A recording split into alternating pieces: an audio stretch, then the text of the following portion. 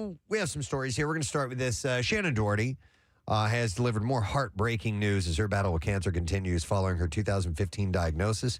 The 52-year-old was diagnosed with breast cancer 8 years ago, and it was only 5 months ago she revealed it had spread to her brain, and now she shared more bad news and announced that her stage 4 breast cancer has metastasized to her bones, which is terrible to hear. It is. But she said, I don't want to die. I'm not done living. I am not done loving. Following Shannon's initial diagnosis, she revealed that the cancer had spread to her lymph nodes. As a result, she had a mastectomy and underwent 8 rounds of chemotherapy and radiation in 2017. She went into remission. But sometime in 2019, the cancer returned as metastatic stage 4 breast cancer, meaning that it spread to other parts of her body beyond the original source of the tumor. In June, she revealed on Instagram that she had undergone surgery in January to remove a brain tumor. She had named the brain tumor Bob, by the way. But she said in a recent interview with People, she admitted that her diagnosis has caused her to look for a bigger purpose in life, like raising awareness and funds for cancer research. She said, when you ask yourself, why me? Why did I get cancer? And why did my cancer come back? Why am I stage 4? That leads you to look for the bigger purpose in life. And she said, it's insane to me that we still don't have a cure.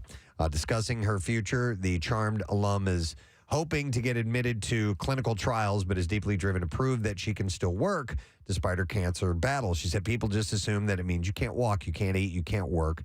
They put you out to pasture at a very early age. You're done, you're retired. And we're not, she said. We're vibrant. We have such a different outlook on life, and we are people who want to work and embrace life and keep moving forward. So in this day and age, there's every reason, listen, this is a serious diagnosis that she has, but there's every reason to be positive with all the innovations and ways that they are treating this stuff. So hopefully that gets her some time. The actress will discuss more about her diagnosis on her new memoir podcast, which is called Let's Be Clear with Shannon Doherty. So that's just unfortunate to hear that she's going through all that. Megan Fox also spoke about some tragic issues that she's had. The miscarriage she experienced with Machine Gun Kelly. In an interview with WWD published on Wednesday, Jennifer Body's actor also revealed to the outlet that she suffered an ectopic pregnancy years before him. Yeah, I'm not sure. What is that? Can you explain? That's where the egg gets fertilized and does not work its way all the way into the uterus. It leaves it so it gets stuck in the fallopian tubes. Attaches to the fallopian tube. Yeah, and so the baby starts to develop, or the fetus starts to develop. So that can be dangerous for the mom too, right? Yeah. Well, it's almost always deadly for the fetus, right? It can be very deadly, and so surgical procedures are always required. Commenting on why the miscarriage was much harder than she had anticipated, she said, "I've really analyzed why was that." Why was that so difficult for me? Because she said, when I was younger, I had an ectopic pregnancy. I've had other things that I'm not going to say because, God forbid, the world will be in an uproar. The reason, she explained, is because although she's been through other similar issues, they haven't been with someone who I was so in love with. So it made it harder, I guess she said. She added that that love element really made this miscarriage really tragic for me and left me with a lot of grief and a lot of suffering. So I put a lot of it in writing. She writes about this in her new book of poems titled Pretty Boys Are Poisonous. So she used that as an outlet for that. On a lighter note, John Hamm spoke about his exciting wedding to Anna Asciola. Yes. Yeah. During an appearance on Jimmy Kimmel Live on Tuesday. The couple got married in June at Anderson Canyon in Big Sur, California. That's beautiful. Gorgeous. Beautiful. Where they first met while shooting Mad Men. It was a perfect day. He said it was very sparsely attended by our decision. It was small. And, man, it was great, he said. Joking about getting married for the first time at the age of 52, he added, it only took me half a century, but I figured I might as well get it right, so there you go. I like that thinking. But apparently they had a nice time. And he's going to be in the new Mean Girls musical movie. Yes. He is playing the gym teacher. That is correct, yes. This is interesting. Melissa McCarthy, and this might be worth talking about at some point. She was speaking on today, on Wednesday, about her family's Christmas Eve tradition, and which she referred to as, quote, a weird meatball party.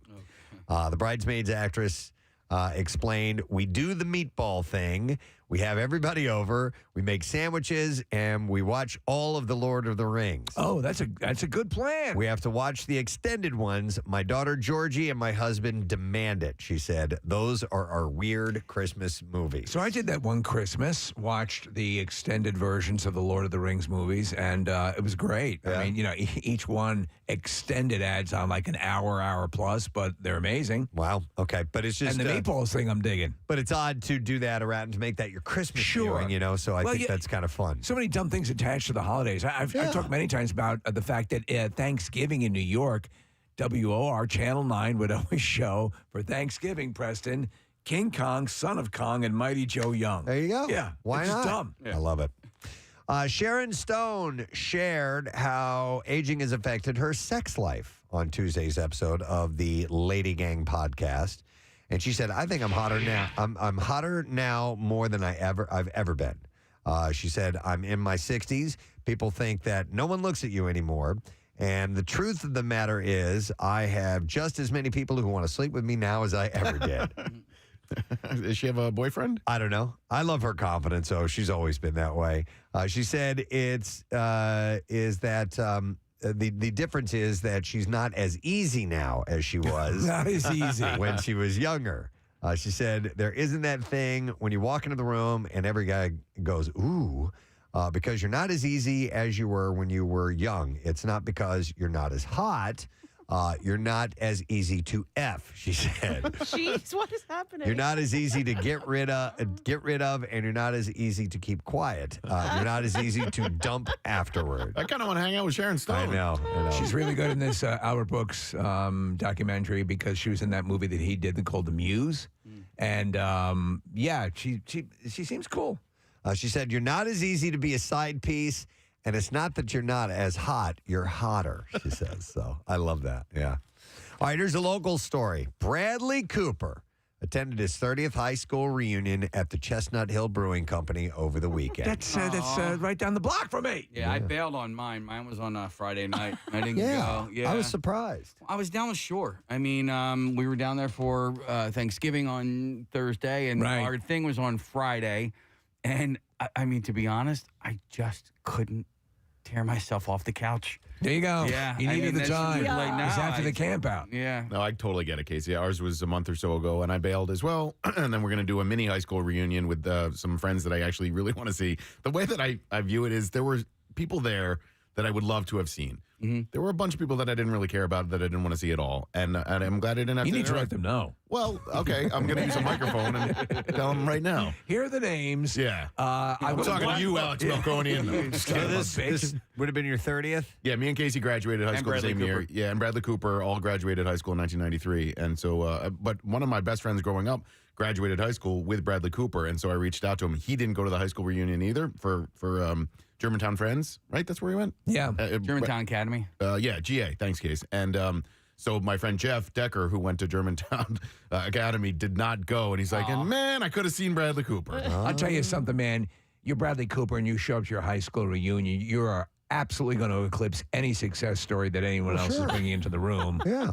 One of the times where Bradley was here, he brought in one of his high school friends. Oh, that was a high school friend? Yeah, they went to GA together, and they wrote that movie together. And I can't remember. It was a lesser Bradley Cooper movie. You know, my wife's chiropractor was friends with Bradley Cooper, and apparently, as legend goes, was the inspiration for his using the garbage bags for weight loss in Silver kidding. Linings Playbook. Yeah. Yeah. Was it? It wasn't the words, was it? Is that what it was called, Something Case? about writing. Yeah. A book or whatever. Steve, my friend, had to do that like every Saturday because, we play weight league football. Every Right. Saturday, you would see him running on the field trying to make weight for, Yeah. poor Oh, my kid. friend was He 10 years old, Oh, that's young. Yeah. I was going to say my friend in high school forever did that. He was on the wrestling team. And so right before they had to weigh in, put the trash bags on and ran on the treadmill.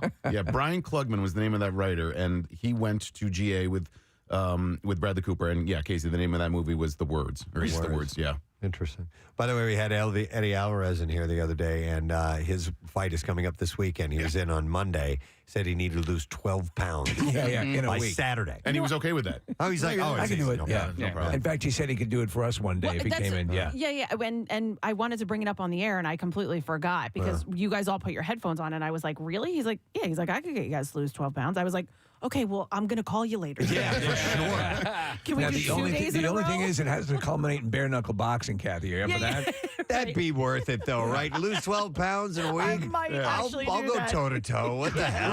Why not? You're gonna have to cut me. A broken face, but a better-looking body? Sure.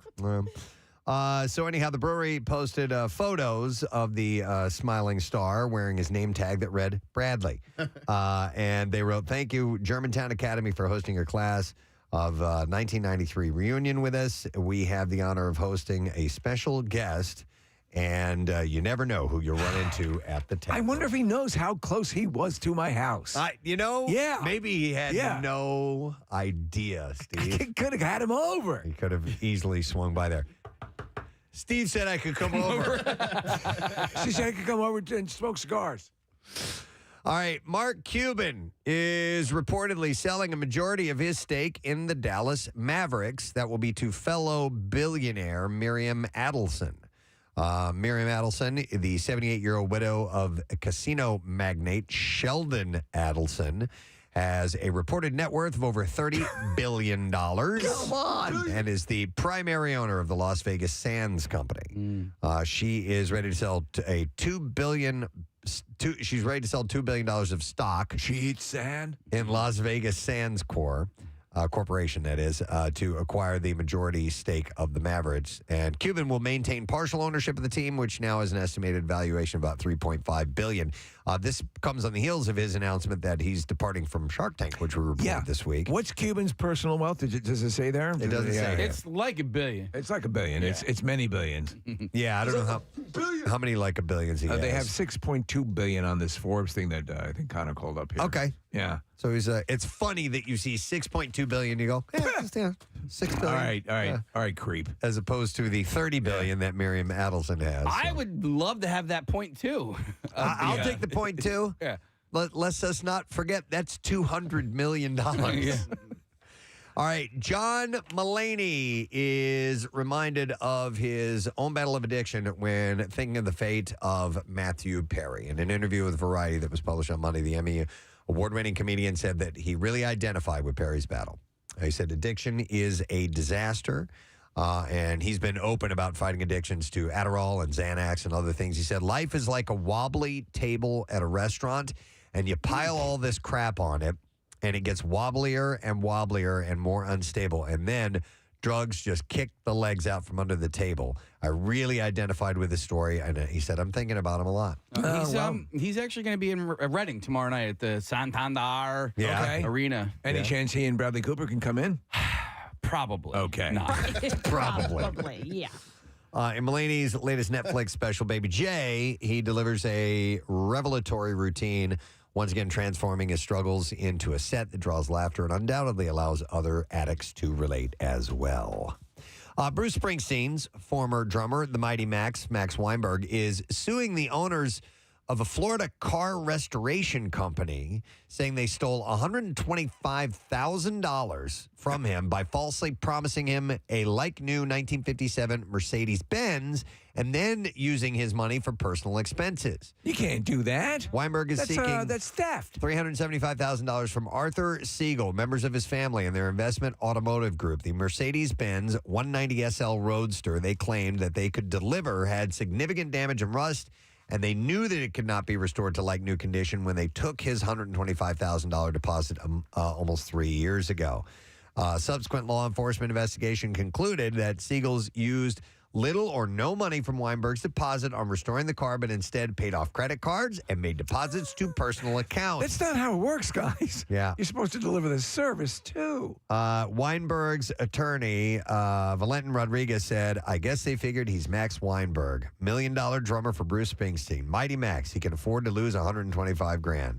It's Siegel more that he wants the car, I'm sure. thought that he could pull the wool over the eyes of someone who isn't pretty well known and wealthy, but Max wasn't just going to sit down and take it. His lawyer said he's not an expert on vintage cars, but has just always wanted to own one. Yeah, we're looking at a picture, I assume, of the car that has still clearly a lot of work to be done. Yeah, and it's like they lied about what model it was and a whole bunch of other things, so they were just pulling the wool over on him on that.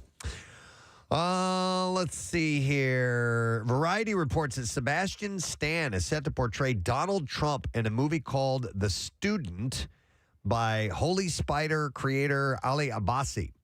Jeremy Strong will star as Roy Cohn in the film, while Maria Bakalov will play Ivana Trump. The official logline reads, "The Student is an exploration of power and ambition set in a world of corruption and deceit. It's a mentor-protege story that charts the origins of an American dynasty filled with larger-than-life characters. It reveals the moral and human cost of culture defined by winners and losers." Okay, this is how they get me in the theater. If Trump has a robotic right arm and Tommy Lee's penis. And Tommy Lee's penis. Then I'm A in. talking penis. Yeah, talking penis, you That got would be. me. It doesn't even have to be Tommy Lee's. Yeah. It's a talking Donald Trump Yeah. penis would be even better, to be honest. But I wonder how his, because obviously you have to do an impression. Yeah. And I'm wondering if he can pull that off or not. So in Angels in America, I think Al Pacino played Roy Cohn. Yeah, yes. And he's a really interesting character. And Roy I don't Cohn know is how very- think again. I don't know how over the top Pacino made his role. I don't. What I know about Roy Cohn, I mostly know through Angels in America and Al Pacino, to be honest. Yeah. I know, he obviously was a big part of the New York landscape for a while, many of the years when I was living in New York. So a complicated, wild character. Pacino was actually did a great job, actually. All right. Let's Again, robotic arm, penis, Trump penis, and then we're in. Okay. And a guy named Jimmy would Yeah. be perfect. Yeah. Jimmy! Yeah. Thank you. Yeah, I like that Jimmy. I like Jimmy's on my ice cream cones. According to Entertainment Tonight, former SNL cast member Kate McKinnon will be returning to the show as host, and that will be on December 16th. It'll be the first time since leaving in 2022. Is she hawking anything? They usually return if they're promoting something. That's a good question. You know what? I don't really know, Steve. She was good in the Barbie movie. Deep into it. She'll be joined by musical guest Billie Eilish. So that's going to be a big one. The week prior, Adam Driver will host the show for the fourth time, joined by Olivia Rodrigo as the musical guest. I really liked Billie Eilish's hosting turn on SNL. I didn't see it. Yeah. Very funny. Yeah. They did it. They did, both her and Kate McKinnon were these working at a hotel chain, and they did this faux hotel chain commercial. And Billie Eilish has a very cute laugh, and she was breaking up during the bit. Very funny. Really? Yeah. Nice. According to Today, Law and Order SVU fans can look forward to Kelly Giddish reprising her role as Detective Amanda Rollins for the premiere of the show's 25th season. Man, that show just keeps pulling people back. It is unclear at this point if she'll appear in more episodes on the new season set to premiere on January 18th. Good news, Preston. She's got a robotic arm and a talking penis. Excellent. Mariska Hargitay celebrated her co-star's return by sharing a video of the pair dancing to Paul Russell's Lil Boo Thang on Instagram Tuesday, and she wrote in the caption, "Back with my Lil Boo Thang." Lil Boo Thang. Lil Boo Thang. By the way, detectives do retire eventually. Yes. Yeah. They do They at some do point retire. hang it up and move on. All right, then I have one last story. The Boys TV show. That universe is expanding once again, this time taking the superhero shenanigans to Mexico. After the success achieved with Gen V, the Prime Video franchise is developing a new spinoff titled The Boys Mexico with Andor's Diego Luna and Werewolf by Night's Gail Garcia Bernal on board as executive producer. It's his birthday today, Gail. Normally, I'd say I'm not so sure about this. I loved Gen V. Thought it was great. You will love it too, Preston. I have to get to that eventually. Diego Luna and Gail Garcia Bernal are both expected to star, though not in leading roles, apparently. There's a scene where Homelander, makes an appearance. It's just so tense. He is so effing terrifying. Yeah, it's horrible. Yeah, and it is a brief moment, but it will scare the crap out of you. So those two guys were in a movie together called Y Tu Mama Tambien, which is Spanish for And Your Mother Too. It came out in the early 2000s. It's an awesome movie. It's in Spanish language.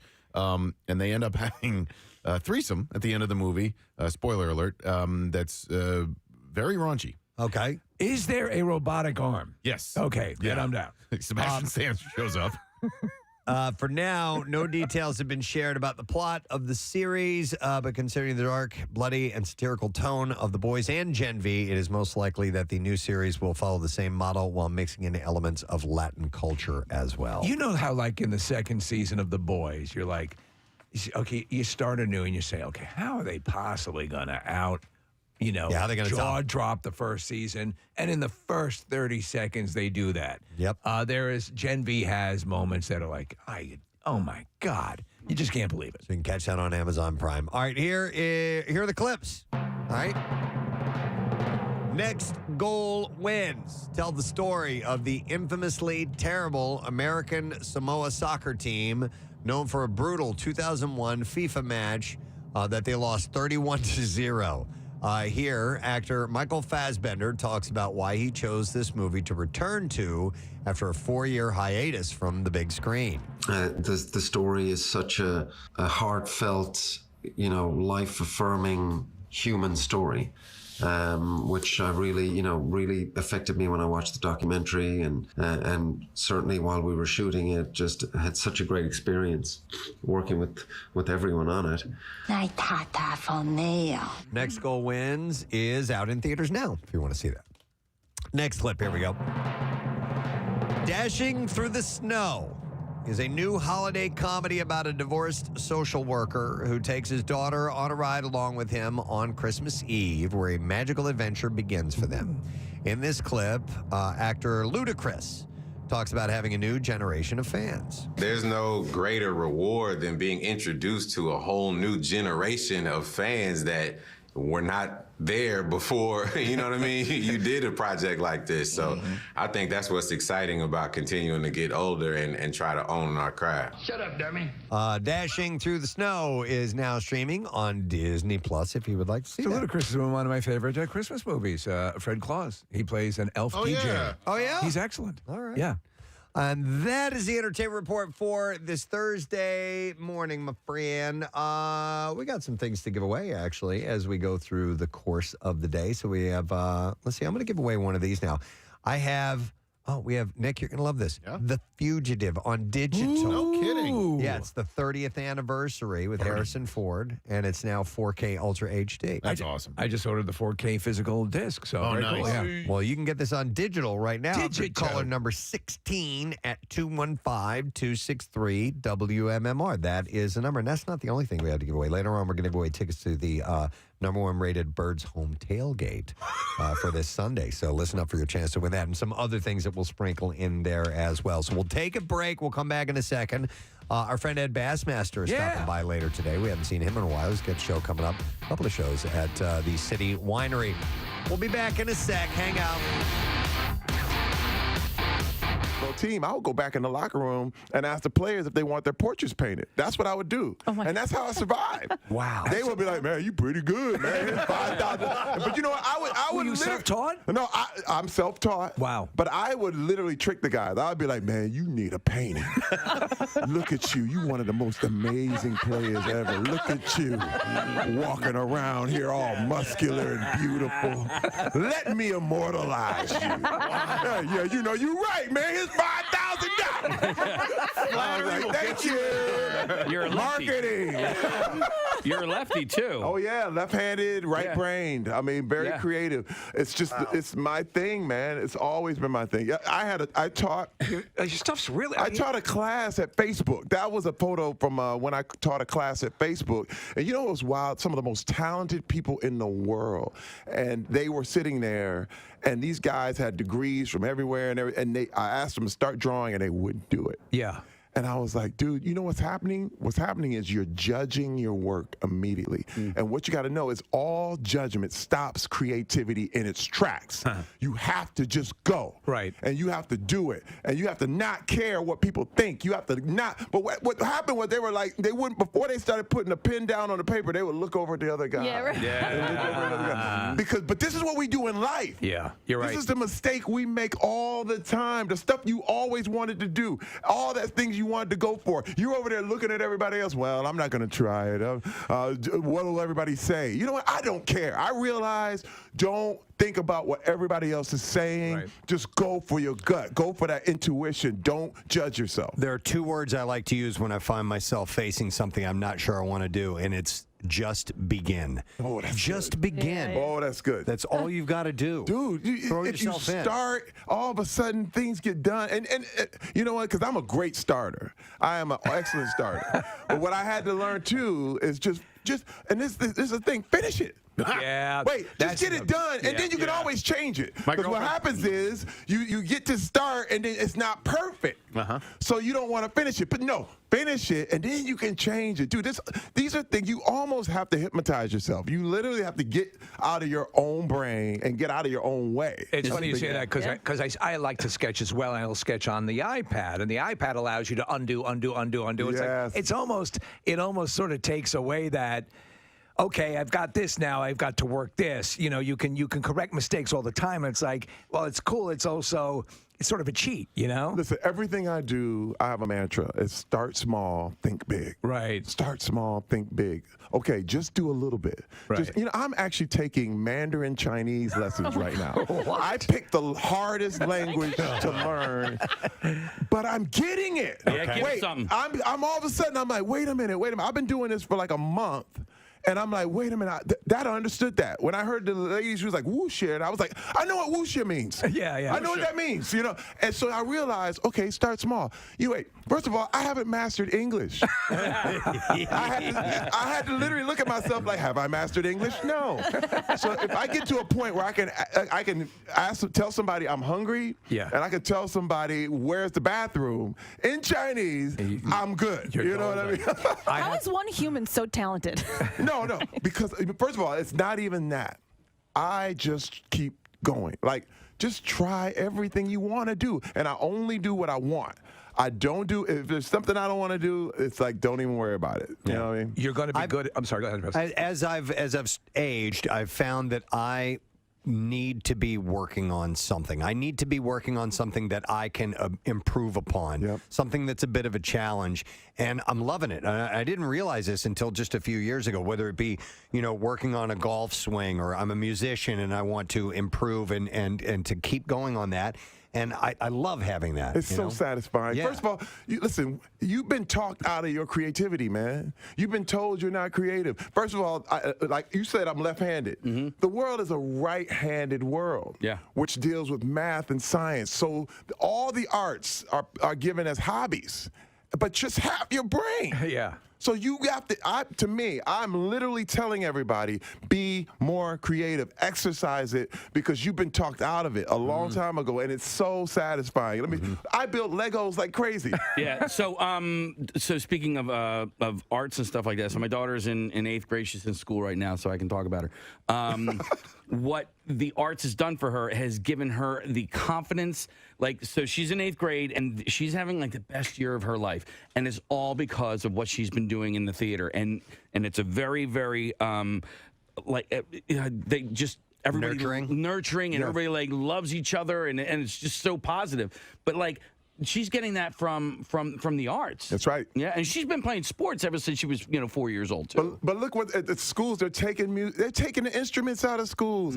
Art is given a short shrift. All this stuff is treated like music and art and whatever. They're like, do that on your own time. That's a hobby. No, but math and science, if you got that, you're good. And I think we're severely lacking right now, just as a society, because we're not creative enough. This is why we run to Avengers and we run run to the movies because we need it so bad. I mean, all the story, all the content. We need more. We need more. Imagine the world without. Imagine the world without art. Imagine the world without creativity, without music, without paintings, and what we would be bereft of if we didn't have that. And to your point about all you have to do is create. It doesn't matter if it's good. Just do something, create that, and if it stinks, do the next one. First of all, that's the world I grew up in. Factory life. Flint, Michigan. Everybody, they were like, "What you doing drawing? What's that? Hey, what kind of boy are you?" And you're like, "Hey, man, hey, look, I like drawing. Okay, I like music. I play the flute. You know what they would call me? They were like, "Why you play the flute?" I was like, "I'm bigger than you. I can bitch more than you. So what? So now what?" And they were like, "Yeah, you know, you're right."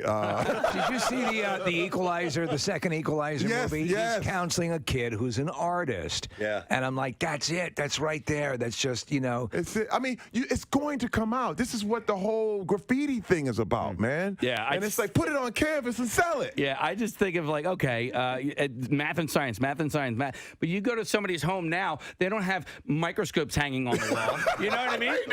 No, they got like, hey, like I play the guitar for so math and science. I don't necessarily. If that's not what you're gonna do, you're not gonna take that wherever you go, unless. My brother's a chemist. He's a scientist. My sister's a math teacher. And that's fine. You know what I mean? Like, so I'm not knocking it. But, Right. Yeah. But I'm saying make it more equal. Yeah. Exactly. Yeah. And we would be remiss if we didn't throw some love to Brooklyn Nine-Nine. Oh, yeah.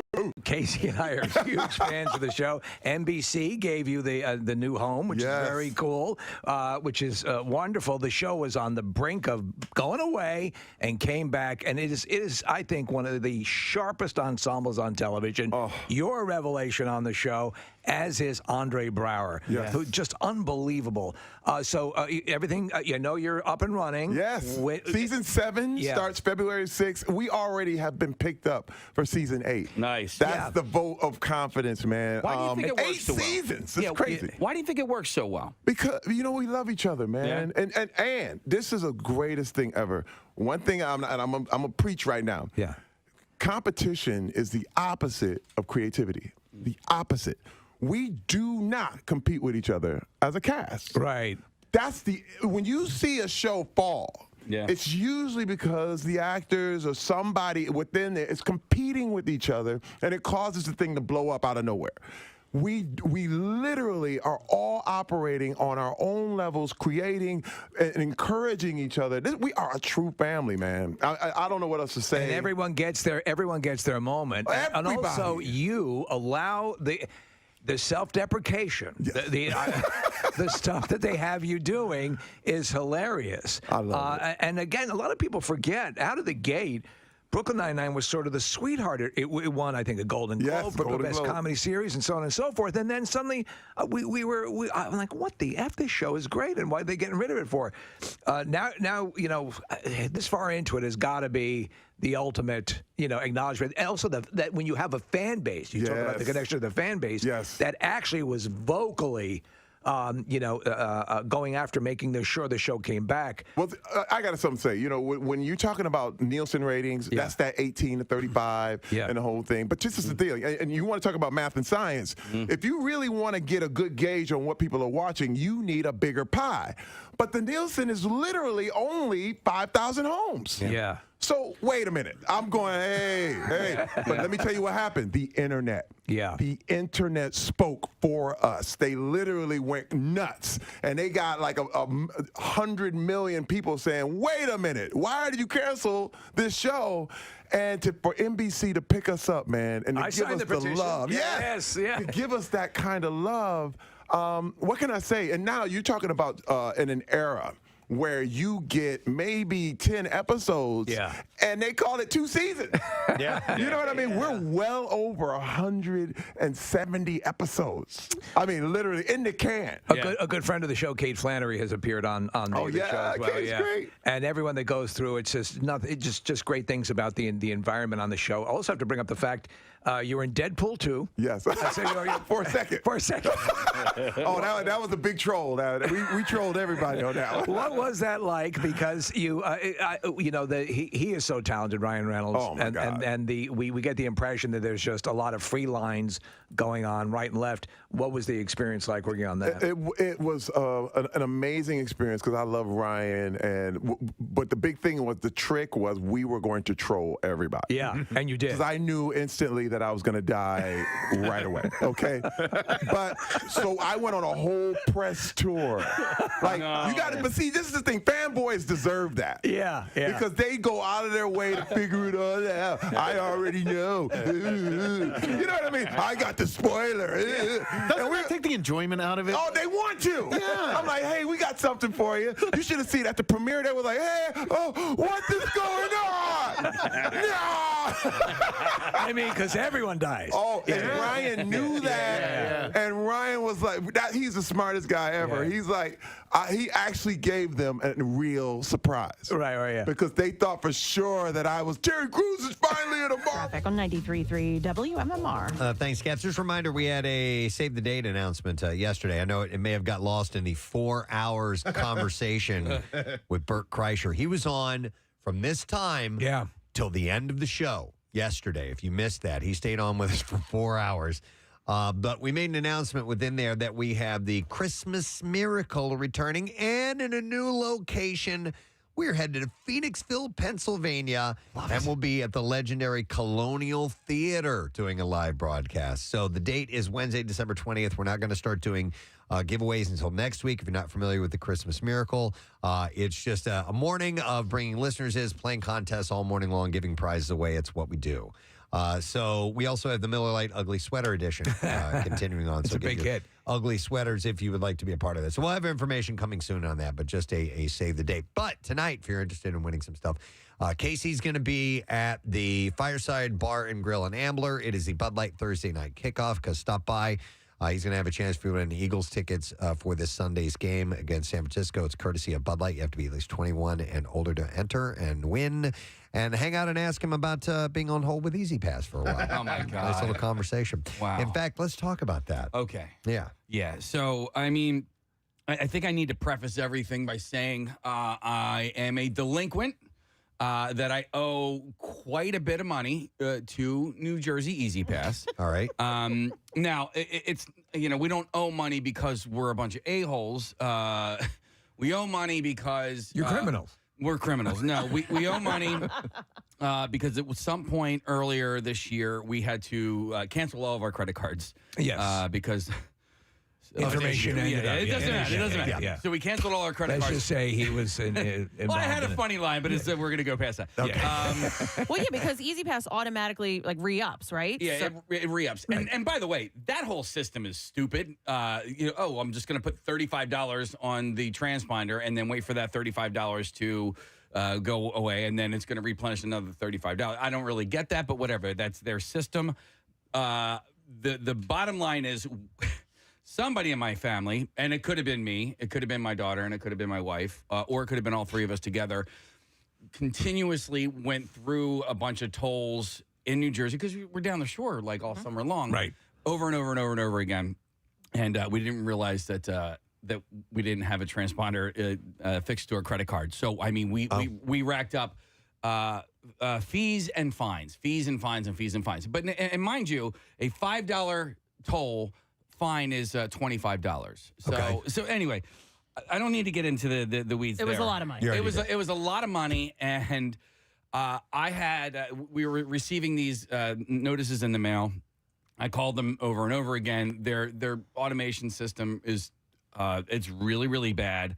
So over the course of the last few months, I've spent like 5 hours on hold with New Jersey Easy Pass. So let me help you. A little context here. I had about 3 years ago, just a question involving something that it seemed to be an anomaly with the Easy Pass. Yeah. Exactly not the same scenario. Yeah.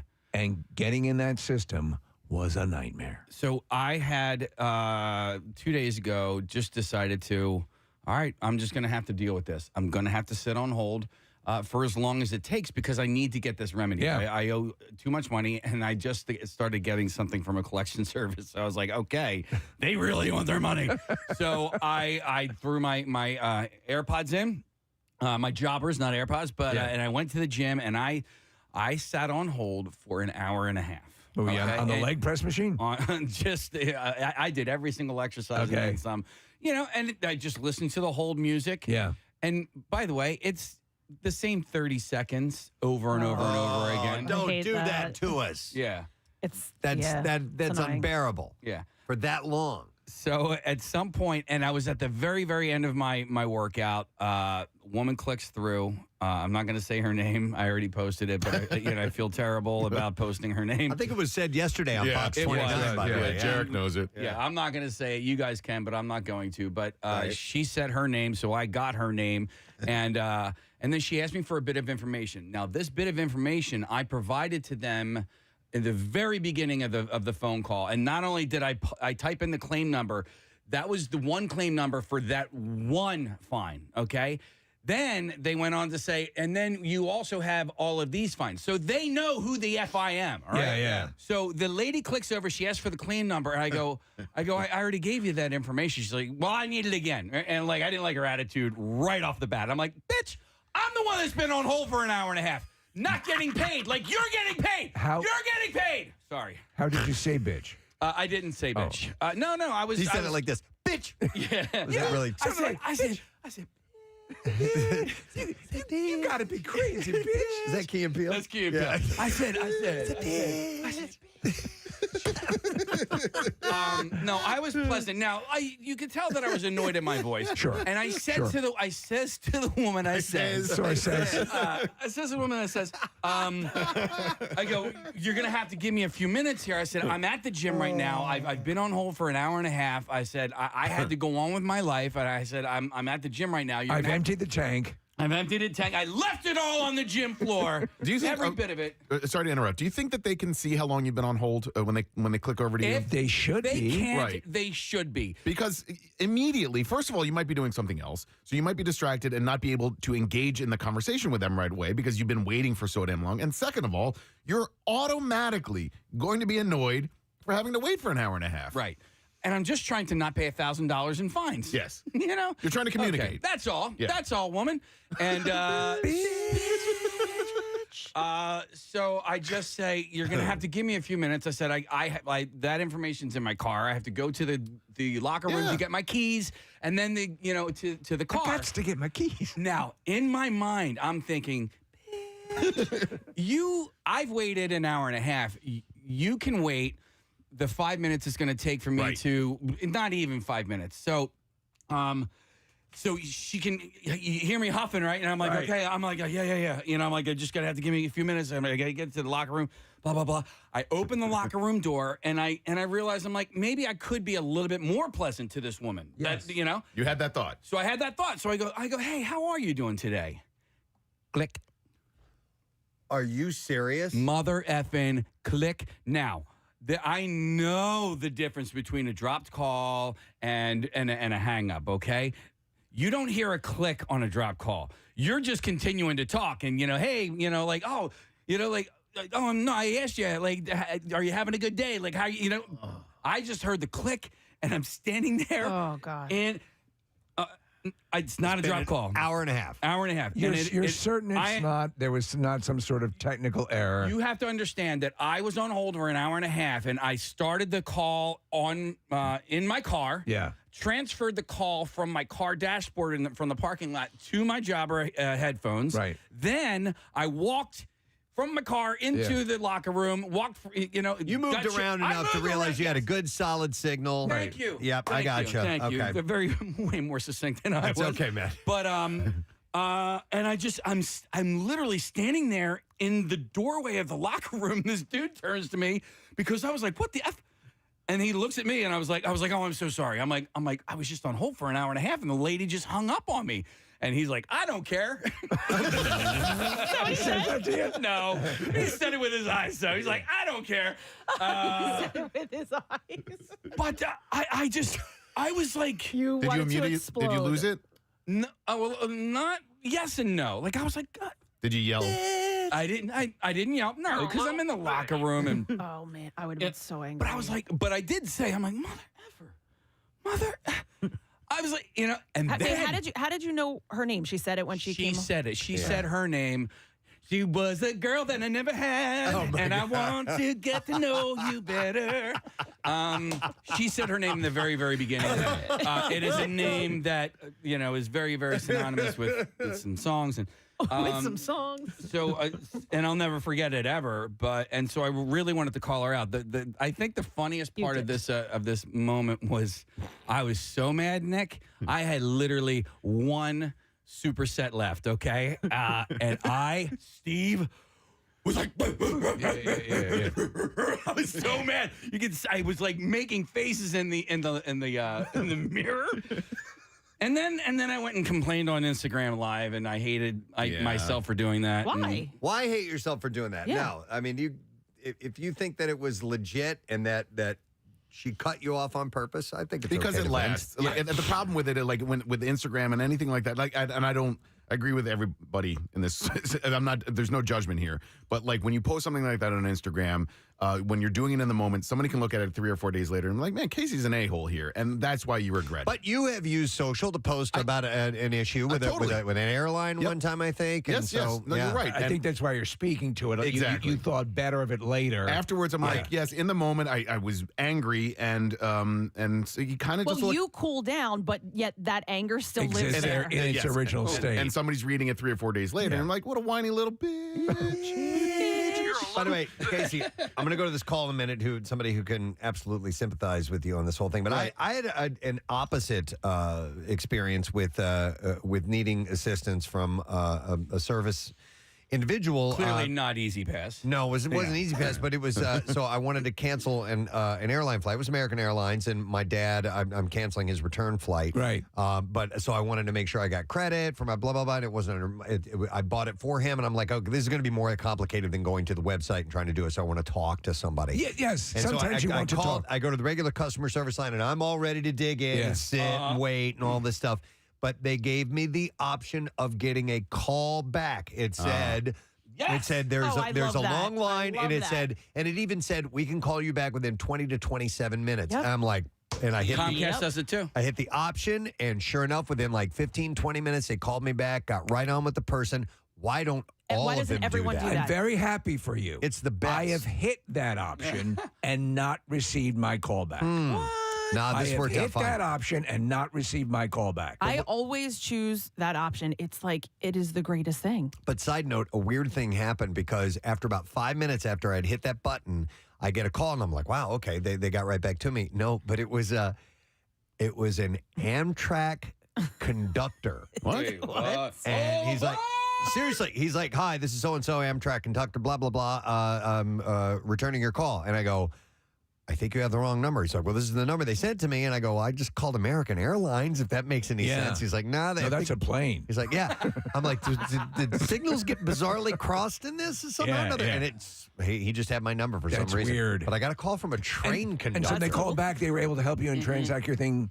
like that. Shit, you're Like, the nicest bitch. It Yeah. was Bitch, you so nice. it was Bitch, you're so nice. It was so smooth. It was I was very happy with the results. So Casey, I feel horrible for you because Wow. I've been there. And Press, American Airlines, AT&T, a lot of companies, not only do they give that option and they call back, if you don't answer, they give you like 10 minutes and they call you back again. Love it. Apple does the same thing too. They're great.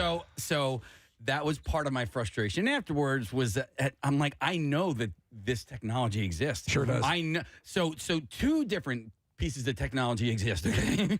One, call me back, instead of having me on hold for an hour and a half. And then the other piece of technology is if we drop a call, I have your phone number and I can call you back because we value you as a customer. They always ask at the beginning, or should. Even in the worst customer service, I've had them ask at the beginning, who am I talking to and what number can I reach you at in case we lose the connection? Now, and that always happens, and she did not do this. in retrospect, I could have done that. I could have said, hey, Well, they're supposed to instigate it as customer service. Listen, Here's my number, bitch. Yeah. Listen, I've been on. I've been Why on hold. did I get the nice bitch that Preston got? I've been on hold for an hour and a half, and if I lose this call, I don't want to have to go back in line. Now, I have a story about getting back in line. My bitch's name was Jorge. In case you need to get a hold of him, he was a great bitch from American I Airlines. love that bitch. Yep. All right. So Can you help me out, bitch? I wish The name's Kruger. F. Kruger.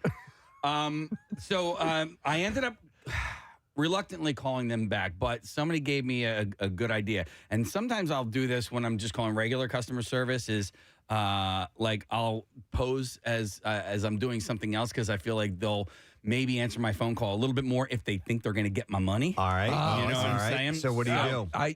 Go ahead. Yeah. I'll add to it. So I had the initial time that I called, I clicked on the thing that said, oh geez, what's the word? New customers? customer? No. The first time that I was going to dispute a bill. Okay. So that's why I sat on hold for an hour and a half. Right. This time, the next time I called back, I said, I want to buy a transponder. I want to become a brand new customer. All right. And they were like, hello. You know what I mean? I was like, Good point. Good point, because you're disputing something. Which is money out of their pockets. They want to see if maybe they can put that off, and eventually you'll just go, nah, screw it. I've know what I done mean? that a number of times. Standard You tactic. come in through sales and let them transfer you. Sometimes you end up right back where you were, but other times you'll get a sort of accelerated access to the system. Yeah. It shouldn't be the case, but sometimes it works. Here's a text before I go to this call. I'm going to go to Tammy here. It says, well, listen, I've been on hold with a Philadelphia morning show that rhymes with Beston and Peeve for more than a half hour once and got hung up. Man, when we get into long topics and people are on hold for a while, eventually when we're done, we have to kind of clear the phone line. Cut and drift. That was probably Beef's fault. To We be honest. apologize. So I go on. All right, let me go to Tammy, who can commiserate with Casey. Hi, Tammy. Good morning. Hey guys. Hey, what's up, Tammy? How you doing, I, B? like Casey, had to cancel my credit card. You had to cancel your credit I- card? Had to cancel the credit card, and I also have a shore house and was driving back and forth All right. and accumulated, a certain amount of money Okay. on that said transponder. And I also got the letter from the collection agency. So I made sure that throughout these 3 months that I've been trying to call them, I made my best effort. Okay. 3.5 hours, because I'm a teacher, I have to do it after school. I was on hold, and then at 6:55, right before the end of their day, apparently, click.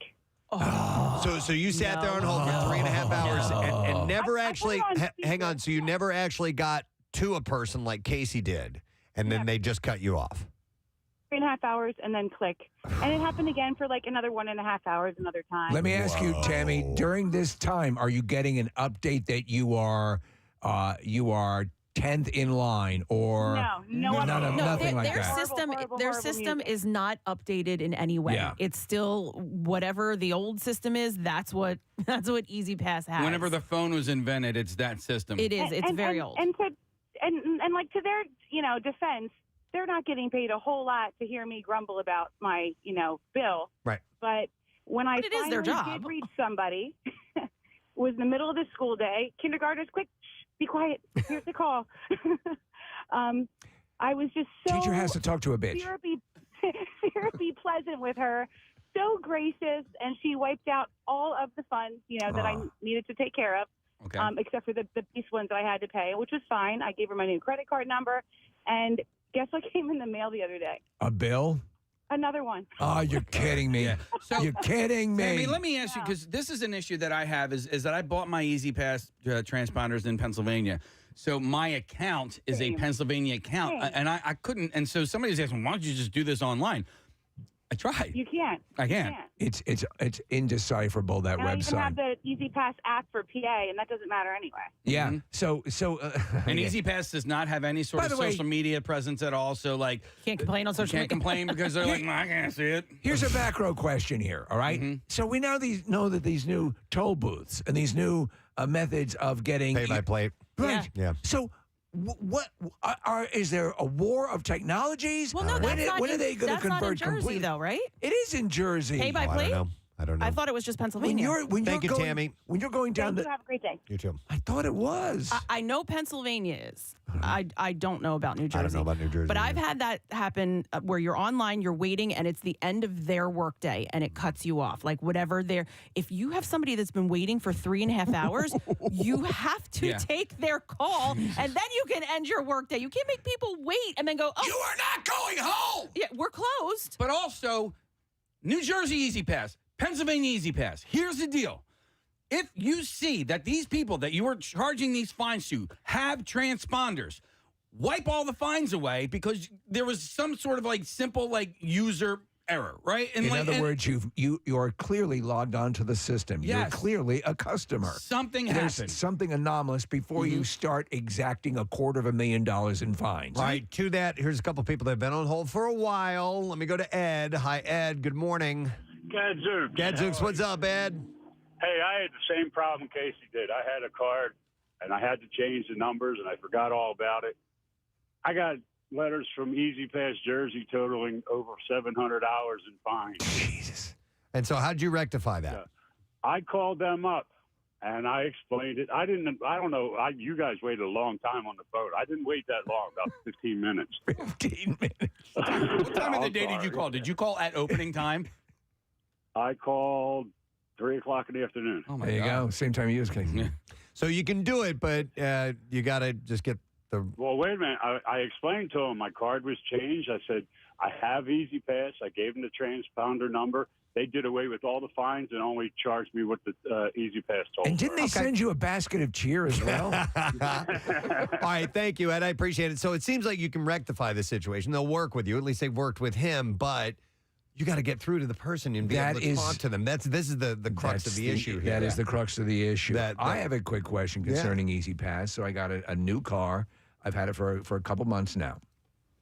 So I tried to get into the system to convert that information just so that it registers with my new car. Yeah. It is still an active transponder. It's from my old car. I've been using it. Technically, should there be, I mean, I'm trying to get everything lined up correctly, but technically, it should be fine, correct? No, yeah. The transponder's registered to the old car. And if your new car is registered in the system, it is registered. you But it's should the be license okay. plate. It is really. not my new car is not registered. Because of some bizarre anomaly with the tags in PA, they had to change my tag. Then But you I- have to change that. You got No, to go you onto had- the website and change the. Yeah, I'm and I having- tried to. Steve, I'm having the exact same issue because Right. I just bought a car 2 or 3 weeks ago and registered the car with the new license plate, but do not have the transponder in it yet. And I drove down to Virginia last weekend and took the PA Turnpike. Okay, so would my tag would still come up as the old car. Right. Yeah. But still, the bill would get paid, right? Yeah. I mean, I know I have to do it, but I'm wondering what my grace period might be, or are the feds at my house right now? I'm going to go back to the on hold thing and the customer service. I'm going to go to Gene. Hi, Gene. Good morning. Hi, can you hear me? Yes, just fine. What's up, Gene? Oh, hang on. Sorry. I love it. What's up, Gene? You guys asked me to call in because I said I have this job. So I am a person who, well, I've moved on to a different role, but I was the person who would answer the phone when people would call in for one of the credit card companies. Okay. So yes, they can see how long you've been on hold. All right. There's a whole protocol you're supposed to go. Well, if you're working for a company that actually wants to have good customer service. Right. I have been through the ringer with Easy Pass. It is not easy. Yeah. False advertising. It's a really convoluted problem. I just kind of wanted to say, like, she's getting paid while you're on hold, but she's getting paid because she's working with other people while you're on hold. And I can almost guarantee you that the vast majority of people calling Easy Pass are just as pissed as you are. Yeah, but it's a hanging up on thing that really got him irked. I totally agree. It is not okay. It is not at all okay. Gene, let me play devil's advocate here. Is it possible? I assume it would be possible that there was just some technical anomaly on her side, and it could have happened without her absolutely, incontrovertibly hanging up on Casey. Sure. Okay. Absolutely. Yes, but Why didn't you call me back? She said that's probably not what happened. Yeah, That's okay. probably Yeah, All probably right. not what happened. Now, Gene, do you have my phone number on that computer screen and sitting in front of you? You should. They should. Yeah. Yes. But I think she worked for a credit card company that has newer technology and all of that. I've been on hold with EasyPass too. It's dated. You can tell just by sitting on hold with them. Yeah, and then also just another thing. Depending on how you called in, they may not see your phone number. Like if you went through a transfer or something, Right. they may not see your phone number. Right. But you're onto something there because also if a call gets dropped, the first thing they should do is call you back. Additionally, when you answer the call, the first thing they should do is get your phone number to say, if the call gets dropped, I'll call you back. I'm sorry we lost you, Mr. Planet Fitness. Yeah. Hey, but Gene, here, and I think this is the biggest thing here is the fact that they don't need to have good customer service. They're the only game in town. Do you know what I mean? Like, you work for a credit card company, and there are a bunch of other credit card companies that you are competing with for somebody's business. I have no choice. There's only EasyPass. That's it. Yeah. Right? So they're like, you need us. We don't need you. Suck it. You're absolutely right. And the fact that their technology is so different, like you can do, a couple little easy things online and everything else, you've got to call them. Like I went through literally months working with them when my dad died, trying to figure out who, what transponders were active and why they were still going to my dad's credit card. And they wanted death certificates, and it was not easy. Wow. I would just suggest when you're working with a company like that, while I totally understand, you're going to be on hold and you wanted to get your workout in, at least be in a position to write stuff down so that you can say, like, you can write her name down, even though we all remember it. And She was the girl that I never had. little things she's telling you to do. And then at the end of it, just be like, okay, I want to make sure I understand this correctly. You're telling me I need to call this person and tell them this and get this, like. I didn't get that Got far, it. Gene. No, he never got that far. Yeah. I know, but you talked to other people at other times, right? Or did I get that? No, you never spoke to anyone. I right? never spoke to a human being. Everything that I did, I had to dial in. Listen, it's a horrible system they have. It's also a really horrible job, and I don't care. I don't care. I don't care. Yeah, being hung up on like that does not justify the fact that you had a bad day. Yeah. And I know it's a monotonous gig, I'm sure, and beyond monotonous because you deal with really crappy people all day long as well. True. So. Have you ever hung up on someone? I take the complete opposite. Have I ever? Yeah. Oh God, no. Oh, okay. I take the complete opposite tact, and I'm like kill them with kindness, And then when I get off the phone, I throw my headset across the room. Right. Gotcha. All right, thank you, Gene. We appreciate it. Yeah. Bye. All right, we'll see you. By the way, I thought of a case. You said there's no competitor. How about you have a competitor called Hard Pass, Oh, I like which that. also has the, I'll take a hard I'll take a pass hard on pass. this. Hard Yeah. pass. I'm going to break the law. Yeah, and exactly. Yeah. And they're Just drive through. yeah. Yeah. Even if Just it's do it. down. Hard Yeah. pass. Just They'll drive help you right out. through it. All So, right. yeah. Well, how about this? And let's see if we can solve your problem, Casey, easier rather than just going through all this. This is interesting. Maybe you have to go back in technology in order to get this problem fixed. I'm going to go to George. Hi, George. Good morning. Hi, good morning to see you. Hey, good morning, George. What's up, buddy? Hey, how's it going? Good, man. Yeah, I had the same exact scenario where I had over $1,000-something in fines through EasyPass, and they sent it to collections and everything too. I got fed up from being on the phone for so long trying to deal with it. I actually took every one of those papers, filled them out, and mailed them a giant envelope full of them papers, and it actually resolved the situation. So he mailed a letter. Oh. Mailed it. You don't even Mailed every think to do that these days. Every single letter that they sent me, I filled it out, and I mailed it. And all they did was charge me the fines that weren't charged to my account.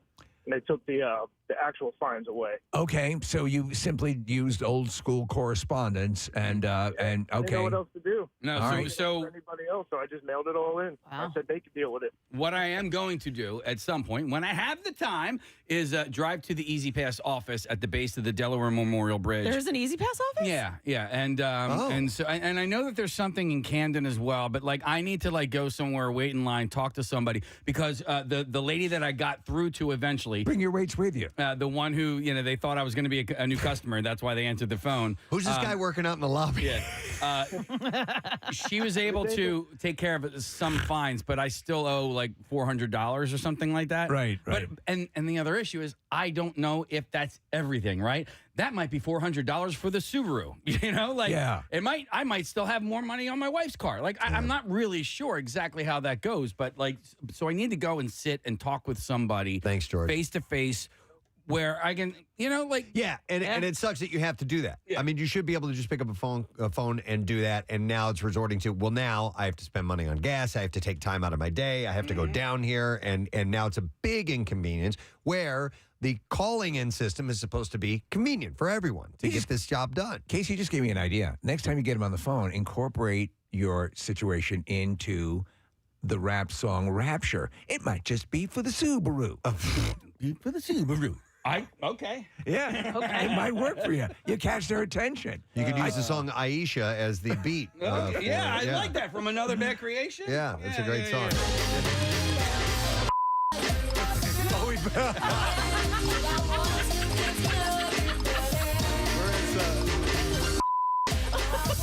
Reese has edited out the name.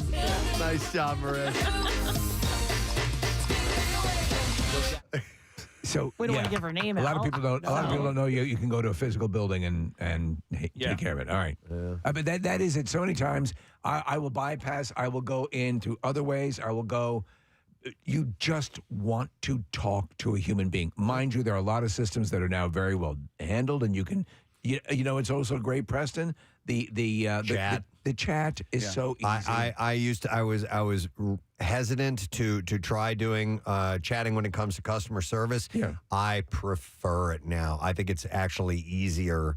And you can work out while you're doing it. Oh, yeah. No, you can get some things done while you're waiting for responses. Yeah. From that. But There's also, by the way, I don't know if they have that option on Easy Pass or not. I have no idea. Nope. there is a written log of your conversation. Yeah. Yeah. Oh, I didn't even think of that. Yeah. One last call. I'm going to whoever's been on hold the longest. How do you spell Yeah. bitch? Because this is all about hold. How do you spell bitch? Yeah, it would be Carl. We'll go to Carl. Hey there, Carl. Good to see you. Good morning to see you. Good morning, brother. What's up? All right, so I almost had the exact same thing happen where I was on hold for 2 or 3 different times for like 45 minutes. I got hung up on to the point where I was just ready to pay the fines when the bill came back in. And I decided to go online one last time to try and figure it out. And yeah, I'm good. So then I went on because while you're on hold, that stupid message constantly tells you to go online, which I normally never listen to. But I went on there and you type in your transponder code for the New Jersey Easy Pass.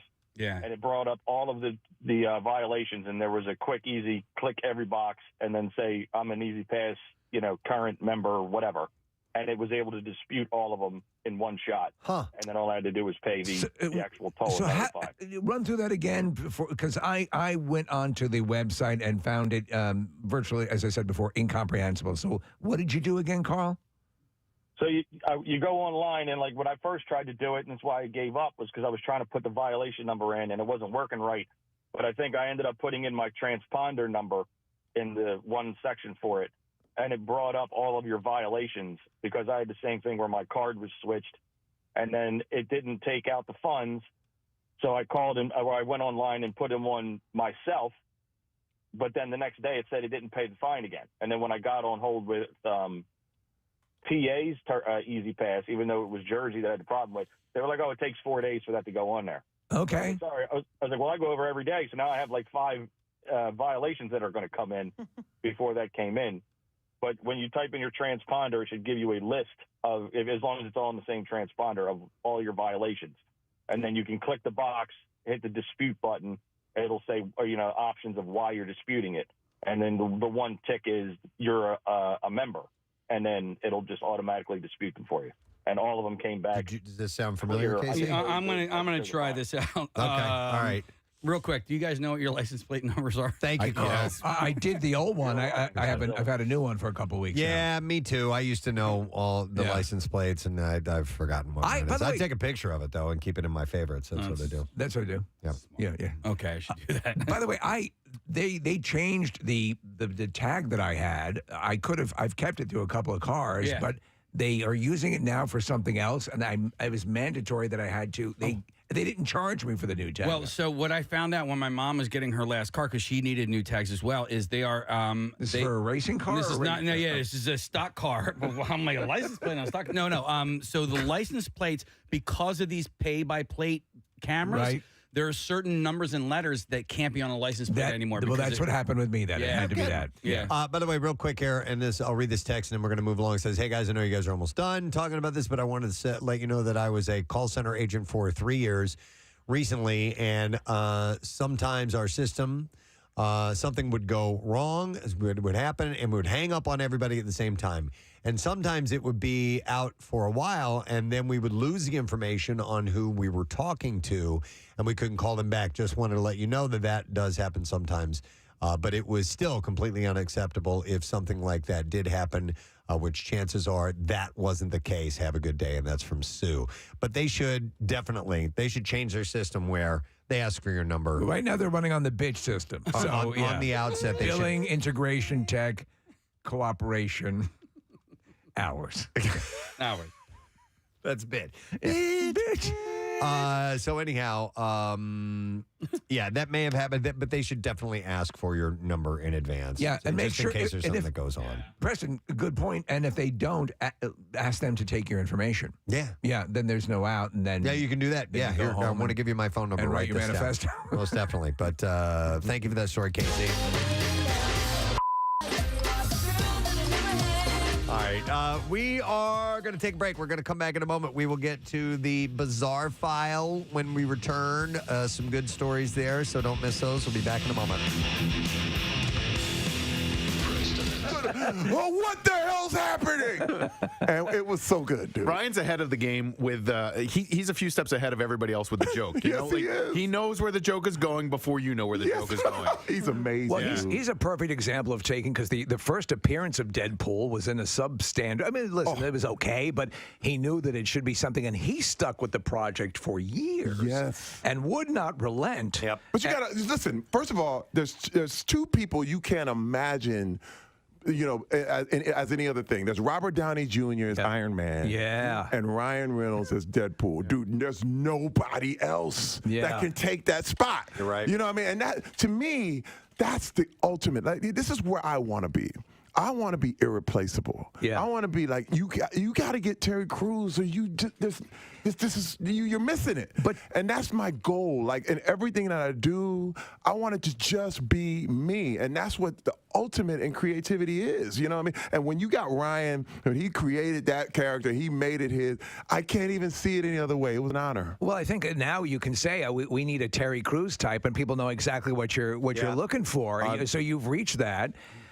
Any shot of you returning? It has, because it's happened before, as in the Marvel universe or DC. Ooh, I would love to. Yeah. I would love to. In fact, when you look at Deadpool, I didn't die. I was literally on life support at the end. I was laying on the ground. They were pumping my chest. It's true. Beep, beep, beep. So anything can happen.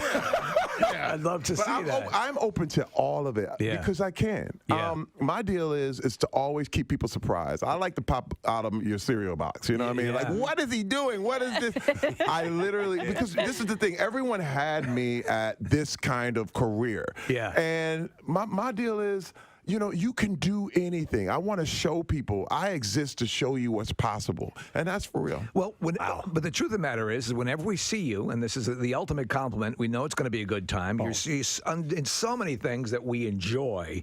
That, in our microcosm here, when people say, like, when they listen to the show and it gets into a tough time or something, that's the ultimate compliment. You're that exponentially with so much that you do in those projects. That's got to be, that's got to be so fulfilling. But this is why, again, growing up in Flint, Michigan, and the whole log line was, you're going to hate your life. So, you got to get ready to make the sacrifice right now. And I was like, no. I am only going to do what I love. Yeah. If I make a little bit of money, fine. But I'm only going to do what I love. But you know what happens? Everything I'm doing now, I would do for free. I'll be honest with you. I'll do AGT for free. I would do Brooklyn Nine-Nine for free. But what happens is when you love it that much, they pay you a lot of money. That is the advice I tell our interns. Or my father, both Preston and I fathers gave us the same advice. If you do what you love, you'll never work a day in your life. Right. And you will naturally excel at it because you will invest the time in it. And with that will come the reward. Dude, I feel like I am playing all the time. I've just said play. And when I get there, it's like, my God, who gets this? Who gets this? You know what I mean? Well, you deserve it, man. You really do. Thank you, guys. Absolutely. America's Got Talent, Mondays, 8 o'clock, and it's the Champions that's going on right now. Yeah. That's it. Make sure that you check out. Dude, we loved you here last time you were here. We absolutely loved it. You got to come back anytime you're in Philly. We love having you here. I love coming You're here, such a guys. positive energy force. So. First of all, when people talk about this stuff too, people kind of there's people who roll their eyes like, yeah, Mr. Positive. But first of all, it's true. Yeah. I'm not saying anything that's not true. No. And this is the deal. Because what's happening is your brain is like, it grows weeds. You know what I mean? And you constantly got to pluck that junk out. Yeah. All the crap, all the little stuff, all that mess. You got to always, this is why you have to clean your house. This is why you have to dust all the time. Because if you leave it there, it's going to get dirty, it's going to get messed up. So this is the part of being positive, is reminding myself what's true, what's real. Like, it is up to you. You can do it. Yeah. That's all it is. And it's not hyperbole. It's not, oh, man, we're pie in the sky. This is for real stuff, man. I don't want anybody to mix it up and think that I'm just like blah, blah. Woo, No, woo. we firmly believe in what you're saying, creative visualization, seeing the prize and going after it. People who dispense and dismiss it will pay the price for it. And there's so much to be gleaned if you allow yourself to buy into it and move forward, because ultimately everyone wants everyone to realize their optimum, their maximum, and that's something that you can achieve. I'm with it, man. It's not just crap. I'm with it. I love Let's it. go. Oh, I'm pumped out. Let's work out again. I don't want to be your whore.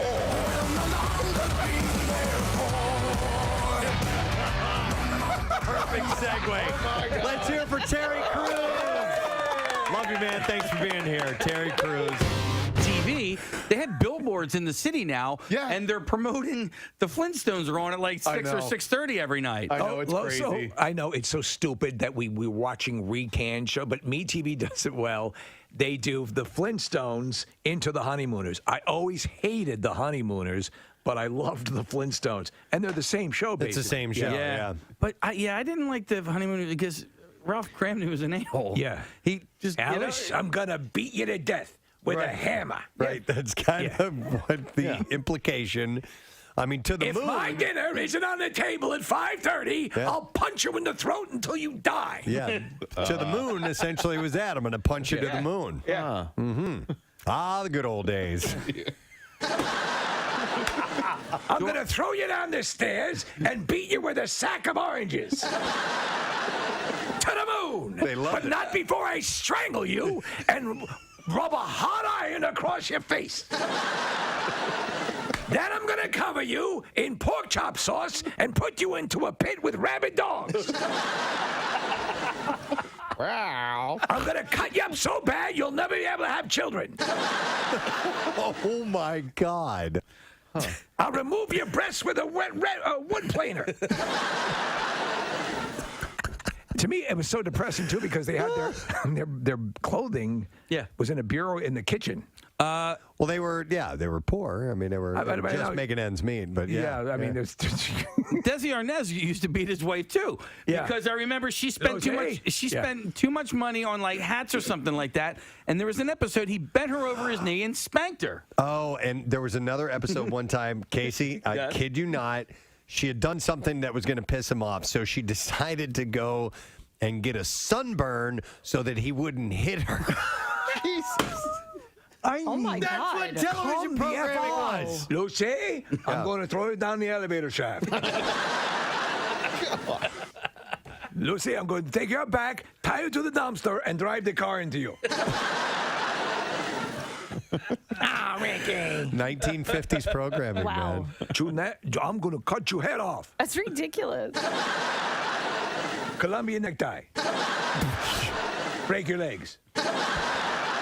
See, the audience ate it up. Yeah. Though. They loved it. You know? There was an episode of Different Strokes where Arnold got in trouble, and Mr. Drummond, because he wasn't his actual father, Put him in a wood chipper? no, they brought his uncle in to beat him with a belt. I'm not lying. That's that was a legit episode. Storyline. Yeah. Here, get the switch over here. Get your uncle. I can't beat you.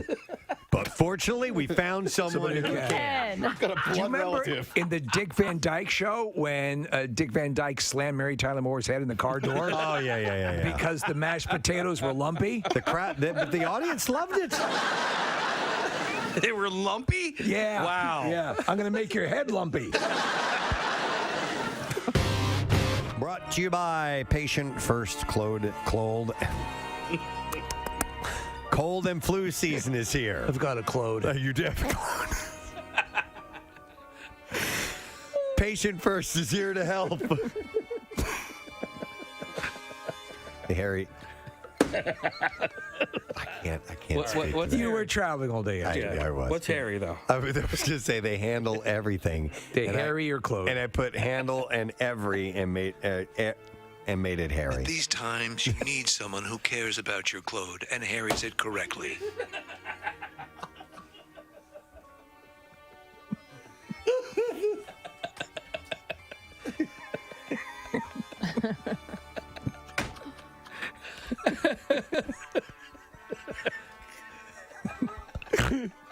I'm sorry.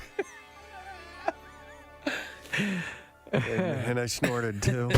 Middletown man pleaded guilty Monday in federal court to trafficking protected turtles. 62-year-old David Summers of Levittown struck a plea agreement with federal prosecutors and pleaded guilty to one felony count of violating the Lacey Act and agreed to forfeit nearly 3,500 diamondback terrapin hatchlings, according to the U.S. Attorney Office for the Eastern District of Pennsylvania.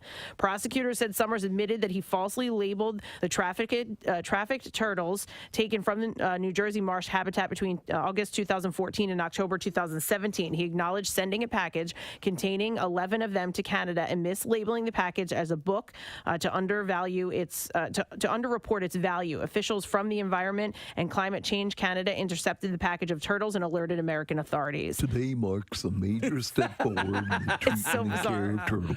Do you know Dude, where this guy was making a ton of money. I had no idea they were worth that much. He made $500,000 Yeah. over 3 years. Oh, my God. Yeah. Oh, I got to go It's ship better the than turtles. cocaine. Shipping turtles. Yeah. Shipping turtles. All right, so wait, what my stuff? what did he get pinched for? Lying about it or just No, the shipping it in general? Yeah, the package. The Canadian government intercepted the package, and then they contacted the United They're endangered. States. So, yes, some of these You're not endangered allowed. exotic animals can draw incredible money. All right, so I can't go do that as a cottage industry. No. As long as I ship it and package it correctly. No, you can't. Doesn't you matter. can't- It's it just doesn't straight up matter. illegal. Okay. Yes.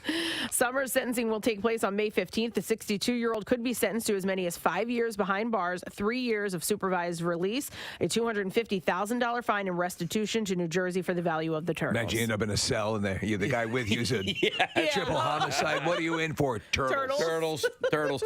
I don't know where he's picking these things up at, but there is Turtle City. When in you're New going, Jersey. all right. So, but when you're going into Wildwood, right? Yeah. Like North Wildwood, because I ride my bike there all the time. They have all these turtle crossing signs, which is great. Yes. But there's a huge wall barrier that is in the middle of the road, and I'm like, How do they clear that? they don't. Yeah, they yeah. don't. Like, so if you clearly know that turtles are crossing here, why did you put up a wall for them to just get smashed by cars?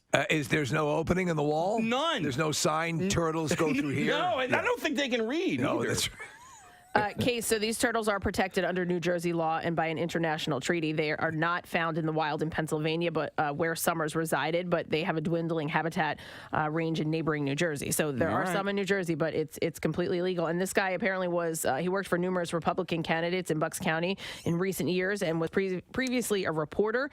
He previously covered news for the Trentonian, Bucks County Courier-Times, and the News Network, and also wrote for LevittownNow.com between 2013 and 2014. Ed, not another turtle story, please.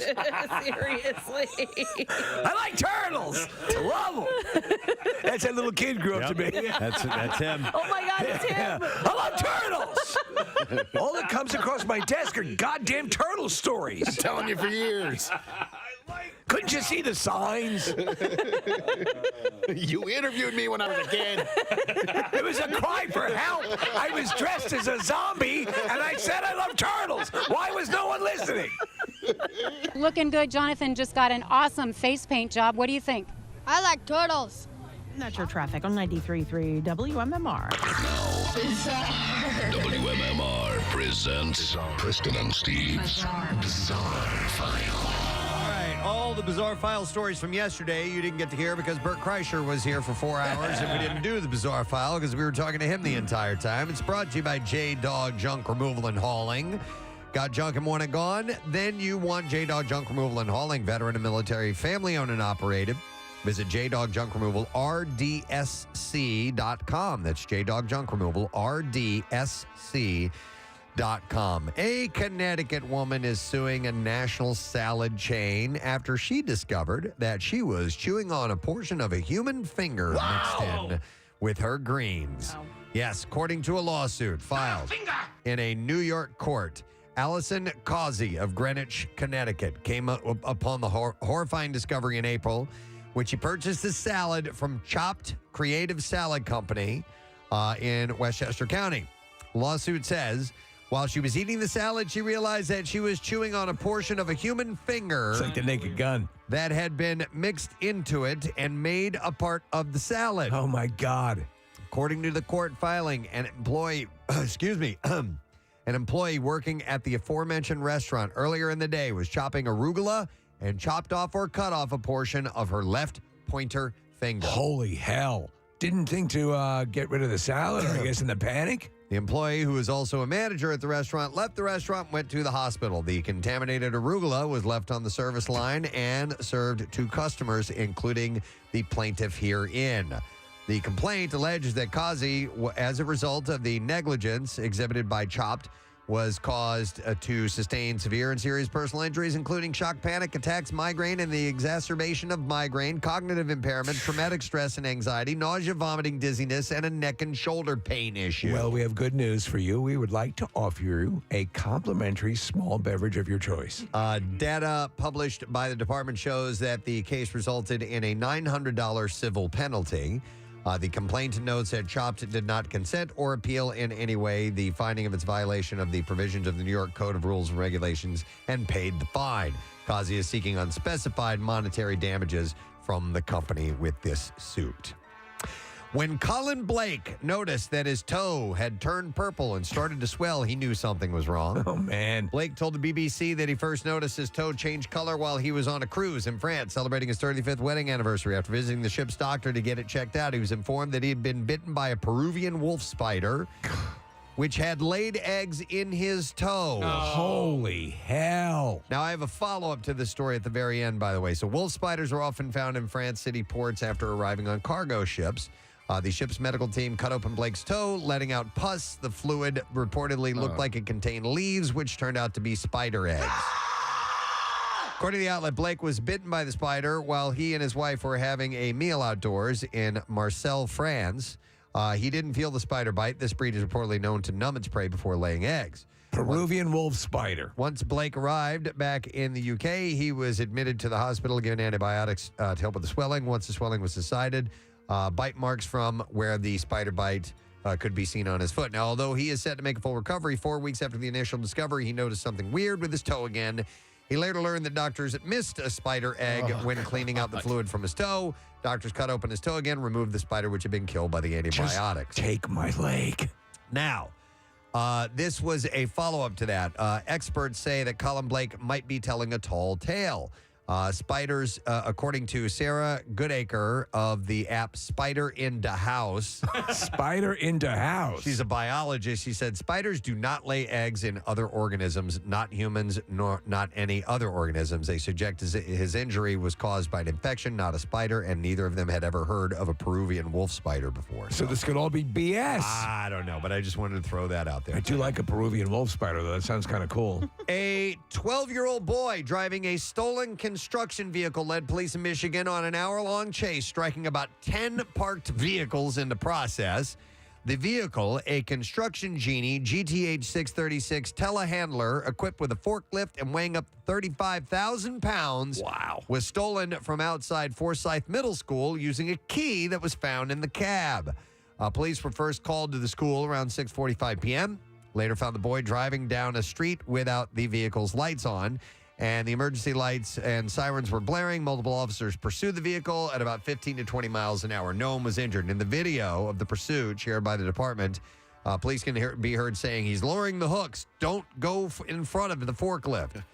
Police stopped the pursuit around 7:20 p.m. When the child left city limits. The county sheriff's office picked up the pursuit. How old Just after 8. He was 12. Oh, my God. 12. For an hour. Yeah. The police are chasing him.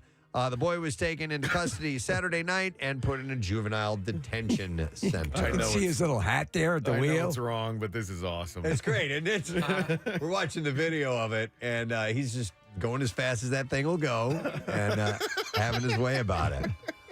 All right, and then we'll do one more story and wrap it up. Let's go with this. A woman was arrested Saturday in Miami for allegedly stabbing her boyfriend in the eye with a rabies needle.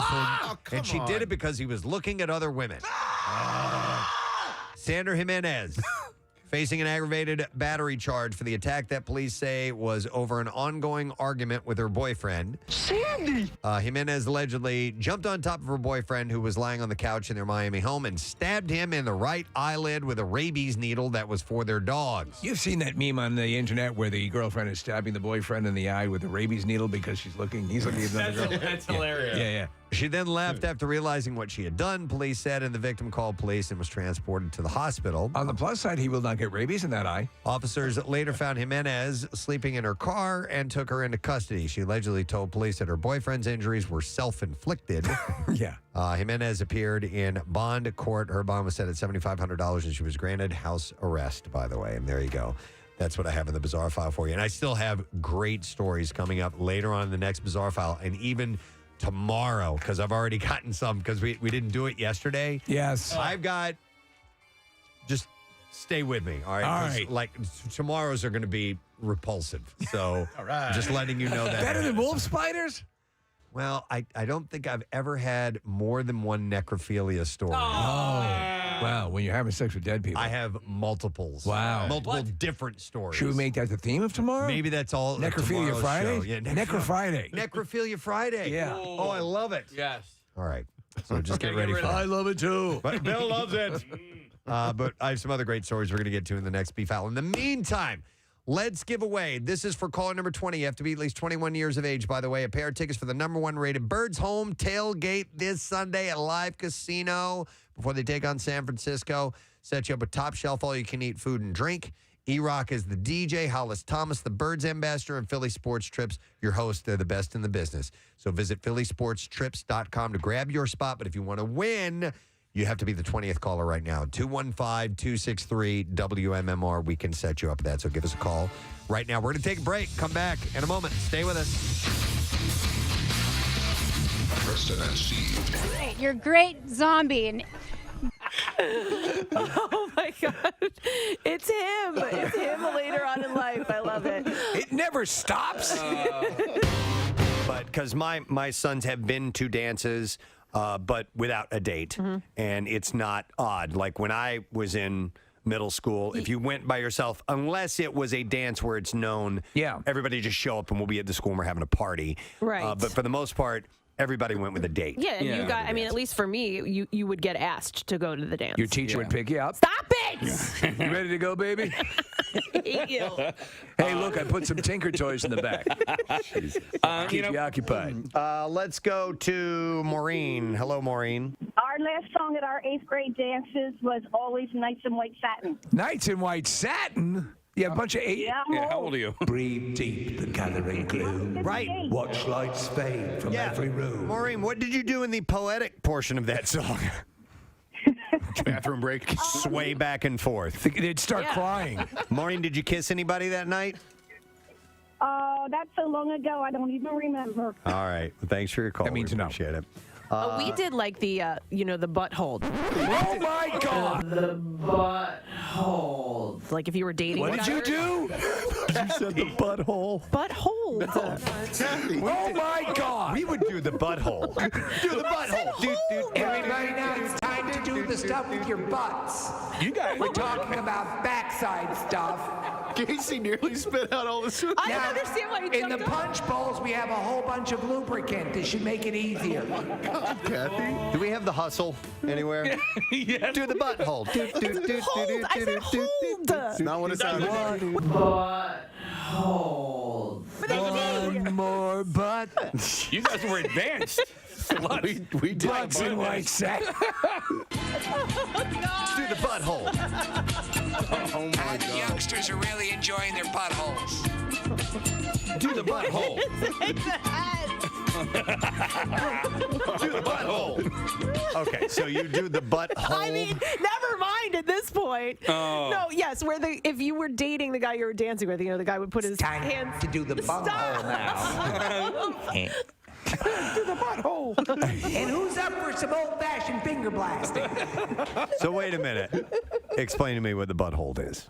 It's your Yes, Hang on, I the wanna hands hear would her. be, instead of on the waist, they would just slide down a little bit and hold the girl's butt. Grab Yeah. the butt. Okay. were you constantly under the watchful eye of a proctor or somebody who was? There was always teachers there, but I don't think it was as strict. couldn't as, see everything, I don't- right? It wasn't as strict as the nuns watching at those dances. No, why- seriously. But that's why the St. Kevin's dances were so great because they were so crowded that, like, all right, you can't. I'm too tired to worry about your buttholes. You said the butthole. Somebody had sent me a listing for a home that's on sale in Maple Glen. All the realtors are posting it on there. Oh, they are? Yeah. Okay, so there's 48 photos, and if you get to photo 31, you have to stop and go, wait a minute, What is that? what is that? So it's a beautiful home, by the way. Beautiful. And What's for the a style? decent price too. It's 5,000 square feet. Yeah. And it's gorgeously laid out. It's Yeah. $750,000 for a home that looks like this. That seems like a pretty good price to me. It actually does seem like a really good price. Yeah. But when you get to photo number 31, you realize that they have a bit of an S&M dungeon in their house. But it's in like a beautifully. Decorated It's almost like an executive dungeon. But I mean, it's decorated that way. Like it's not just little things maybe in a box somewhere. No. They had things built in their basement. Yes, and in fact, if you look at the bed, there are stocks. Yes. Like you would see Oh, my God. when they would be punishing someone in the square where they have your Yep. head and your arms up in the stocks. If you were a witch. Yeah, exactly. And the bed has what appears to be, you can turn it into a cage if you want to. It has bars. There's also some sort of a rack in another picture that has all kinds of chains and leather and swinging things. And is there Wait a minute. You know what? Do we even know intern Mars's address? Is this her home possibly? Is the Star of David? Is that a? I don't know what that is. That might be. No, it's just a regular star. It's wooden. Maybe those are little links on there that you can chain someone up to. But when you see the picture of the front of the house, it's a beautiful house with a pretty red door. Suburbia galore. And then you Upper get end. inside. But even the chambers, it's like nice. It doesn't seem like a dungeon. It's brightly bright, painted. yeah. It's well lit. It's very cozy. There's there. It looks like recessed lighting. Listen, I'm sure they took out the clutter for the pictures. Well, it's called 50 Shades of, right? Isn't it 50 Shades of Maple Glen? Maple Glen, yeah. Yeah. Real estate agents. Oh my God! You know they've seen a lot of stuff. Absolutely. Would I want that? Yeah. Hell yeah. Why not? Well, I'm just saying because What are you going to get? They knock a couple grand off and take the S&M stuff out. Nah, play around with it. You never know. It might open up a whole world that you never knew even existed to you. yeah, I'm just This thinking. is Rochelle. We're going to have the PTA meeting over here tonight. Bring your bull whips and butt plugs. Have we talked about period parties before? We have Yeah. a while ago. Okay. Bert Kreischer. Yes, Really? he brought them up. Bert Kreischer had one for his daughter. Oh, okay. Which was awkward. But they're like really they're ascending now in popularity. Well, so much so that they're starting to take off in the UK. So Yeah. The British mothers are starting to throw period parties for their daughters when they first menstruate. Yeah, remember there was like an old commercial where it was when the girl got her period for the first time. It was like, let's go for ice cream. I forget what the commercial was, but it was like, let's celebrate. This was like when I was Why a didn't kid. you run alongside the car? I remember remember thinking, this is the worst day of my life. When that happened? Yeah, like, really? I mean, you know what? Because I was a little bit older, so I understood it. I knew what was going on. I knew what the other kids were going through, and I was like, you know what? Like, if it doesn't have to happen, like, I can wait. You know how to good first one? Carrie. You remember that? Yeah, of course. She had. I think the whole idea. I think actually is a good one. If for something that could be traumatic, that you could turn it into a plus. I mean, I think it's cool. Right? I mean, listen, if you or not a plus, but something that is something to be okay. You can now bear children. Yeah, I mean, it's not that you want to. Yeah. At 12 or 13 years old, or Hey, however Daddy, it is, but no. But as in the in Game of Thrones, they call it your moon blood. Your moon blood. Yes. Okay. I mean, but honestly, it is, in one fell swoop, boom, you're a woman now. Yeah. You know? Whammo. Like, and so there is no equivalent for boys. You know what I mean? It's not like we go to sleep one night and then we wake up and boom, we have pubes. Yeah. You know, like It's a pube party. it's It's a boner party. Boner party. But you're getting babies. I mean, it's the I had truth. It's a boners. biological Yeah, we thing. all It had happens.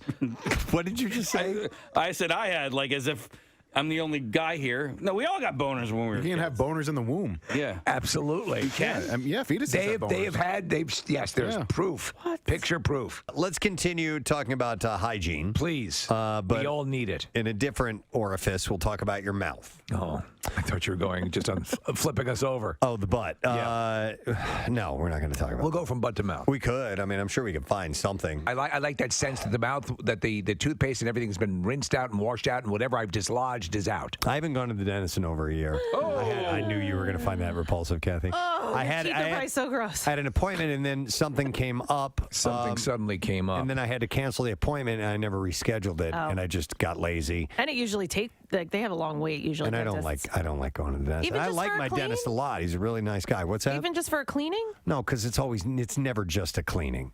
It's always, oh, what's this? Or, let me pick at that for a minute. Or here, we need to take some more pictures. Shove these uncomfortable things in your mouth and bite down for a little while.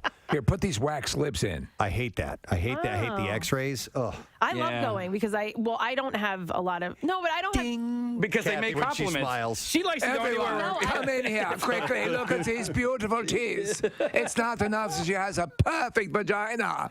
No, I like the feeling that my teeth are that clean, as you can imagine. No kidding. You have beautiful teeth. Hey, Kathy has the perfect mouth, the perfect vagina.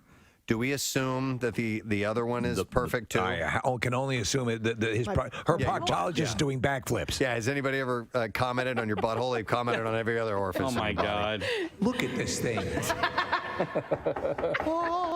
It's unbelievable. I like how you pointed at it when you told Red my butt. Did she? Yeah. My butthole. This? My butthole, Preston?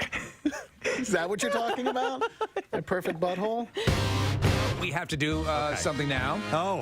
All right. It's a little thing that we put together that's going to involve you having to put on a blindfold because we have a mystery guest. Mystery guest! Okay. I love mystery Perhaps good. the most mysterious mystery guest of ever. Really? Yes. We He'll won't go any get further than say that. You think he'll get it? I think so, yeah. All right. So we need you to put on your blindfold, please. All right, take those glasses off. All right, hang on. All righty. Yay. So. All right. So again, one more time, repeat. All right. We're playing 100 questions. 215. No, 20 questions. 215-263 WMMR, the number, by the way. This is 20 questions for Preston, and it's questions 1 through 5, 6 through 10, 11 through 15, and 16 through 20. All right. And then not at all. All right. Is the person in the room now? No, Not yet. no. Oh, In not fact, yet. if we could bring our mystery guest into the room. I am blindfolded. I can't see anything. I always get nervous when we do mystery guest. I don't know why. It's always hard to get somebody to agree to this. Yeah. Because, how are you? It is hard to get somebody to agree to do it, and then sometimes we'll eat up half the interview trying to figure out who the hell it is. Right. All right. If they've only got like a 10-minute window. So, all right, so if this person is here, then they have more time than that, which is good. They're here, and we will be able to spend some time after Preston, which is good news. Okay, so I'm going to use the high-pitch process to hide this voice, which I think the... Not your traffic on 93.3 WMMR. Thank you, Kathy. I think we should spend some time showing the campus of the Just Sayin Institute right now. The Just Sayin Institute, home of the newly opened Peruvian wolf spider petting zoo. You have to wear gloves. Oh, yeah. when Well, you they pet bite. those, And they put their baby eggs in you. But you got to be careful. All right, so these are medical studies and different tests that have done and stats that come about scientifically. This has to do with a law, but it is in the medical realm, and I thought this was quite interesting. A new Pennsylvania law will require doctors to get a patient's verbal and written consent before medical students can perform pelvic or rectal exams on someone who receives anesthesia. And you're like, okay, I didn't know that they could go and fondle my genitals and butthole while I'm asleep without my permission. That's the reason I go. Oh, well. Have fun, boys. At a press conference on Monday, supporters touted the recently enacted legislation, which goes into effect in January, tracking how often medical students are asked to perform pelvic, rectal, or prostate exams on anesthetized patients is difficult, but concern about the procedures has led to a broad national effort to require informed consent for the procedures. Well, Penn is a teaching hospital, so I've had, when I've gone to some doctors over there, I've had students come in and the doctor would ask, can they be present for you? Yeah. Right. I'm going to touch your balls. Do you mind if they watch? Now, that they may ask you that while you're awake. Right. When you're asleep, they don't have to ask you. They don't? Well, not now until they do. Not until January. Right. Wow. But By they the way, could- when you're out, we're going to have some people come in and play with your butthole. Is that okay? Yeah, is that all right? I had like a whole class. I mean, the room was filled when I had it was like a strained vocal cord or something, and they had to put a camera down there. Yeah. And she was like, "Do you mind if the students come in?" I was like, "No, it's not a big deal." They like filtered in. There was like 15 of them. I was like, "Oh my God, what if I pass out?" Attention, everyone. PV is in the hospital. PV, perfect vagina. Yeah. I've never had that big of an audience. It's Yeah, it usually was been big. like maybe 3 No, at the this was most. like but- a whole class. Wow. Often patient paperwork contains broad consent for a range of procedures that might be medically necessary while someone is anesthetized. But the documents can also include consent for educational purposes, allowing students to conduct medically unnecessary exams as part of their training. So this is not necessarily what needs to be done to you. I like this. Listen. I would I'm probably going to say yes, but to be apprised of it prior to the thing. Yeah. If it's helping to create a better group of doctors with practical experience, that's fine. I'm They can out. have at your Play with my butthole. butthole. It's no problem. It's doctor- just like every other butthole. I've seen them a million times. Did you see this butthole? Yeah. Meet the new butthole, Yeah. same as the old butthole. Some doctors have called the legislative effort governmental overreach that will diminish trust. Supporters say the laws increase transparency and protect medical students from being made to conduct exams without informed consent. In fact, there was an example. South Philadelphia resident Karen Sofer approached her legislator in 2019 after she believed an exam was performed on her without her consent. Yeah, So- you should have the right and the sway over what's going on with your body. But Yeah, I agree. again, I think most people in that case, I didn't mind when the doctor brought in the students. Kathy, I mean, you were asked right ahead of time. But I also felt like I was like, okay, you have to be a big girl. Like Yeah, you can't freak out with this Right. camera going down your throat because all these people are watching you. Right. But the idea of You're killing me. But the idea of being incapacitated Yeah, and that- not aware that this is I don't happening. think I would like that. Yeah. Where I see it less necessary is if it's a dental school and they're looking at your butthole. The law will impose at least Why are you a guys down there? $1,000 Well, maybe a tooth fell out. penalty. It is the strangest thing I've ever seen. You've got teeth in your butthole. Yeah. They will impose at least $1,000 penalty for violations by healthcare providers. If a student is in a training program, conducts an exam without consent, the healthcare provider will be held liable according to the legislation. I thought that was interesting. Yeah, it is interesting. I was not aware of that. No, it's nothing that had occurred to me, but I'm okay with that. Okay. All right, let's see what else we have at the Just Saying Institute. And I'm pre-law. So here's medical news, but for dogs. A drug company is moving closer to approve a new medicine that could extend the lifespan of big dogs. Oh, really? Yes. The Food and Drug Administration has, and I knew you would respond to this, Casey. The Food and Drug Administration has okayed a fast-track approval process for the drug from the company Loyal for big dogs running, big dogs out. Big dogs, yeah. The lifespan of big dogs like golden retrievers and Newfoundlands now average. Big dogs running, big dogs out. So Preston, only 8 to 10 years. We just adopted a Newfie, a Newfoundland, and she is 9 years old. Okay. And she was rescued from the puppy mills. But she's near the end of her life then. Right. Yeah. So, boy, oh boy, we're doing everything we can to give her, because she had a horrible life. FindingShelter.org was, Grace and her organization helped get this dog to us. They rescue these animals. But yeah, we rescued a senior specifically because, they're at the end of the run and we want to give them a couple of good years. Sure. And anything that can do that. I remember my Great Dane, who we adored, didn't live long, and it's just 7.5 maybe. Yeah, I think it's just part and parcel of large animals. Yeah, I think Great Danes and German Shepherd Steve are the average lifespans around 9. Yeah. And Goldens, I love Golden Retrievers. I had 3 growing up, and their average lifespan is 12, but little dogs can live a lot longer. They do. And Nick, we're so crazy over this. Of course. This dog. I'm like, if we can just give her a good run, I'll do everything, I mean, I'll let anyone who wants to touch my butthole do it if it means extending this dog's Come on life. over. Yeah. So it doesn't go into detail in this article about why or how this drug would help out, but they're moving closer to approval, and the company is called Loyal. If you want to look into it, you can. But it's hormone therapy. Right. It doesn't promise immortality, but might allow them to match the longer life expectancy of small dogs. Does it mention how soon I will have to avail people of my butthole? Or is it in fact, immediately. Immediately. Yeah, if you want this to move All right. forward. Well, I get off around 1. People need to 1:30. know about your butthole. 105, 110, something like He's that. doing it for his dog. Don't judge. All right, so I thought that was some good news for those who might be interested in getting a larger dog, or you might be hesitant to get a larger dog because of the lifespan, but they're working on it. All right, the internet asks some interesting questions, like, does farting burn calories? It's a question that was put out to the internet on Reddit and Facebook in 2012. I know last night I felt a burning. I mean, I had one of those. You've had those The warm nights ones. where you're like, oh my God. Yeah. Wow. And you know immediately. No need to start a fire. That those are going to smell awesome.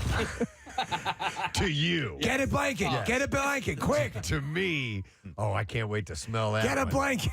Oh, yeah. It's as good as I hoped. What's our, Al Pacino? Pacino, yeah, if you could, please. He knows. And what are you doing? He knows how to sniff one end. So. Wait, where does that call? Oh, there it is. Oh, yeah. Wait, play This a is fart. such a crock of shit. Play a fart and then him make the noise, if you would, please.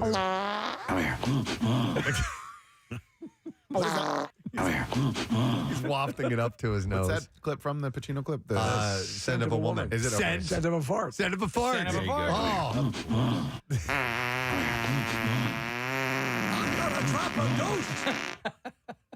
All right, so according to a widely shared social media post, the average person could burn up to 67 calories by farting just once. That was via Women's Health. That is sensational news. Okay, but is it accurate? That's the question. Do you really burn calories while indulging in this normal, albeit smelly bodily function? And if yes, how much? By the way, not always smelly.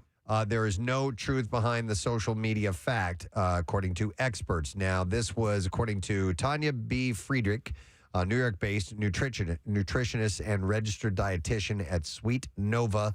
Farting apparently is an activity that occurs when your muscles relax. I thought you were going to say like Sweet Nova Farting Clinic or something. No, like the Sweet Nova Farting Clinic. What do you guys study here? Well, actually, farts. So it occurs when your muscles relax. In order for someone to burn calories, there has to be muscle activation, not inaction. All right. So for the same reason, you don't burn calories when you belch. Yeah. So no, letting it rip is not one of those strange things you didn't know helped you burn calories. What if you force it and shart? Well, here you go. As I don't know about sharts, but as for really loud ones, same answer applies. Per medical director of the Weight Management and Bariatric Surgery Program at Northwestern Medicine Delnor Hospital, Dr. Matthew R. Pittman says, even if you experience the most violent, explosive fart you can imagine, it would be pretty difficult to burn calories during it. He's their top fart guy. But what about if you strain to fart? Would you burn any calories then? Well, according to Healthline, there's a chance you might in this case, but the amount would be pretty insignificant. Okay. We're not talking 1 or 2 calories. We're talking 1 or 2 calories No, at the that's most. nothing.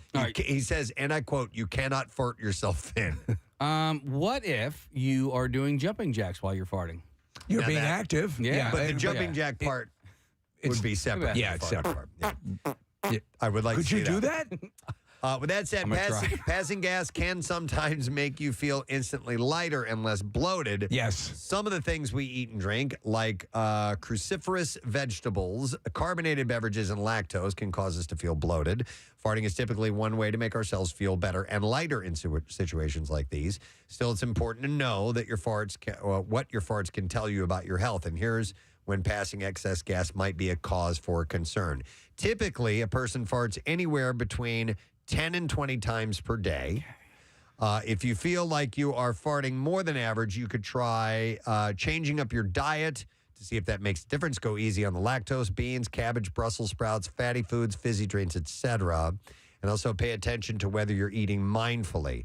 Swallowing excess air while eating too quickly, and even smoking can increase your chances of farting. The culprit last night was a 3-bean vegetarian chili. Ooh. Okay. Yeah. But I mean, A lot of beans. A lot of beans. Yep. There you go. That will definitely contribute to I that. guess black beans, kidney beans, and Lima beans. Okay. Pinto beans. Lick the beans. I started.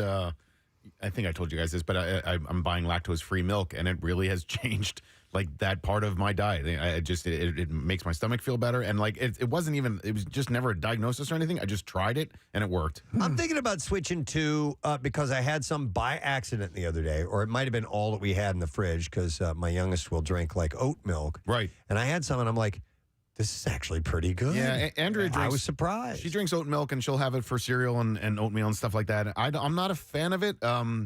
I think I'm not a fan of it just because I prefer regular cow What milk. about almond milk? Have you ever had It's that? okay. That's Yeah, what I drink. You drink almond milk? I drink almond milk. You guys know I'm not a milk fan. I don't Yeah. like regular milk. I do like milk. What's the dietary differences? Is there a big one? More farts. Well, it's not dairy, but I mean almond milk. It's almond, so there's definitely calories in it.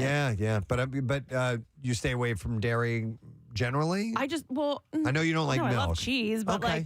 I just don't really love milk. And I started putting it in my coffee, and I was like, wait, I like this much better. You put cheese in your coffee? I do. I'll add like little cubes of cheese. Yeah. It's a little bit of brie. You guys think it's iced coffee? Stilton. It's not. It's chunks of cheese coffee. This is different. I love cheese This tastes coffee. like Gouda. Man, we could try something out like that. Cheese coffee? Yeah. Coffee. Coffee. Yeah. I like cheese coffee. Yeah. That sounds good. So oat milk has, I just looked this up, has about 79 calories per serving, while almond milk has less. Well, the almonds, so the oats, I think, are going to be more difficult to make because of the oats' tiny teats. Oh, yeah. Right. You can milk an oat. Yeah. Well, it Anything looks like with nipples. there's a chart up. It looks like all of them are lower than actual milk. Okay, yeah, we're looking at reduced fat, soy, almond milk, and coconut. It looks like almond is the lowest at about 50 grams of wait, it says calories. Do you drink Yeah, calories. Yeah. Yeah, but then it says grams. You don't measure calories are measured in calories, right? No, that's Graham Parsons. All right, well, Oh, Preston, so do you drink whole milk or do you drink a skim? I drink 2%. Okay, so I drink the fat-free. Yep. It's funny, when I do drink regular, it's almost like a treat, like regular. Yeah, I So- love whole milk. Yeah. The rest of my family drinks whole milk. I drink the 2% just to knock off a little Yeah. bit. I'm a you know. 1%er. I can't do the skim milk because it just feels like water. Yeah, same. Yeah. Yeah, The fat-free, I like, to me, seems about right for milk now. Yeah. We have 3 different types of milk in my fridge now that I think about it, which is insane. And there's way too many choices. But Andrea drinks oat milk. I drink 1%, and Ben drinks whole. And Ben really likes drinking whole milk, like as a beverage. Well, he's the only one who can rock a milk mustache then, right? That's true, He's the yeah. only one that generates a milk mustache. All right, let's see what else we have here. So farting does not burn Farting, calories. milk, the whole thing. In case Buttholes. you were curious. All right. What do the ultra wealthy study in college? By using Forbes' billionaire list, SmartTick found that the most common degrees among the super rich are business, economics, and engineering. I could have told you that. Those are the ones. Yep. Spanish businessman Amancio Ortega Goana Gaona You have to have faith in yourself. does not have a degree at all. We have his little his TED Talk, right, Preston? I think so. Casey will see if he can find that up. Yeah, he is a Spanish businessman, and he doesn't have a degree at all. Yeah. By the way, which is kind of interesting. And he's managed to be very motivating, though. A billionaire, and he speaks motivationally. Yeah. I'm stalling as much. I know you are, and I'm like, where the F is this thing? I have no idea what it's labeled under, but we'll get back to that in a moment. Canadian billionaire David Thompson has a degree in history, and Myron Wentz of St. Kitts and Nevis studied biology. Wow. So in our backyard, we have Wharton. And Wharton is in the business top school, right? Business schools. Yeah. Is it in fact, I throw this out to you, Greg, is this the preeminent business school in the country? Good question. Yes, but not just in the city. I mean, Temple's got an amazing business school that's Right. it's one of the tops in the country. So. Top, according to U.S. News and World Report, Chicago, Northwestern, and then Wharton. There you go. Okay, so it's up there in the top 3. That's amazing. By the way, this is a Spanish businessman, Mancio Ortega Gaona, trying to give some motivation to his employees. Just a little bit of a reminder, a word to the wise, if you will. Do not worry about the worries from yesterday. Leave it in the past. Move forward with confidence because there are so many new things to be experienced today.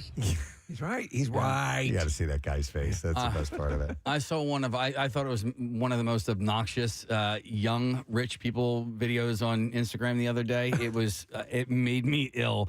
At first, you just see like a stack of like $100 bills, and you're like, oh wow, and then you see a hand come in and grab that stack, and then as the thing pulls back, the camera pulls back, it is just stacks and stacks and stacks of $100 bills.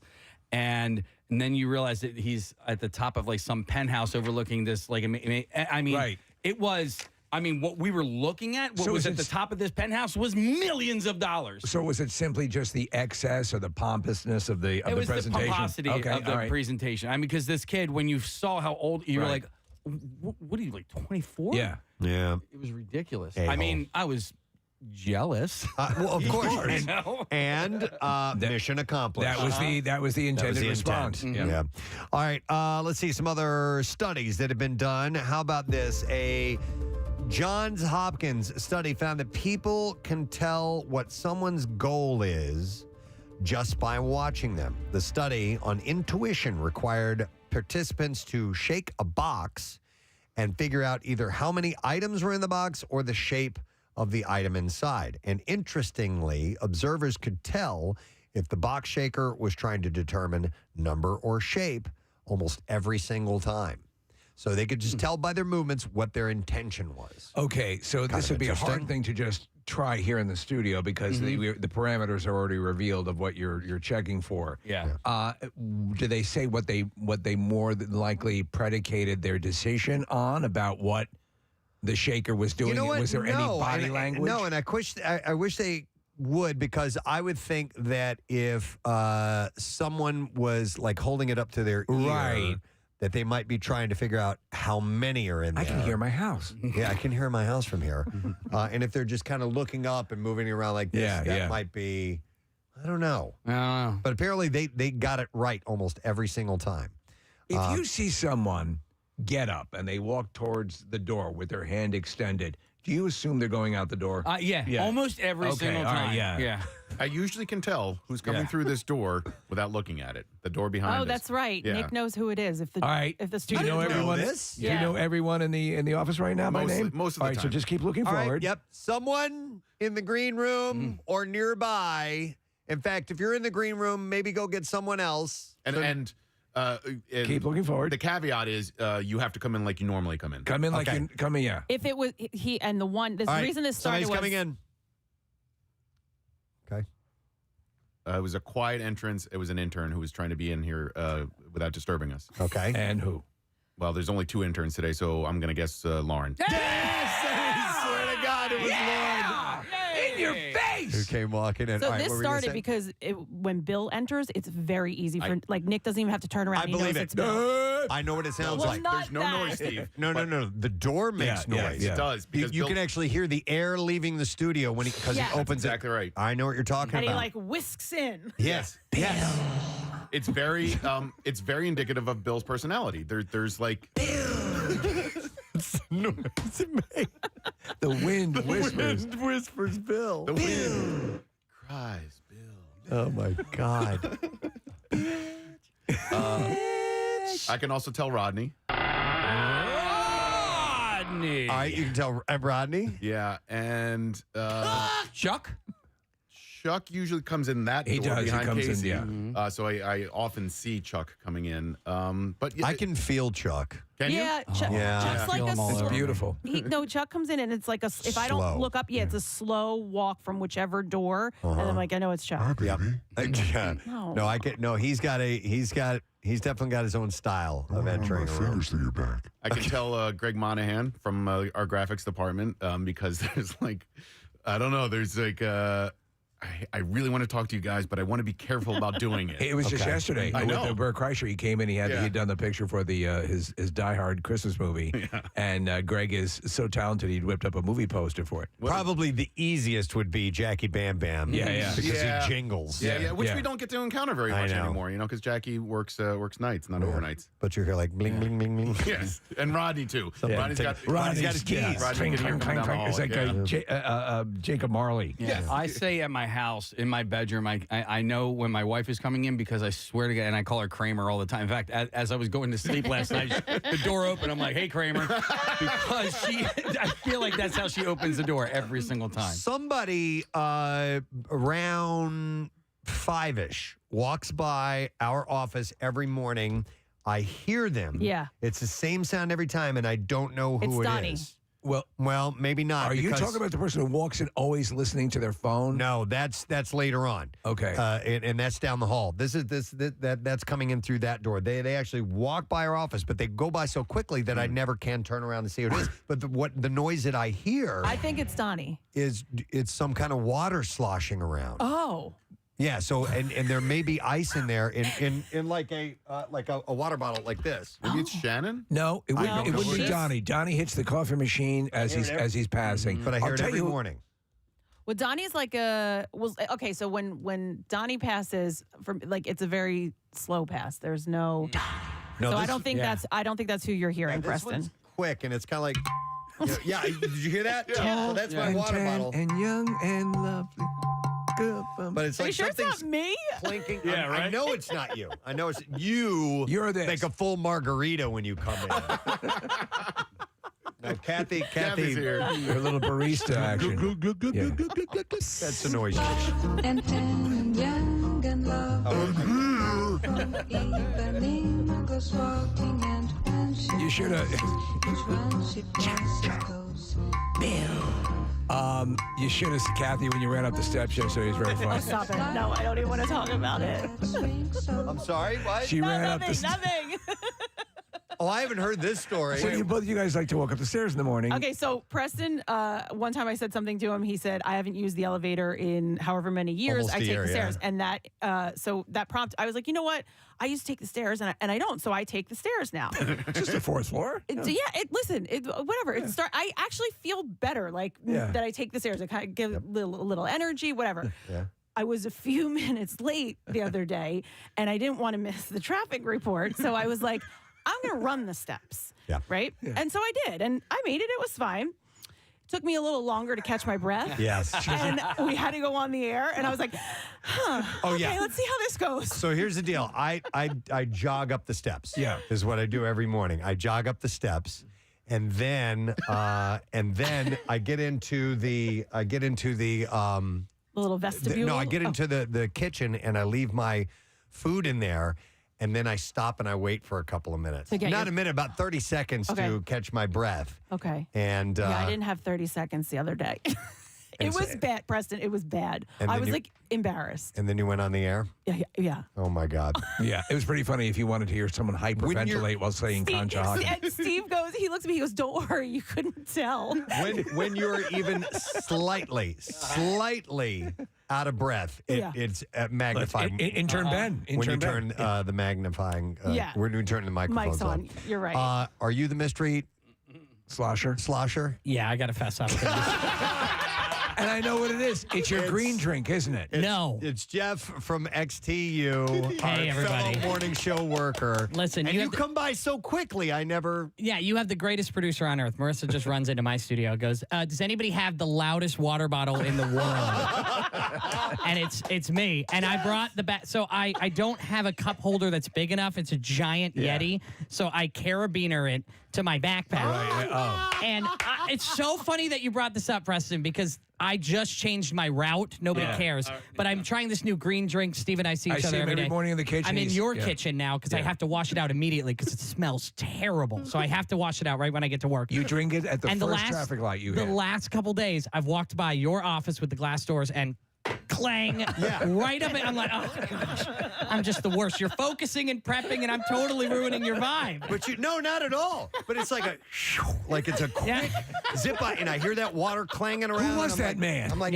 and by the time I turn, you're gone. Yeah. And so Oh yeah. I was always curious who that was. This water bottle has caused a lot of issues. I scratched my car with it. I mean, it's just like it's so big, but I got.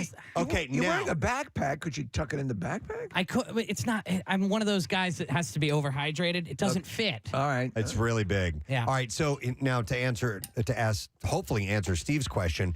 There's somebody that comes in through the door down the hall here. Yeah. And they've always got music playing, like on their phone or speaker. on some kind of a speaker out loud as they come walking in. Any idea who that is? You know, before I made my switch over, I used to bring true crime podcasts into the Beasley Studios, so you would hear some really, really dark things, loud. But I think that might be our producer, Donnie. I was thinking it was Donnie. It might be Donnie. It is? Or is it me? I mean, I don't play music Well, usually. Donnie's here. Come on in, Oh, Donnie. there's Shannon. Shannon's here, too. She claims that There's I'm the one Donnie. playing music as well. Let's have the entire XTU morning show. It's like dead air. Is, over there. is Andy sitting there alone? Yeah.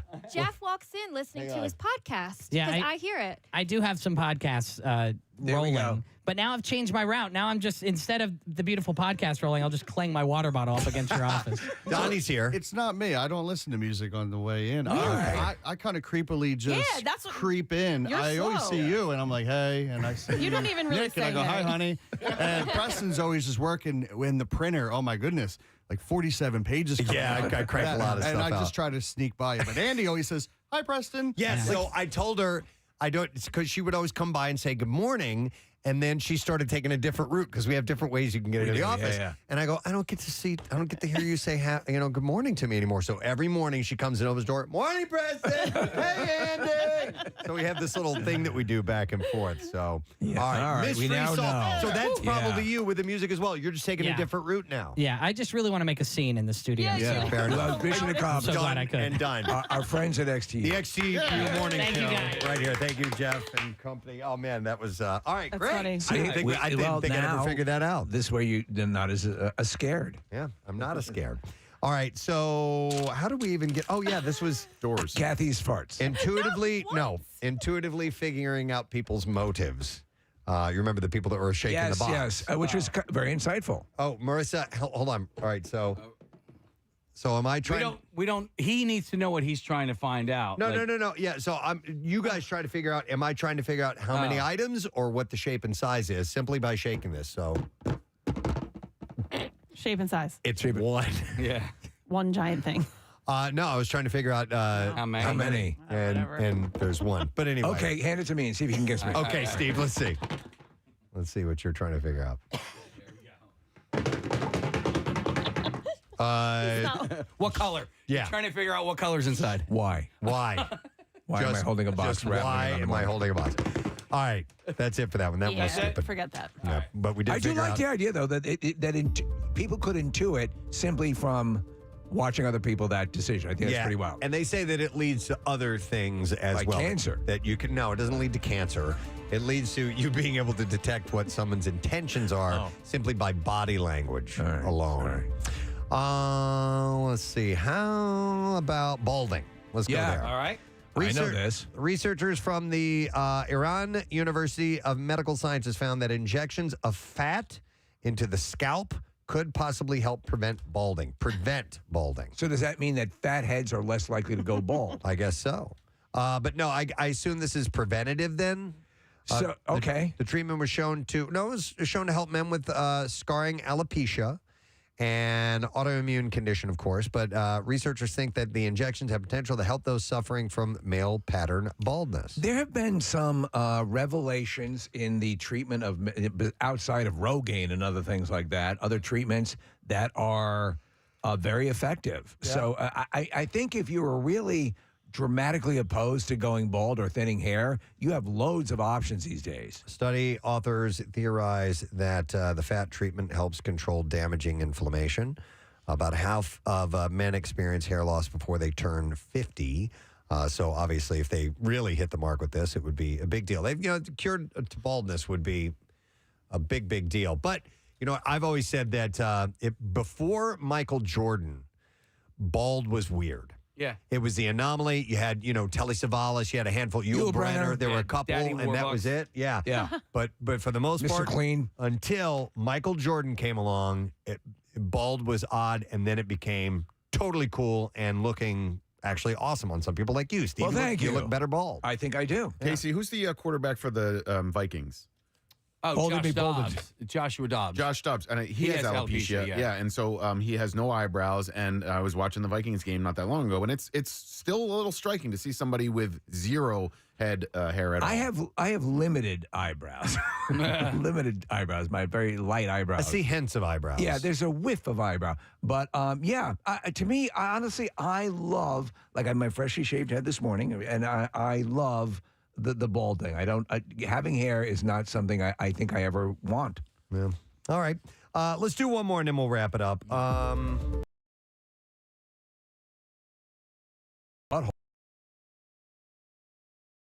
We're killing it today. Jeez. I haven't heard that in a while. All right. Do you want to hear about, I'll give you guys your choice. You want to hear about parents answering questions or information about why game show contestants blink so much? Game show contestants. Oh, I want to hear about I thought there was a parents. third one. Or keeping secrets helps keep you feel alive. Helps keep you feel alive. Helps you feel alive. Can we pick two? What is this, Panera? Yeah.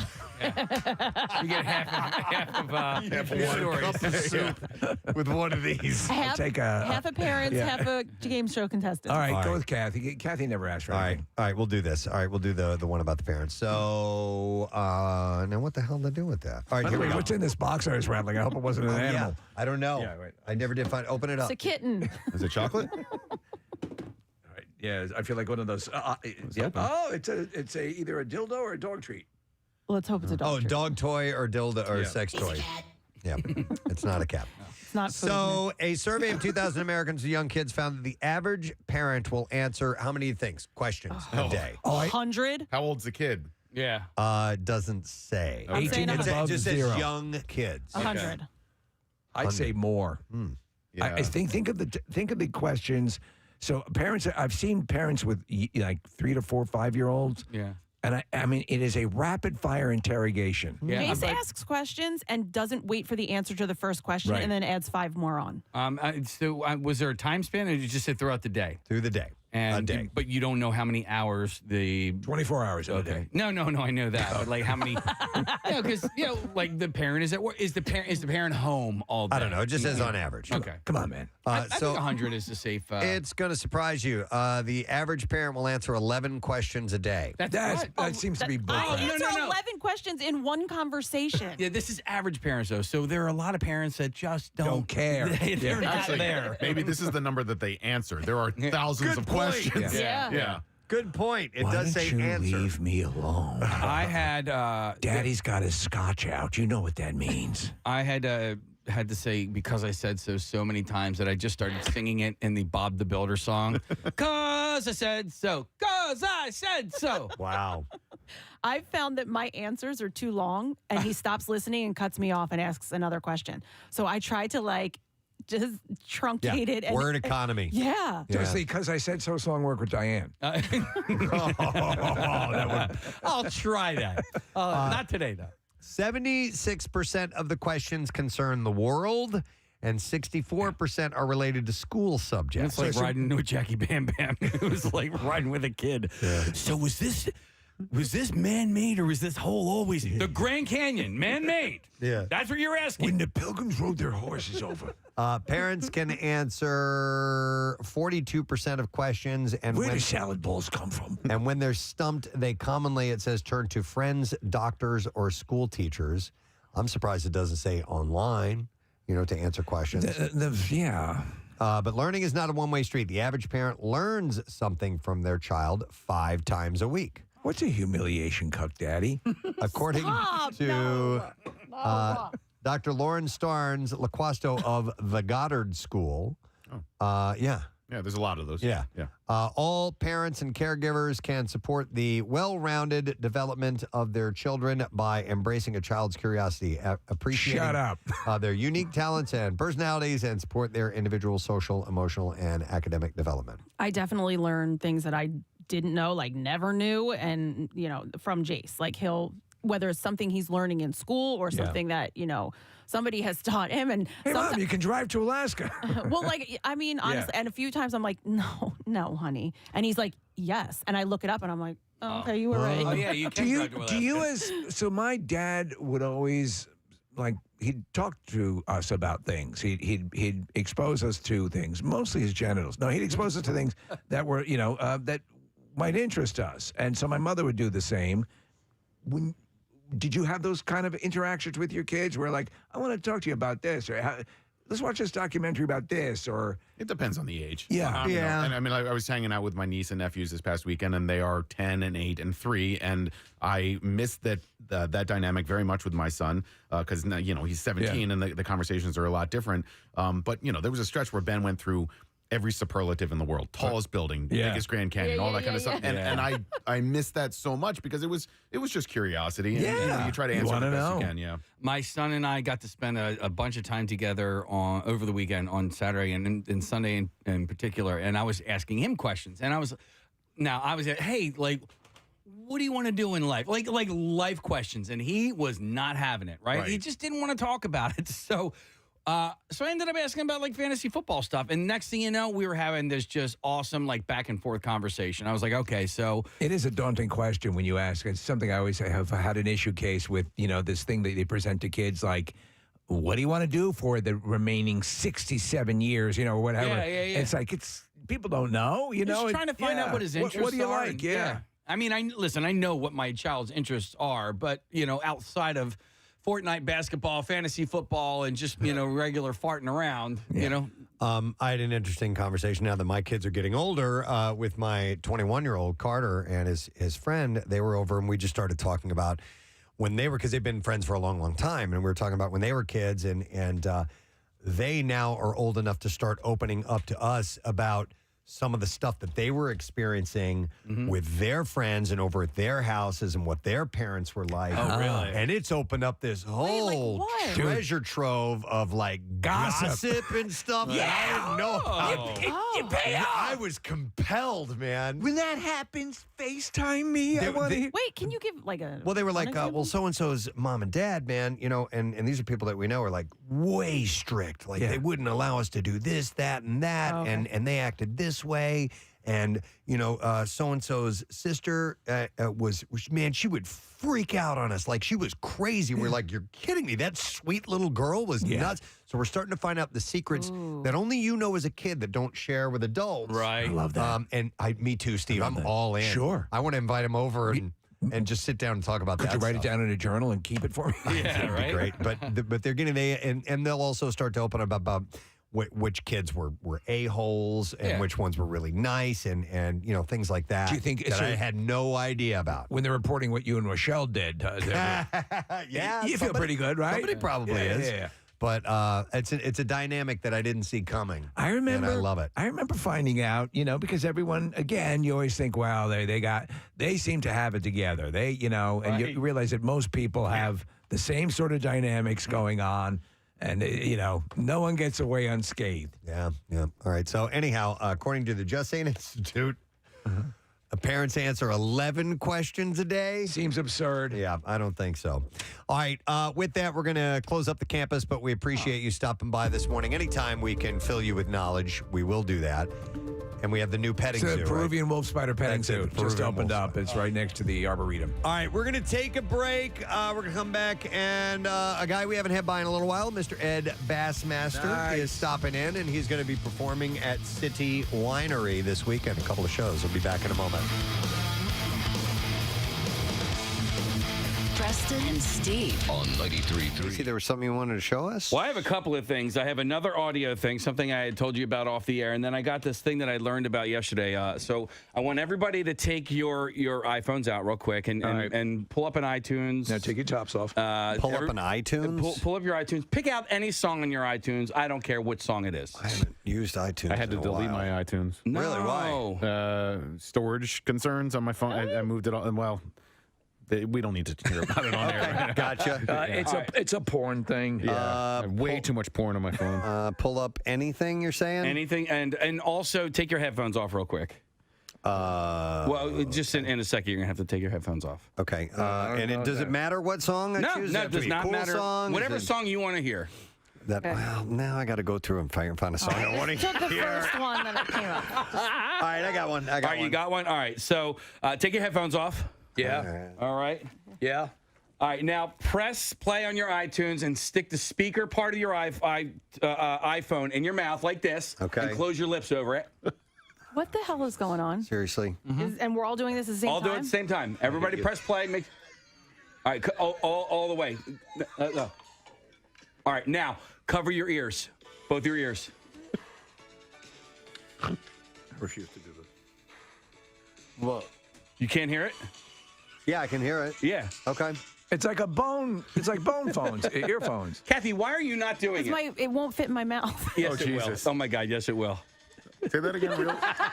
Say that again. Okay, so I see what you're saying.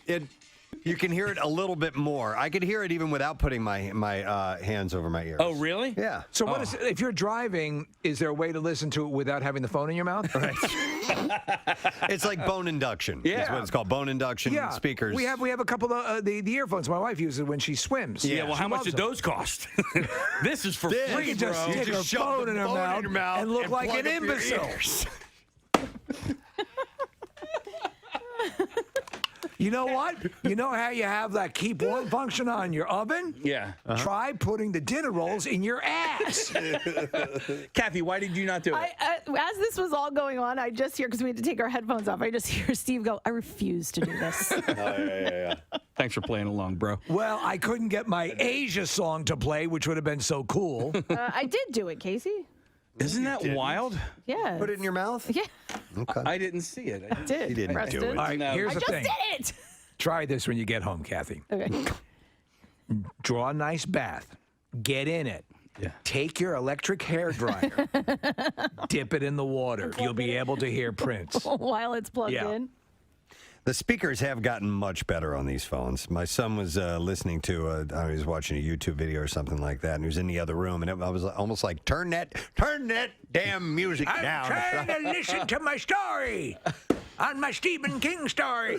But it's gotten, you remember the old phones, like if you, for some reason, didn't have a Bluetooth speaker or something to hook it into, and you tried valiantly, exactly, to listen to something through it, it was terrible. It's gotten much better. They're definitely a lot louder. I'm listening to Pearl Jam. Listen.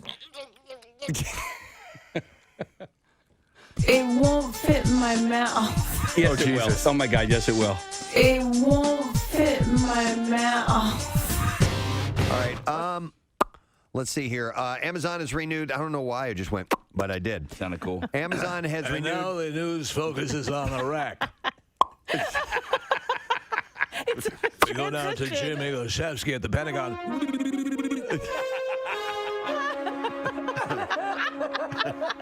I'm trying to throw it back to you, Tom, but I can't do a chicken fart. Having a hard time today. Chicken fart.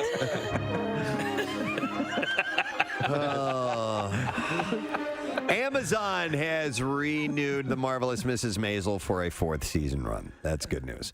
The show, which has won multiple Emmys and Golden Globes, just received 2 more Golden Globes nominations for Best Television Series and Best Actress for Rachel Brosnahan. I'm watching season 3 right now, and it really is. It's a great show, but it's tiring watching that show, the amount of dialogue that they jam in. It's rapid fire. It's so rapid fire. And It's like an Aaron Sorkin. Yeah, exactly. Yeah. She speaks so quickly. Oh, my God. And I will miss stuff. I do have to back it up from time to time just to catch all the dialogue. It's great. It's done in that sort of period piece dialogue delivery way. Yeah. Yep, exactly. So, Black Christmas opens this weekend. It's a horror film directed by Sophia Takal. I love Christmas horror movies. It stars Imogen Poots, Carrie Elways, Brittany O'Grady, Lily Donghue, and Elise Shannon. It's about a killer terrorizing sorority sisters during Christmas time. PG-13, hour and 32 minutes, no score on Rotten Tomatoes. Imogen Poots. I mean, you're picking a stage name. I know. Change that one. That's like Kelly Queef. Unless you're a porn star, right? Bella Balloon Knot.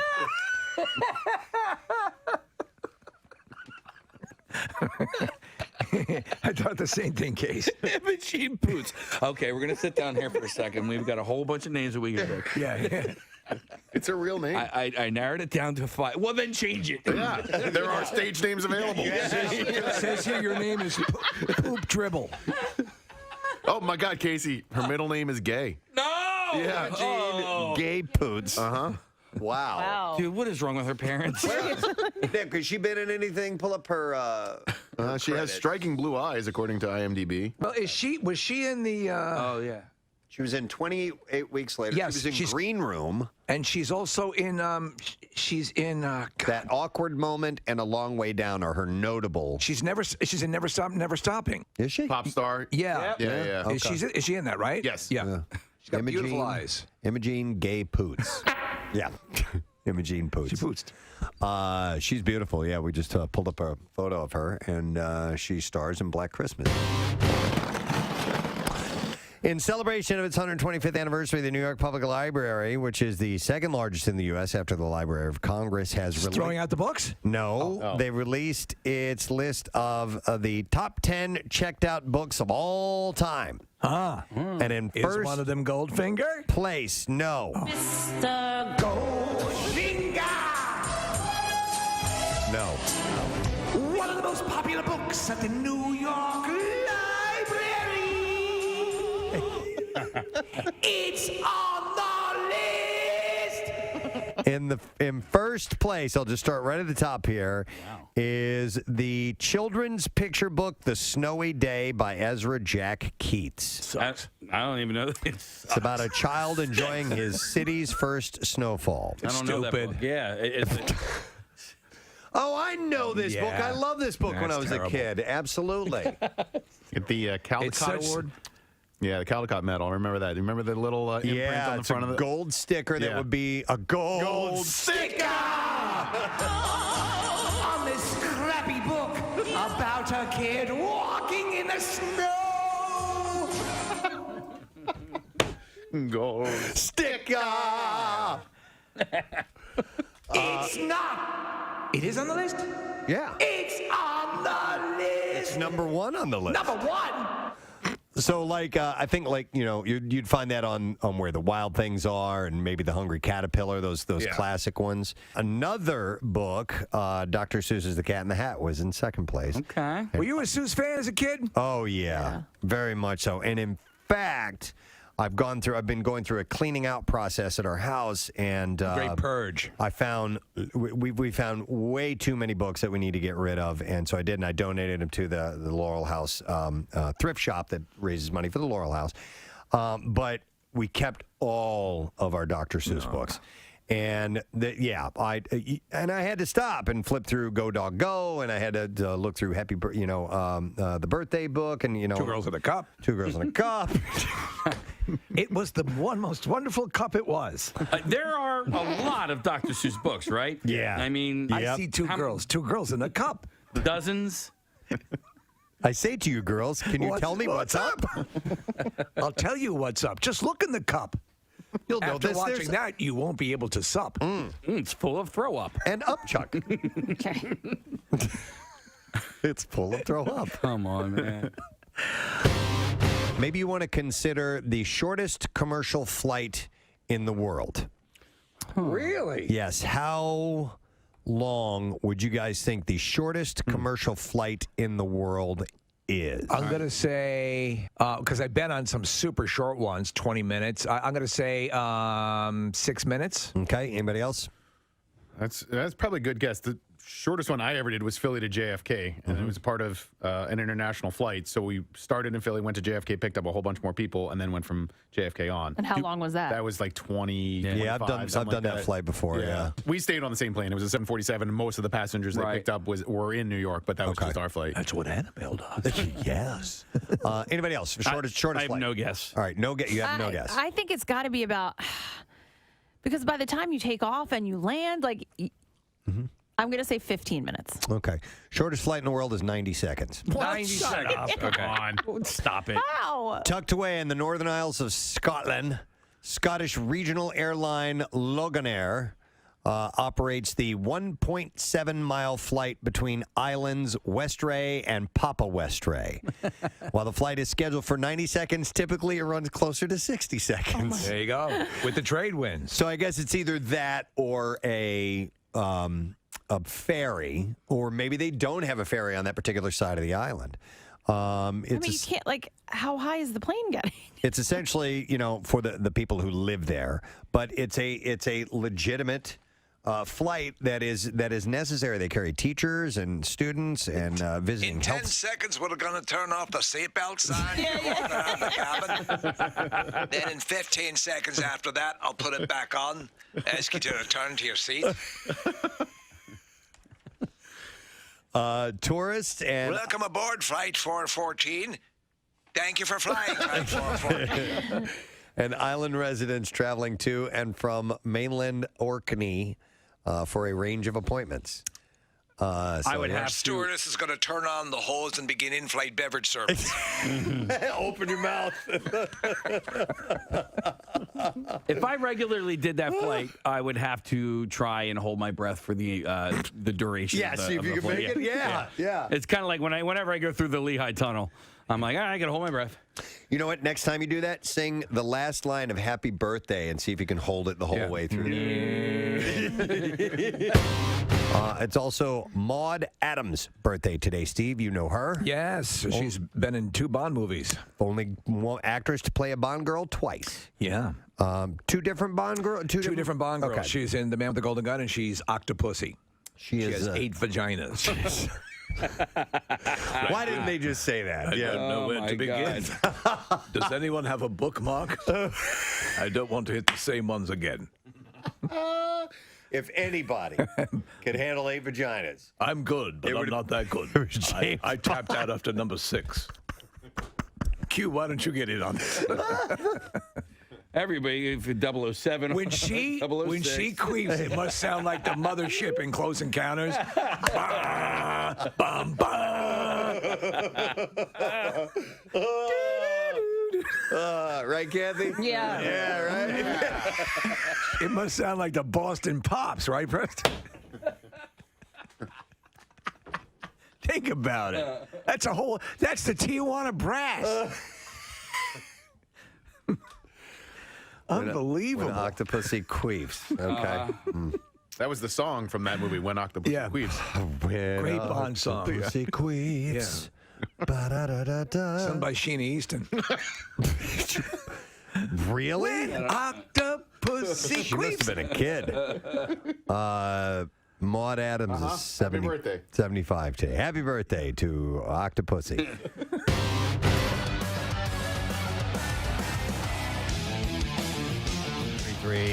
WMMR, it's everything, and that rocks. So what you want? I know what you want. You want some Stones tickets, probably. 13 days Rolling Stones. That continues. WMMR.com. Go and get the cheat sheet, which will tell you what hour and what song of the day is being played. Be the 25th caller when you hear it. Win the tickets to see the Stones. Be a pretty sweet deal. And Absolutely. They're just on fire. They just sound fantastic. And imagine what it's going to be like when they play The Link on Tuesday, June 11th. So tickets go on sale, by the way, tomorrow. There is a pre-sale today. You can go to WMMR.com for more of the details and another chance to win tickets online. All right, we have a guest we're going to get to. Let's take a look at traffic first. Kathy, what's going on so far? Blue Route northbound jams McDade Boulevard to the Media bypass on the southbound side, Ridge Pike to the Schuylkill, Broomall over to Media. Schuylkill eastbound slows the Blue Route into Belmont, heavy the Boulevard to the Vine. Westbound, Vera Avenue to Sal Street, the Boulevard to Belmont, and then the Blue Route out to Gulf Mills. We've got some slow traffic on Kelly Drive inbound between Girard Avenue and the Art Museum Circle. On the Pennsylvania Turnpike westbound, jams Willow Grove to Fort Washington. 422 eastbound, heavy Oaks to First Avenue. In New Jersey, 295 northbound, slowing from 541 to Florence, Columbus, and then 30 to 42. This traffic report brought to you by Whole Foods Market. Plan this week's meals at Whole Foods Market. Get animal welfare certified 80% lean ground beef for just $5.99 per pound with Prime through December 5th while supplies last. Shop in-store or online. Terms apply. And that's your traffic on 93.3 WMMR. All right, thank you, Kathy. An old friend has stopped by this morning. It's been a while since we've seen him. Well, you're not old. You just go way back. He's going to be at City Winery, 2 shows on Saturday, 6 and 9:30 p.m. You can get tickets at citywinery.com/Philadelphia. Ladies and gentlemen, Ed Bassmaster is right on. here. Good to see you, man. What up, older guy? Is it like you just smile because Ed you were around for so many events and you came out to campouts and you know Absolutely, so many stories. I was just telling my camera guy Misha. You guys put me on the map in Philly, first of all. With the Mumbles. Yeah. I think you were doing pretty well, but we appreciate. We were happy to jump on the bandwagon. What I mean is, like, after I was on the radio show, like everywhere I went in Philly, people knew me from that. Oh, cool. Guys. So that's really awesome. Yeah. How is Mumbles doing these days? He come on. I'm on shot camp on ball sack, He's doing good.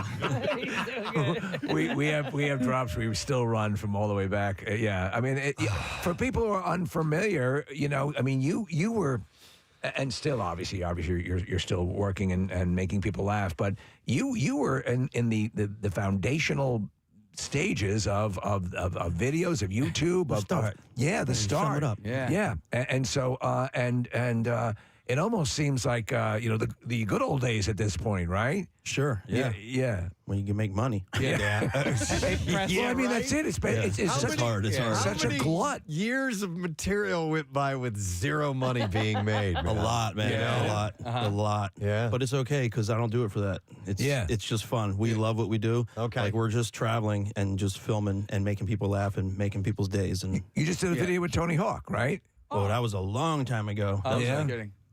Probably like 6 or 7 years ago. Wow. I just saw it pop up. It's crazy how things are starting to, like, old stuff is starting to resurface as new. It's all the time. It's pretty great. All the time. People are like, what you just said. Oh, somebody said, oh, I love that Thanksgiving video. I was like, that was like 10 Thanksgivings ago, pal. It's wild because you'll see, like, I'll see for stand-up comedians, and I'll like obviously you perform comedy, but stuff will pop up, and I'm like, when did this come out? And it just regurgitates. Yeah, it's just random with the alga something. Hey, algorithm. Press, what was the calm response where it ended up going crap mall stank? It was 1, 2 Bartle do, 3, 4 crap mall stank. Yeah. What was it?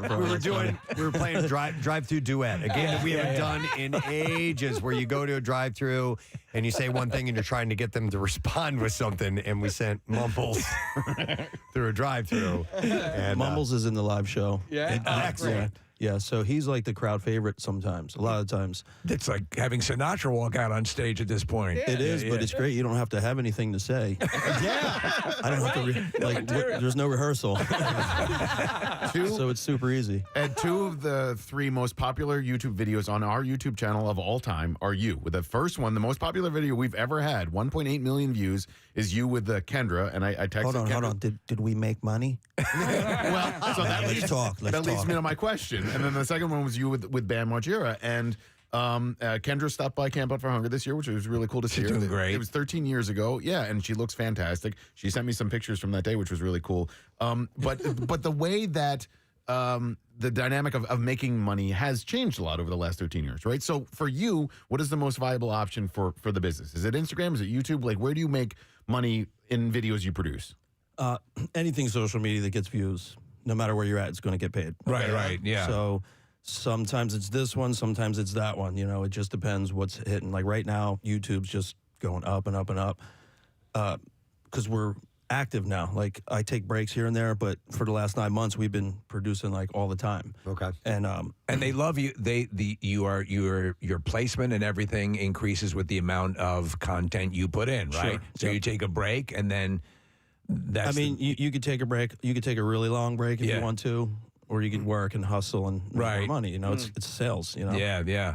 Oh, sorry. We're watching the Kendra videos on here. She is like looking around for someone to help her understand him. I don't understand and him. she's so sweet, and she doesn't want to be mean to you. And then there's a point where you get upset, and Oh, she's finally, I trying. think my school car and she's out about there. But they're daddies. Ditties. Oh my God. Well, listen, I wanted to ask you. You mentioned something off air. Another popular character was Skippy. Yeah. This guy who had used these insanely thick glasses. Oh yeah. That was Skippy, right? Yeah, that was Skippy, and yeah, I was telling you guys that those glasses like changed me for life. My eyes. They effed your eyes up. They effed my eyes up. Yeah. They're like wall vision, sort of. You know, like Wahlburgers. Yeah. And wow. And Because you wore them so much, is that? yeah, it's like you literally can't see in those things. You can't see anything. So just it trained your eyes. It trained your eyes to be try to adjust, challenged. right? Yeah. So That's his crazy. eyes are furiously trying to adjust to this thing that is you can't adjust to. I get it. Listen, I wear contacts, and I injured my eye one time, one eye, and I said, well, can I at least wear the other one? The doctor was like, no, because your eye's going to try to adjust, and you'll permanently lose sight. Yeah. Did you say that there's like a lawsuit pending with the? I'm looking for one. Okay.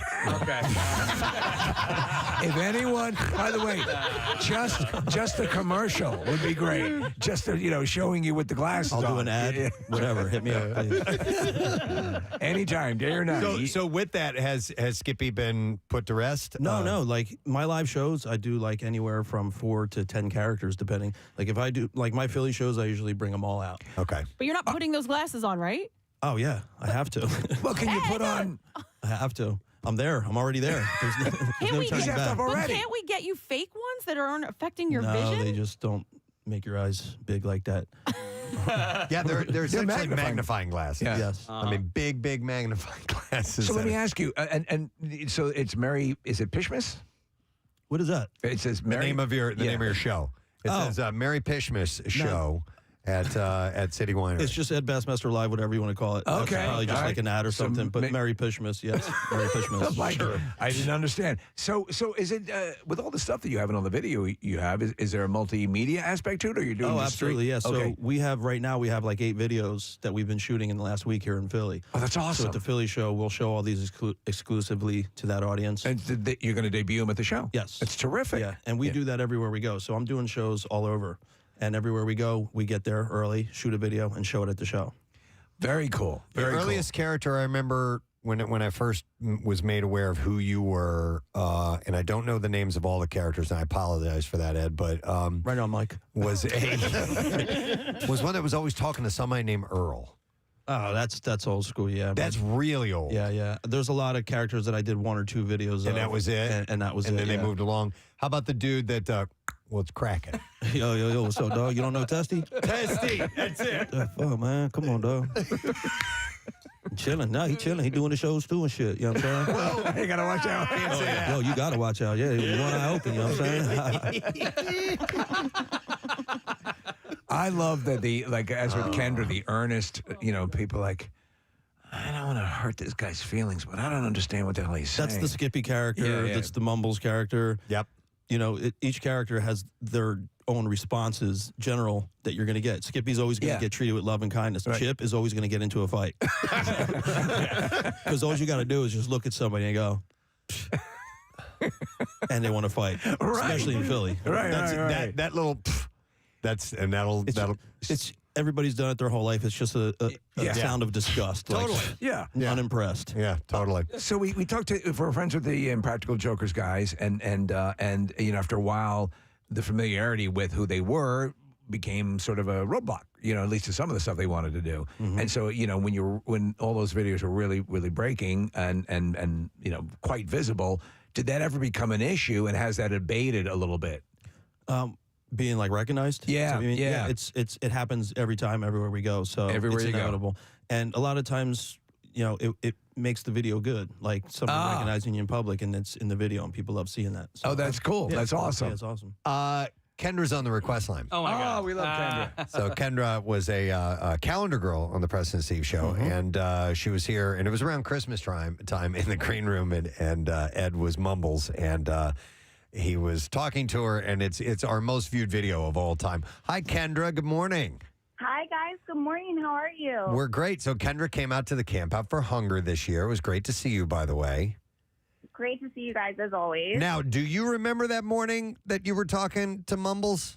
I could not forget that morning. Honestly, I went home. I didn't know the whole thing was a prank, like, when it happened. And I got home, and then the next day, I guess you guys posted it. And people started texting me being like, oh, my God, you got pranked by Ed Bassmaster. And I was like, what? What's anybody even talking about? And I was like, wait, that whole thing was a prank? You're in the video. You're trying so kindly to decipher what you're being told, and you're, as Kathy says, you're looking around for someone to Can help someone you. help me? Yes. I was like, oh my gosh, who is this person? Like, does he need help? Do I need help? What is going on? It is great. It still holds up too. It ended up being worth it in the long run. Definitely. Hey, honey, boo boo. Yeah, I was just like, oh no. I was like, I don't know what's going. And then I was like, oh no, I feel so bad for being. I was trying to be so nice because I thought that. You talk to make you most on notches. Right? You get on notch, Kendra? Oh my God. She's not going down that road again. You're not going to fall for it. All right, Kendra, it's good to hear from you, dear. Good to hear from you guys. All right, we'll see You're you the later. best. Bye-bye. Yeah, it was, and as Mumbles, he started started getting emotional, and you couldn't tell what he was saying, but you let people figure out just a little bit of what you're trying to get across. I don't quite recall what, It was that, you told her, conversation was, my what that mama- conversation was like. You had told her that your mother had died. Oh, shit, she did, actually, April 26th. Oh, really? Please don't bring that up. Okay. But yeah, no, I think, well, Mumbles, that's the cool thing I like about Mumbles is I've advanced the language. Yeah. So now people are like, holy shit. Holy crap. Yeah. How does he do that? Yeah. And it's just, anything you get better over time. Right. And that's the fun. So there's almost a language, a bit of a language. There's a language to the point where I'll watch the old videos and for like a second, like, nah, I can't get into it. Well, you have to live in the character's head. That's the only way you can converse as that character. I mean, you got it right. I mean, you're really You're in turning there. yourself over to that. You're in there. Wait, do you know what Mumbles is saying? No. You know what sounds like something, and so you live in a pseudo language, right? Yeah. It's and Mumbles, like I said, is the easiest because you don't once you learn how to chemo stack with that over again, you get used to it. You know what I mean? Couple bosses and then asked them. Yeah. What's wrong chemo nashes Mumbles? But that's what you do it. You know what I mean? No, there's a way to it. Yeah. And but I know that going out in that character in public, pranking people, I'm not going to get my ass beat because nobody's going Right. They don't really understand, so They don't understand. did he insult me or not? Ed, when did it become like real serious? Like you talk about Chip, right? There's a character who's likely to get his ass kicked. Yeah, like he goes out with his arms out like this. Yeah. Have you ever had did you have to have someone pulled off you at any point? Or? Pulled off of me? Yeah. I don't think so, pal. Who's this guy? Who's this guy? How aggressive can people get? Very. Yeah. Okay. I run. You run. Yeah. Yeah, there was the first one that was aggressive was it was in New York City, and a guy was coming out of the bank, and I was just waiting for him to come out, and as soon as he came up, and he's like, "Look, son, you want to get punched in the mouth?" And I just got going. And it escalated to the point where he knocked the glasses out of my hand, but he didn't do anything. But other than that, it's not going to never happened. That's hilarious. You're lucky. No shame in running, man. So hell no. You're doing a podcast, correct? I was. Yeah. Yeah. We're going to be starting it up again in April. So Okay. Do you enjoy that? I do.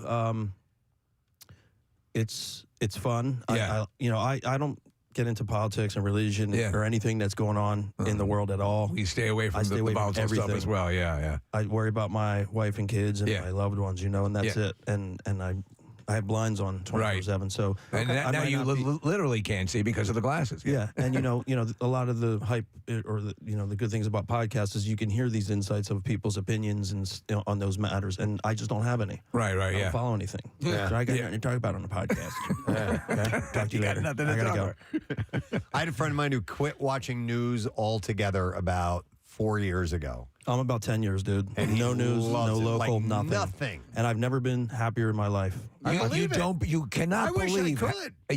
we have to for what we do. Yeah, you guys But have there's to, yeah. so much acrimony and it is liberating when you can take because of a break or Thanksgiving like the just passed to just go everything off. I could live in a cabin in the woods. Dude. Yeah. Seriously, I'm that guy. I'm watching this YouTube channel about these people that do exactly that. Yeah. That really, and so it looks great in the video. Man, I would love to do that. And then you realize in 7 seconds you'd be going, "Where's cable TV?" Well, they're making movies about it. Yeah. It makes no sense. You're in the wilderness hiding out, and you're posting it online. Right. I'm off the grid. How you doing? 2 million followers. He's off the grid. Yeah. Where do you live now? South Jersey, Cinnaminchkin. Cinnaminchkin. Love Right. it. Nice. Awesome. Great community, great people. Were you from Bucks County? Northeast Philly, and then Oh. I grew up in Bucks County. Okay. Yeah. Northeast Philly for like the first 5 years of my life. Okay. And how often are you doing shows these days? Pretty much anytime we want to. Like it's gotten to the point where I'm just picking where I want to go. And Okay. we just book a show there and go there. Traveling all over the country? All over the country. We're also supposed to be going to Australia in 2024, Canada, UK, a bunch of other cool places. So what are you going to fish for in Australia when you get down there? Yeah, he's a Big fisherman. tooth tuna. Big tooth tuna. Big tooth tuna. Look Yeah. them up. I mean, you're real deal. All right. No, so, there's no such thing. Big tooth tuna. So, question: do you find that you have like pockets of fans in certain areas that are like a little heavier here and there? Oh yeah, sure. Okay. So Yeah, what are some of your popular locations? Florida is crazy. Like every Really? show. Yeah, I did a weekend at one club, 6 shows, and they were like packed every single one. That's awesome. So and going from like Jacksonville down to Miami, every show like jam packed. So Florida, like they're diehard. Trying to think where else. Denver was a really great crowd. All right. Really, I love the multimedia stuff because Steve-O did that. Steve-O he turned his stand-up. He does, and that the tech is there. It's easier than ever to do that sort of stuff. You know, funny story about Steve-O. He came to my worst show ever. Speaking of live shows, I did a show at Caroline's in New York City, and it was like probably my least attended show. Really? And then he comes into my green room after. He's like, "Yeah, dude, that was a good show." And I was like, "Oh man, Steve-O came to my worst show." Oh no!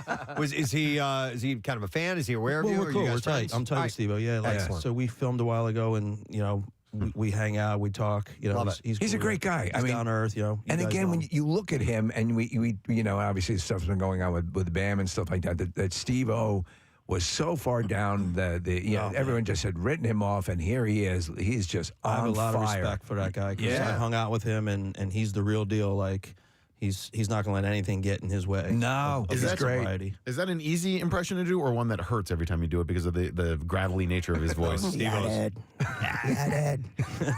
I feel terrible. I wonder if it hurts him. Yeah. Wow. All right. Well, listen, man, we're stoked to have you back in. Thank you. And the fact that you got a couple of shows coming up there this weekend. If you want to see Ed Bassmaster, he's going to be at City Winery, 6 p.m. show and 9:30 show, and bringing the characters that you love to life on the stage and some multimedia stuff. It's terrific. Yeah, man, it's good to hear from you. I Thank appreciate you it. Thank you, guys. Anytime, brother. Keep cracking. No, I'm serious. Yeah. I love you guys. Thank you. Love you too. Thank you. Ed Bassmaster, guys. We're going to take a break, and we'll be back in a sec. Stay with us. Listening this morning on the Preston and Steve Show. That's actually the new theme to 60 Minutes. With Disturbed, and I just hear, "No longer be your whore." All righty then. Mike Schmidt, Hall of Famer, baseball player, and just a god in this town, was in our studio one time, and the song that we were playing was as we were getting ready to introduce him was Godsmack, the song Crying Like a Bitch. And it's just like, "Who's crying like a bitch?" Just screaming. And I look over at Mike Schmidt, who's just sitting there with his headphones on. Where the hell am I? And now we're playing Disturbed with the screaming, and I look over at Terry Crews is sitting right there with his headphones on, just pretending like he's having a good time. No, I really liked it. Longer be your whore. Yeah, now I was getting into it, man. Let's welcome Terry Crews. How you doing? I was into it. I'm ready to do another workout. Did you already get one in this morning? Got one Of in. course, Wow, man. of course. Yeah, I love it. Terry, we were laughing this morning because you posted a picture of you on your Twitter page, Preston and I, and someone had said that you resembled a chewed up Tootsie Roll. Yes. And was you, so you funny. posted the picture, and it was just hilarious. Well, they said now that they put it down that they couldn't unsee it. And then what was weird is I couldn't unsee it either. I was like, all right, that looks just like me. A chewed up Tootsie Roll. I'm trying to tell you. It looks like, if you haven't seen the picture yet, it looks like if you were in with the Star Wars movie where they froze Han Solo. Carbonite. If you were to freeze Terry Crews in Carbonite. Oh my God. So we were thinking it's safe to say you are in the pantheon of favorite guests we've ever had on the show. Constantly referred to, and the career just keeps going along. Obviously, your AGT now is a big thing. Yes. I'll be honest, I was never that much into the AGT thing, but your zeal. Your excitement for it is so infectious. And now we've known people like John Dorenbos and other people who've gone through the system. And it is, you'll see some wild stuff on that show. So through you curated it, and I'm like, okay, I'll jump back in and check it out. So I watch it. What draws you to that show? What do you? Because you are clearly exhilarated by it. This is the thing. First of all, when you look at what entertainment is. The 18 to 35-year-olds have gotten too much clout. I'll be honest with you. You're like, okay, man, there's a big world. Yeah. And, the 18 to 35, that's it. They determine what's hot, what's not. And you're like, no, not at all. If you had a family, you understand that your kids, the ones under 18 are the ones that's determining everything. And then the ones over 35 are the ones that's paying for everything. So I said, I have to serve all of them. And that is what I was determined to do. I started hosting a few years back when I was hosting Who Wants to Be a Millionaire. This is the deal too, because it really, really satisfies me, because I do not, when I perform now on movies and TV, I have no audience. There's nothing. And I need the adrenaline that comes from when I was in the NFL. It's really replaced by AGT. The crowd noise, the energy, the fact that anything can happen when it's live, man. You get to go live. No, it's live. Look, I get the keys to NBC for 2 hours, and they're like, "Look, bring it back in one piece. Don't break it. Don't dent it. And watch out when you're backing up with it. You know what I mean? And basically, you got to bring it back in the same condition or better. And it's so you realize anything can go wrong, and I love it. So the other night, something went wrong with the guy with the crossbows and the levers, and so I found myself on the edge of the seat watching this mistake, these flaws, because not everybody that comes on AGT does it perfectly. No, they don't. So for people who aren't watching, what happened? Oh my God! Well, yeah, I mean, the guy thought he had set his trap, had set his arrows right, and the whole thing, and he realized he was nervous, and he's strapped in. Yes, he was nervous, and he didn't do it right, dude. Oh no! But this was so wild, man. You start to realize, and my thing is always talking to the acts and trying to talk them through so that they can be relaxed. Right. Because the deal is easier said than done, though, right? It is, because everyone makes you. They make you nervous. I had one guy. I'm gonna tell something right now. This is crazy. I was doing this movie Blended with Adam Sandler down in South Africa. You were great as the singer and calypso guy. It was awesome. But see, one person can mess up your whole world. Right. I remember I was about to do the scene, the whole thing, and we only had a few minutes to do the scene where we were losing light and the whole thing. And this director of photography, I don't want to mention his name, but he walked up to me and he said, "Don't F up." Now when you said, I'm going, huh? Now, that's the worst thing you can say to anyone. But thank God I knew to counteract that. And I said, don't take it. Don't take it. In fact, use it as fuel. Right. In fact, focus. Get inside. Come inside more. And I jammed and the whole thing. And I did we did the thing with the choir. And we were singing and doing the whole thing. And I looked at him. He was like, that was pretty amazing. And I was literally like, F you. Believe me, I could not believe he would have the nerve to do that. So I realized what I wanted to do for all these acts is be the anti that. Come in there and tell him, you got this, man. You can do it. It's okay. But he just got so nervous. He didn't turn the safeties off. He didn't turn the safeties off. And you got real people, and he's standing there in front of it. And then you got Alicia. She's wondering whether should I press the button or not. She could have killed somebody. Yeah. Well, it's really nuts. The acts are like that. There have been some injuries, but that's the real deal. What sort of blows my mind is what they're using the theater. There was a dance act that was using projection or something like virtual dance, and I mean it was Freckled Sky, yeah, right. It was as theatrical and Broadway level that I've ever seen. How much time did they get? Because that had to be live. How much time do you get to set something like that up? Oh my God! First of all, the crew on America's Got Talent has been underrated and not appreciated enough. This is literally like putting on the Oscars every week. It's the biggest live show on television, period. And it's the biggest talent show in the world. Well, so they're the best in the business, man. And any mistake, it could all go wrong. They do it so good. People, it's like people think that it's just it's a given or whatever. But man, when you watch this crew and as well as they do it, you talk about roadies and all this stuff. It's not like it's it's one of the best thing in the world. One act that's on for 2 hours because this. Casey, there was something you wanted to show us? Well, I have a couple of things. I have another audio thing, something I had told you about off the air, and then I got this thing that I learned about yesterday. So I want everybody to take your iPhones out real quick and pull up an iTunes. Now take your tops off. Pull up an iTunes? Pull up your iTunes. Pick out any song on your iTunes. I don't care which song it is. I haven't used iTunes I had to delete my iTunes. No. Really? Why? Storage concerns on my phone. I moved it on. Well, we don't need to hear about it on air. Gotcha. It's a porn thing. Yeah, way too much porn on my phone. Pull up anything you're saying? Anything, and also take your headphones off real quick. Well, just in a second, you're gonna have to take your headphones off. Okay. And does it matter what song I choose? No, it does not matter. Song? Whatever song you want to hear. Well, now I got to go through and find a song I want to hear. Took the first one that came up. All right, I got one. All right, you got one. All right, so take your headphones off. Zombie raccoons. That's my thing. Yes. That clumsily walk on two legs and show their teeth are staggering around suburban Chicago, and authorities are warning locals to hide their pets. A spike in raccoons testing positive for distemper in Riverside, Illinois, is to blame for the bizarre sightings of contaminated animals that the disease causes to appear zombie-like. While zombie raccoons don't eat brains, distemper is highly contagious. If you're feeding wildlife and that raccoon ate out of your bowl or cat food for your stray cats and your puppy goes over, the saliva can be contagious. They sent in a Negan raccoon to take care of everything. Well.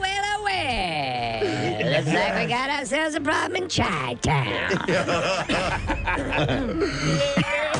Leaning back high. Looks like we got some trouble. Some trouble in Chi-Town. Going deep dish on this bitch. It's got a little leather jacket he wears. Yeah. Leaning back way far. Ooh, hey. In the home of Oprah. There we go. We had mentioned this earlier this morning, but it's definitely worth bringing up. The restaurant named Cadence, which is a BYOB on Girard Avenue, was named the best new restaurant by Food and Wine. That's a super well respected journal in the world of the culinary happenings. Yeah. And so this is a big honor. But in the order, you have Cadence is number one in Austin, Texas. Swerte. Frenchette in New York. Conby in Los Angeles, Kumiko in Chicago. These are all one-word names. Manny's Chili Dogs. Ah, that's on there. No, Pat's Chili Dogs. Pat's Chili Dogs.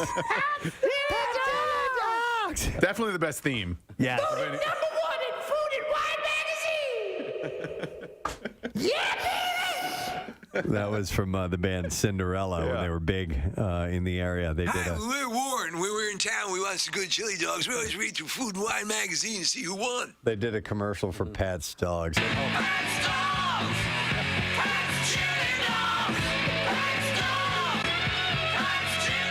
That building is now a We buy gold. Oh, is it really? We buy gold. Gold for sale. No more chili dogs. I'm not going west.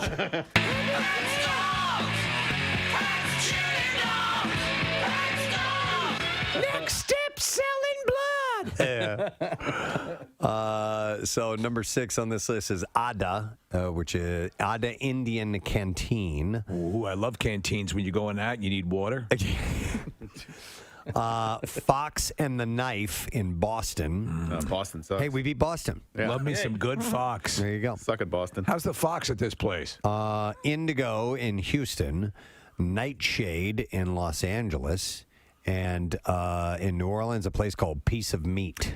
There you go. You know, it's I think one of the most difficult parts of a restaurant would be a name that means something and pops to people. Yeah. You know, like Pat's Chili Dogs. Right. That's.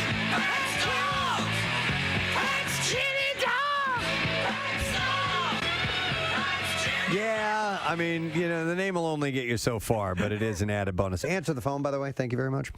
I don't know. If you had a restaurant, what would you name it? I'd name it Answer the Phone. Yeah, thank you.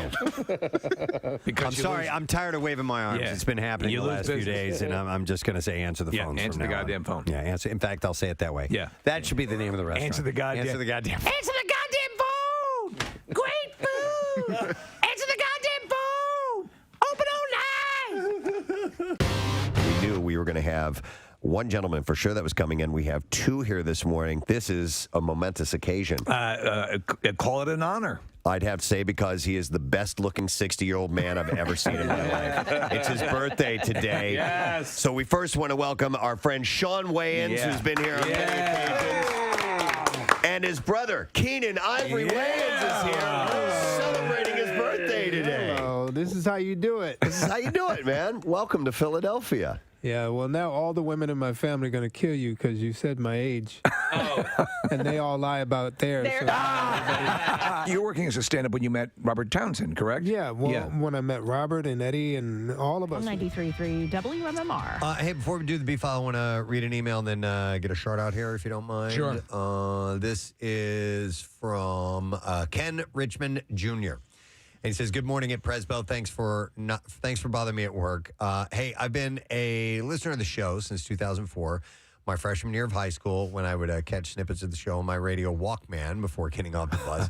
I grew up outside of Bridgeton, New Jersey, and moved to New Brunswick, Canada, which ironically does have a town named New Jersey in it. A couple of years ago, after meeting the true other half of myself, now I find myself driving a semi all across below the Arctic Circle, southern Canada, and the lower 48, and keep many a strange schedule for hours and sleep. However, I start every driving shift off with the most recent podcast episode that I haven't listened to yet. I love that. Always managing to find laughter and joy and keeping a connection to my original stomping grounds via you guys.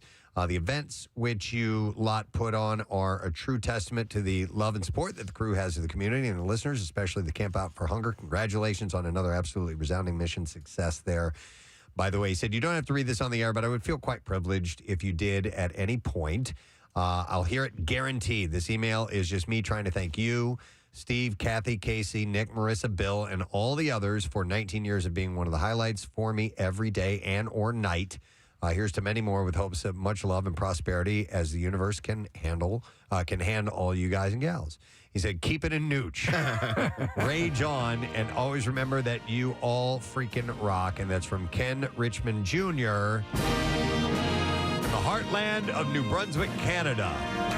So that was nice. I thought there was a guy who's traveling all over Canada. There's something, romantic and sort of Jack Kerouacian about that. Yeah, so thanks. We appreciate it, Ken. My brother and his family vacationed in New Brunswick last year and last summer, and I've never been. I really want to go. It's just north of Maine, and it's supposed to be unbelievably beautiful and calm. And my brother said it was one of the best vacations he's ever had. Reading the Geddy Lee biography, which I am right now, I'm all immersed in Canadian culture. Sure, yeah. And I've only been there once, and that was just to Niagara Falls. So I haven't. Well, no, I'm sorry.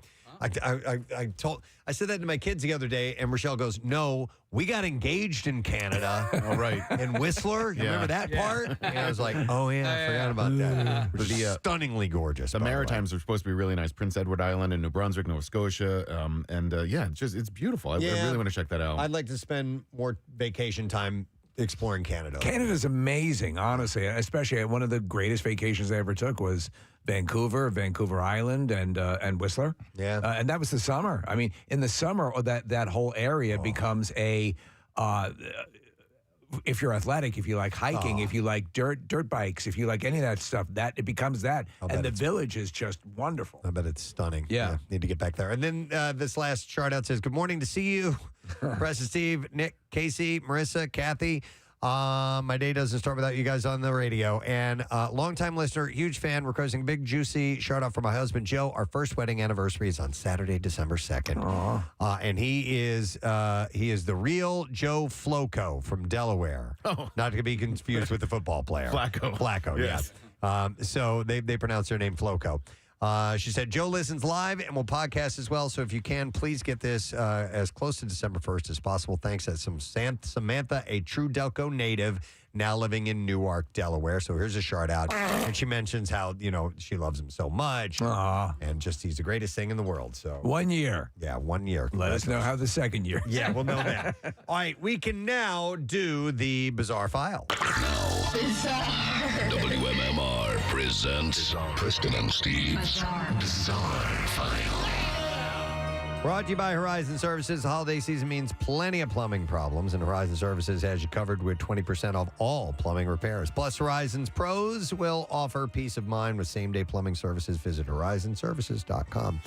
Well, a man who suffered a headache for 5 months discovered he had chopsticks stuck in his brain. Chopsticks in the brain? After a visit to the hospital. This was in Vietnam. An unnamed 35-year-old man told doctors at the hospital that he had been suffering from intense headaches for the last 5 months, as well as fluid loss and fluid discharge. Did you do anything recently? Well, I did pound chopsticks up in my brain. Doctors conducted multiple CT scans, which showed that he was suffering from the potentially life-threatening neurological condition, tension pneumocephalus. That means which chopstick brain? Happens due to an increase in intracranial pressure. Further examination showed a pair of chopsticks had gone up his nose and into his brain. So that could not have been... Was that intentional? Did he cop to it? No. Well, there's an explanation. So while the source of the chopsticks up in his brain. I keep hearing this song, Doc. Initially puzzled the doctors, the unnamed man later recalled that he had been in a drunken fight 5 months earlier when he first noticed the symptoms, and he added that he doesn't remember much of the fight, but that he did at one point get stabbed in the face with something. And it turns out that it was chopsticks, which had penetrated his nose and landed in his brain. I mean, honestly, you would think a chopstick or a pair in your brain might cause some sort of issue. It did. Yeah, I mean, like more profound. Yeah, but more than headaches. Yeah, the man initially reported to the doctor earlier, but the hospital did not find anything wrong. Gosh, I have a headache. I think I have chopsticks in my skull. They didn't find anything wrong with his nose at the time. They conducted endoscopic surgery and successfully removed the chopsticks through his nose. He is currently in a stable condition and awaiting discharge from the hospital. A Crook County, Wyoming judge has dismissed property destruction charges against a pair of ranchers accused of bleaching penis shapes and other markings on their neighbors' cows. Ranchers who had been accused of bleaching male genitalia and other markings on their neighbor cows, no longer facing charges, as the judge didn't find sufficient evidence to advance the case to a felony-level court. The property destruction charges against Patrick Sean Carroll, who is 66, and his son Tucker, who is 34. Both have been dismissed without prejudice, and the men were originally accused of bleaching penises and other shapes onto the bodies of 189 of their neighbors' heifers. Well, bleach can that be lethal? I mean, it could have been another catastrophe. 6 of his bulls to get the neighbors' attention after 3 years of cattle crossing onto their land. The case started when the cattle's owner, Philip Haybeck, contacted the sheriff's office to complain about the bleaching, which had allegedly knocked thousands of dollars off of the cow's total value. The bleached animals were worth $500 to $700 less per head per an estimate. We're not even talking about the vagina sheep. Had the charges not been dropped and the men convicted, they faced up to 10 years in prison and $10,000 in fines for each of 2 counts of property destruction. Just a quick question. They dropped it. Do they suggest as to why simply having the bleach of the penis on the cow would affect the sale of the cow? The cows. I don't know. Yeah. No, maybe something to do with their appearance. Doesn't look as purty. Yeah. Customs agents at the Minneapolis-St. Paul International Airport seized thousands of syringes for what they say is a dangerous and unapproved vaginal tightening gel.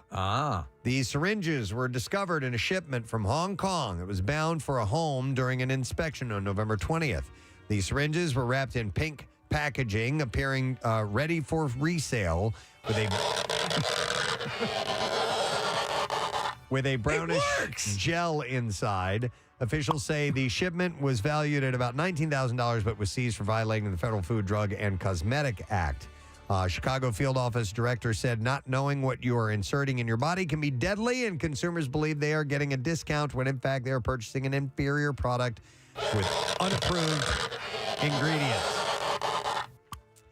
The body of a man missing since October was found in the ventilation system of a Michigan community college on Sunday. That must have been stinking up a storm. Yeah, Macomb Community College police identified the man as Jason Anthony Thompson. He was 36 years old, found in the Macomb Center for the Performing Arts, or Macomb, I guess is how it's pronounced, a building on the college's central campus after authorities were called to the site to investigate a foul odor.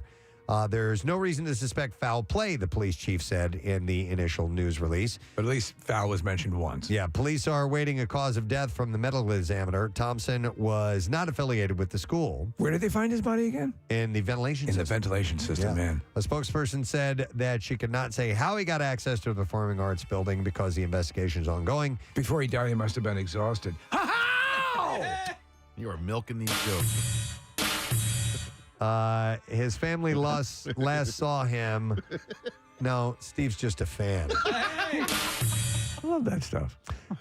His family last saw him on October 25th and reported him missing on November 1st. So, but they have no idea why the guy was up in there, and then it's no foul play. It's a new dad joke for Casey that I sent to you. I'm working. Oh yeah, there's a new. I now my what is it?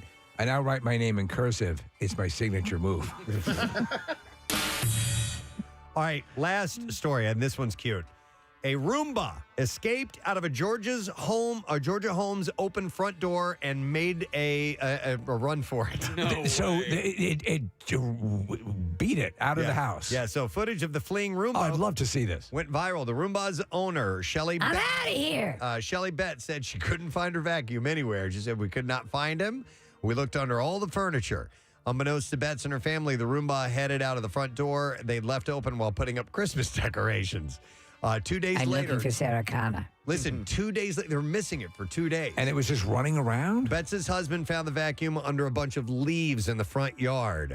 By the way, they're pricey. But the vacuum didn't make it very far at all, maybe about 10 yards. After they found the vacuum, the family looked back at their Ring doorbell camera footage and witnessed the Roomba's escape. We're looking at it. It's hilarious. Though the Roomba made a clean getaway, it was left quite a mess. That's good. Hang on. Yeah. If it still works, but it's lost padding and its brushes. Still, Betts praises the vacuum's ingenuity. We got a Roomba a while back, so we have both the vacuum and the mop. Yeah. How is it? They're great. Yeah. They're great. But they're noisy, or Yeah. the vacuum is. We've named them. The vacuum is. Hang on a second. The vacuum is Rosie, and the the mop is Alice. So I didn't know about the mop. the mop is great. Here's the one thing, and we had a unit that was specifically like a Roomba competitor that was designed specifically for pets. It's like it thinks 1 or 2 pets. It doesn't think 8 or 9 cats. Sure. So when they throw up or any sort of anything incident on the floor, it's going to make it worse. Just smears it all over the place. Yeah. So Wait, but is the mop a vacuum too? no. No? Yeah. It's a straight up mop. So we have both. The vacuum runs first and then the mop. And the Husqvarna has it's basically a Roomba lawnmower. Yes. I would love to have one of those, but my yard is just not conducive for it. Dude, so when we went to Sweden to visit, this was years ago, and they Rochelle's family had one. Yeah. I just sat there and watched that thing. I would do the same thing. It just runs all day So long. It's really quiet. It just clips very, very slowly. It finds its home. And it runs all the time, goes back to its home. But they had a flat yard. And it has solar panels on the top. Yeah, Nick, it has like a little base that it goes into to get charged and stuff. The Roomba does too. Yeah, and it makes love to your blender. Yeah. No, the when it first runs, it plots, and you'll see I watched a video on it. There's an app on your phone that plots the parameters of your yard, and then you take your finger and you can move the lines as how far you want it to go. Okay. Badass. Yeah, it's pretty cool. Yeah. But you need to have the right. Your yard has to be either right, flat, too many hills, and you little can't have that, and you have to disable laser kill. little contours, and you take the laser kill off if you want. It's an option. I like this robot though. Other robots scare me. But No, the ones that have machine guns on them? Right. Yeah, Yeah. those ones are bad. Attack drones. Autonomous kill drones are Right. really not my speed. Right. But then again, they don't do good yard work as well. But every now and then, Aruba will escape. So Yeah, all right. Aruba, you gotta It's be careful. happening. Be careful. All right, we're going to take a break. We'll come back in a second. And lesson question, trash, music, news. Those things are on the way. Stay with us. Preston and Steve. Out at the same time and in the club in New York at the Improv. Yeah. And that's sort of how we, started working together. And you, I believe, if the legend is correct, that you are one of the writers or co-writers on Raw, correct? Yeah, on Raw, I worked on that with Eddie. I also produced it, and Robert directed it. I remember that day. Oh, there was a picture. Put the picture back there. up. Yeah. I was back there with you guys, right? And I was slapboxing with Eddie, and I almost hit him, and then security grabbed me and was like, all right. All right, Junior, you about to mess up this money. Go sit your ass down. Wow. So that's cool. But all you guys have had such a massive effect on comedy and a type of comedy that I love, we all love, that is, you helped usher it in. Eddie Murphy did as well. What happened in my career was I started out, sort of by myself. Yeah. And then as my family started getting into the business, I kind of realized that it was either going to be all of us or one. So I decided to make it about all of us. So I kind of stepped away from acting and started to cultivate. Yeah, exactly. So, and Sean, we were talking earlier about how you were first on the show as the DJ. Yeah. And you'd already been doing comedy. You're doing stuff like that. But so from your point, Keenan, as you're seeing family member after family member, I want to do this. I want to do this. Mm-hmm. Is it a double-edged sword, or what do you first say to them when they come to you and they say you as sort of the default patriarch? I want to do this. He nurtured us. Yeah. My thing with them was as long as you're willing to work. I always wanted them to know that it wasn't easy, and I would give them small opportunities in the beginning. I never gave anyone a starring role who wasn't ready, and like I said, I made sure that they all put in their work, and it is the fact that they're where they are in their careers now is testament to the fact that they came in the right way. Did anybody ever get mad at you saying, "Hey, I'm ready for my starring role"? Always. When Damon first started, I was the DJ, man. And you were a damn good DJ. I could play sketches too and scratch. Hey, the guy right behind you is really talented. Well, when Damon first started, I told him, I said, "Give yourself 10 years." Yeah. And he looked at me like I was insane, and he was like, "It's gonna take me 10 years." Well, 10 years later, he was, he was ready. We say the same. I tell like the interns and people who are coming up in the radio business, and now we've been, it's the 20th anniversary of the show, and I say, trust me, just, if you were to jump 5 years into the future and look back, you wouldn't believe where you were or how things have changed. Yeah. So that's very sage advice. But when you're young and hungry, it's hard to perceive that. It is, and the thing is, youth is something that people think everything is supposed to happen when you're young. Right. And they're disappointed if it doesn't, because youth is when, you make the money, you chase the girls, you do. And that's the experience that everybody wants, as opposed to being great at what you do. Yeah. And being great at what you do takes a lot more time than that. And sometimes, youth passes you by. And I tell people all the time, if your goal is to be a CEO of a company, it doesn't matter if it happens at 20 or 60. Yeah. You still accomplish your goal. Yeah. All right. So you have to be a really good talent scout, right? So within Living Color, were you the sole decision maker as far as who was on the cast and who wasn't? Yeah. All right, so it was because you did an amazing job with that, and you did, look at all of the people that came out of there. Well, they were all people that I knew. That you knew. Right? So we were all in the clubs together. Okay. So when I got an opportunity, it was like, who's the funniest guys I know? Like, it wasn't really like a hard thing to do, because I knew they were funny. You were working with people like Jim Carrey and all those guys were paying their dues. And he knew what to do with them. Right. But that's a key. That is a gift. There's Lorne Michaels has that that ability, and also who's going to synergize well with each other. But your show aired at 8:00 on Sunday, and so you had a younger audience in myself. Right. And I loved it. You know what I mean? Like Ace Ventura came out, I was like all over that. And like, it got moved to 8. Started at 9. Did it start at 9? Yeah. What did Parker Lewis Can't Lose? Was that your lead? The Ferris Bueller ripoff? I love that show too. Fox wanted to make it an anchor show. Okay. So they moved us to 8. Did they initially, or because would it first really, because it kind of hit the ground running, if my memory was, and did they go, whoa, we need to bump this up? Yeah, well, initially they were very afraid of the show. Yeah. Period. Like they had no idea what was going to happen. But once the show was successful, then it was like every network strategy is going to be how many other shows can we launch. Right. So, they ended up moving us. In this day and age of reboots, we're seeing TV shows rebooted. What's the likelihood? We don't have a good sketch show. SNL's the only thing going right now, as far as I know. I think there's absolutely a new generation. Yeah. So it would just. I don't think that the guys from the past would step forward. Yeah. Yeah, want to do that again. But there's absolutely a new generation out there, and it would be fun. Yeah. We're in a time now where I think a show like In Living Color is needed, but at the same time, it's the sensitivity. Can you do it? Yeah, no, that's a good question. We were wondering about that, about the. Preston and I were having a talk earlier about the comedy club or the theater. When you guys are there, that's your realm, and all bets are off. You should be allowed. There's safe spaces for satire and comedy and thought provoking, whatever you want to do. That's your palette. And there's been hits on it lately. It's the phone. Yeah.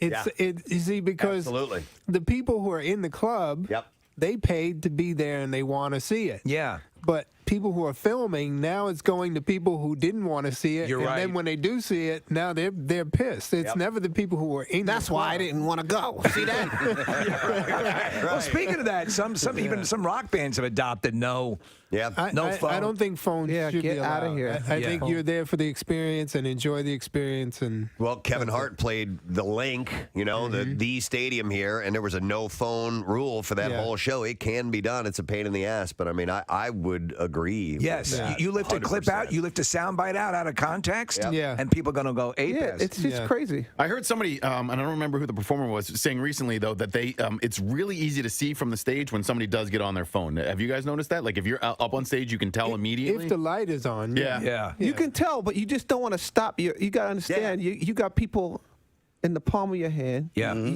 You got momentum going, right? And you're thinking about your next thing, and you're trying to be physical, and you're trying to be in the moment, and then someone has their phone up. Do you stop your whole show to deal with this guy with his phone up? And then kill the people's No, show? you're right. So you're going to Or do ruin it you for other keep- people. yeah, so, No. You know, It makes total sense. sometimes you do, and you make him part of the show, and you destroy him for being the idiot. Yeah, which is for pulling also his phone good. out. Yeah. But You channel your Richard Pryor. yeah, if I gotta stop, I'm gonna destroy you. Keenan, I have to tell you that I'm gonna Get You Sucker is one of my absolute favorite movies. Thank you. Hilarious. I think people need to revisit it, but I think it's also sort of it's the likely first step to getting to Don't Be a Menace, which that same sort of comedy, which has became the style of comedy. When you were putting that together, how difficult was that to pull everybody? You had a lot of cameos and stuff. Give us the idea of what that production was like. I was very lucky. And Jim Brown really, he and Bernie Casey, once they came on, got it done. That got it done. Then everybody else was like, well, if they'll do it. And they were essential. Yeah, they were what Leslie Nielsen was. Yes, they were the icons of the era. And so once I was able to bring them on board, it went really smooth, and it really was. It was an homage to them. So and the blaxploitation movies of the those 70s. are the movies I grew up watching, and so did I. They were enjoyed awesome. them. Yeah. So, when I was writing it affectionately. So that's why I think that they responded to it. And then these guys did the same thing for their generation with Don't Be a Menace. Yeah. So I was on the set of I'ma Get You Sucker, 17-year-old boy watching his big brother do his thing and just taking it all in and going, man, one day I want to do a movie just like this. Yeah, and you did. A couple of years later. Yeah. Don't Be a Menace was born. It's Sean and Keenan Ivory Wayans here, and we want to do something special because it's a special day, and we have something to bring out for Keenan. It is his birthday today, so we got a cake for you, Keenan. Yes. He don't eat cake though.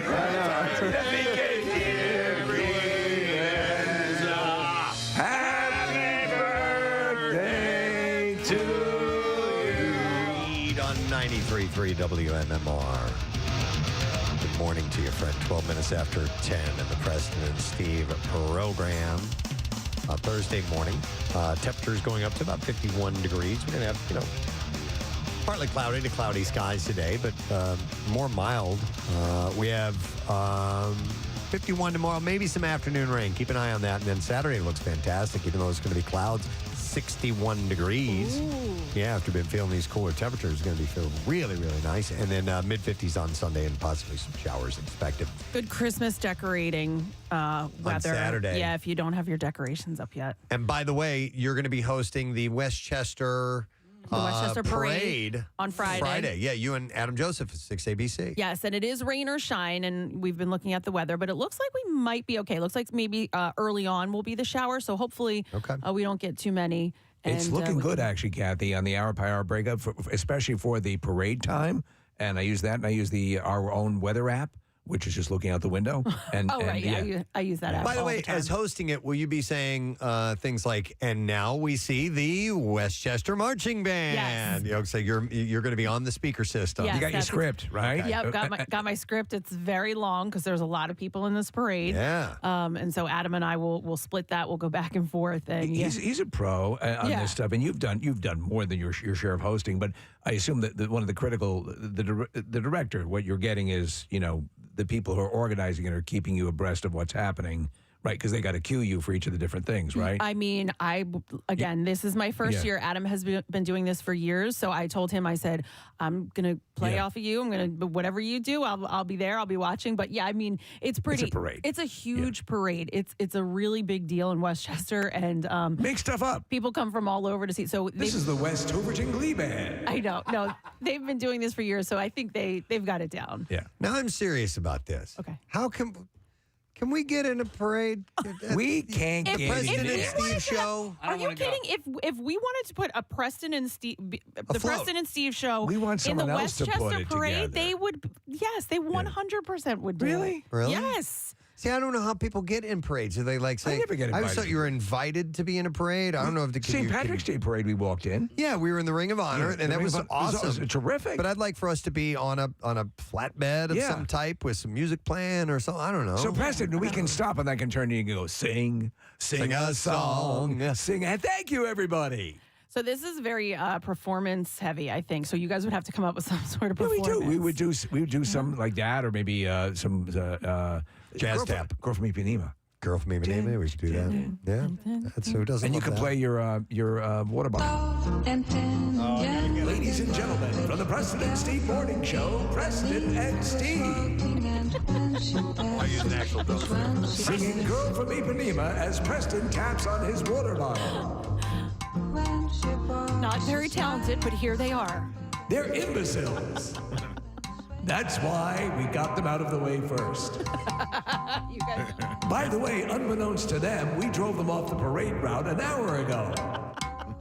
They're actually parked at a Walmart. I'd like to know where, how, and why the parade got started. That's because two Neanderthals started walking in line and another one stood off to the side and went, ooh.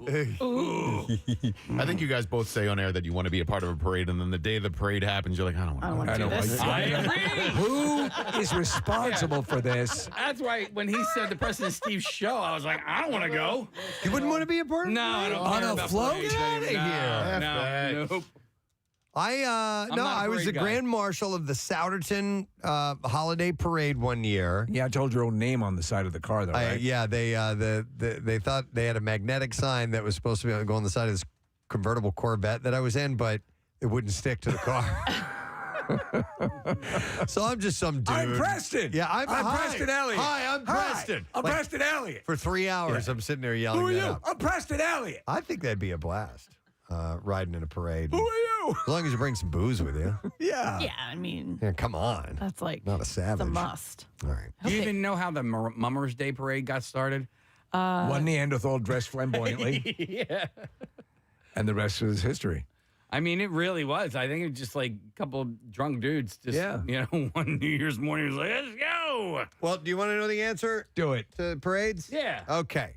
As early as 3000 BC, religious processions were one form of a parade. The other type was military. Troops were paraded in front of people to show off the men before leaving for battle, to practice maneuvers, and to exhibit prisoners and booty after a successful campaign. Show me that booty. Yeah. We are mamas.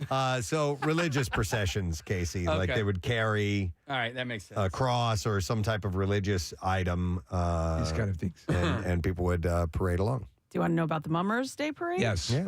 That parade traces back to the mid-17th century, roots blending elements from Swedish, Finnish, Irish, English, German, and other European heritages, as well as African heritage. The parade is related to the mummers' play tradition from Britain and Ireland. There you go. There you go. There are your answers. Want to know how tall Everest is? It's like 25,000 and change, right? 29. 29 and change. 29. Well, that's the end change part. Yeah, right. 4,000 4,000 feet. Yeah. Right. Those One are the quarter inch is the change part. 4,000 feet of change.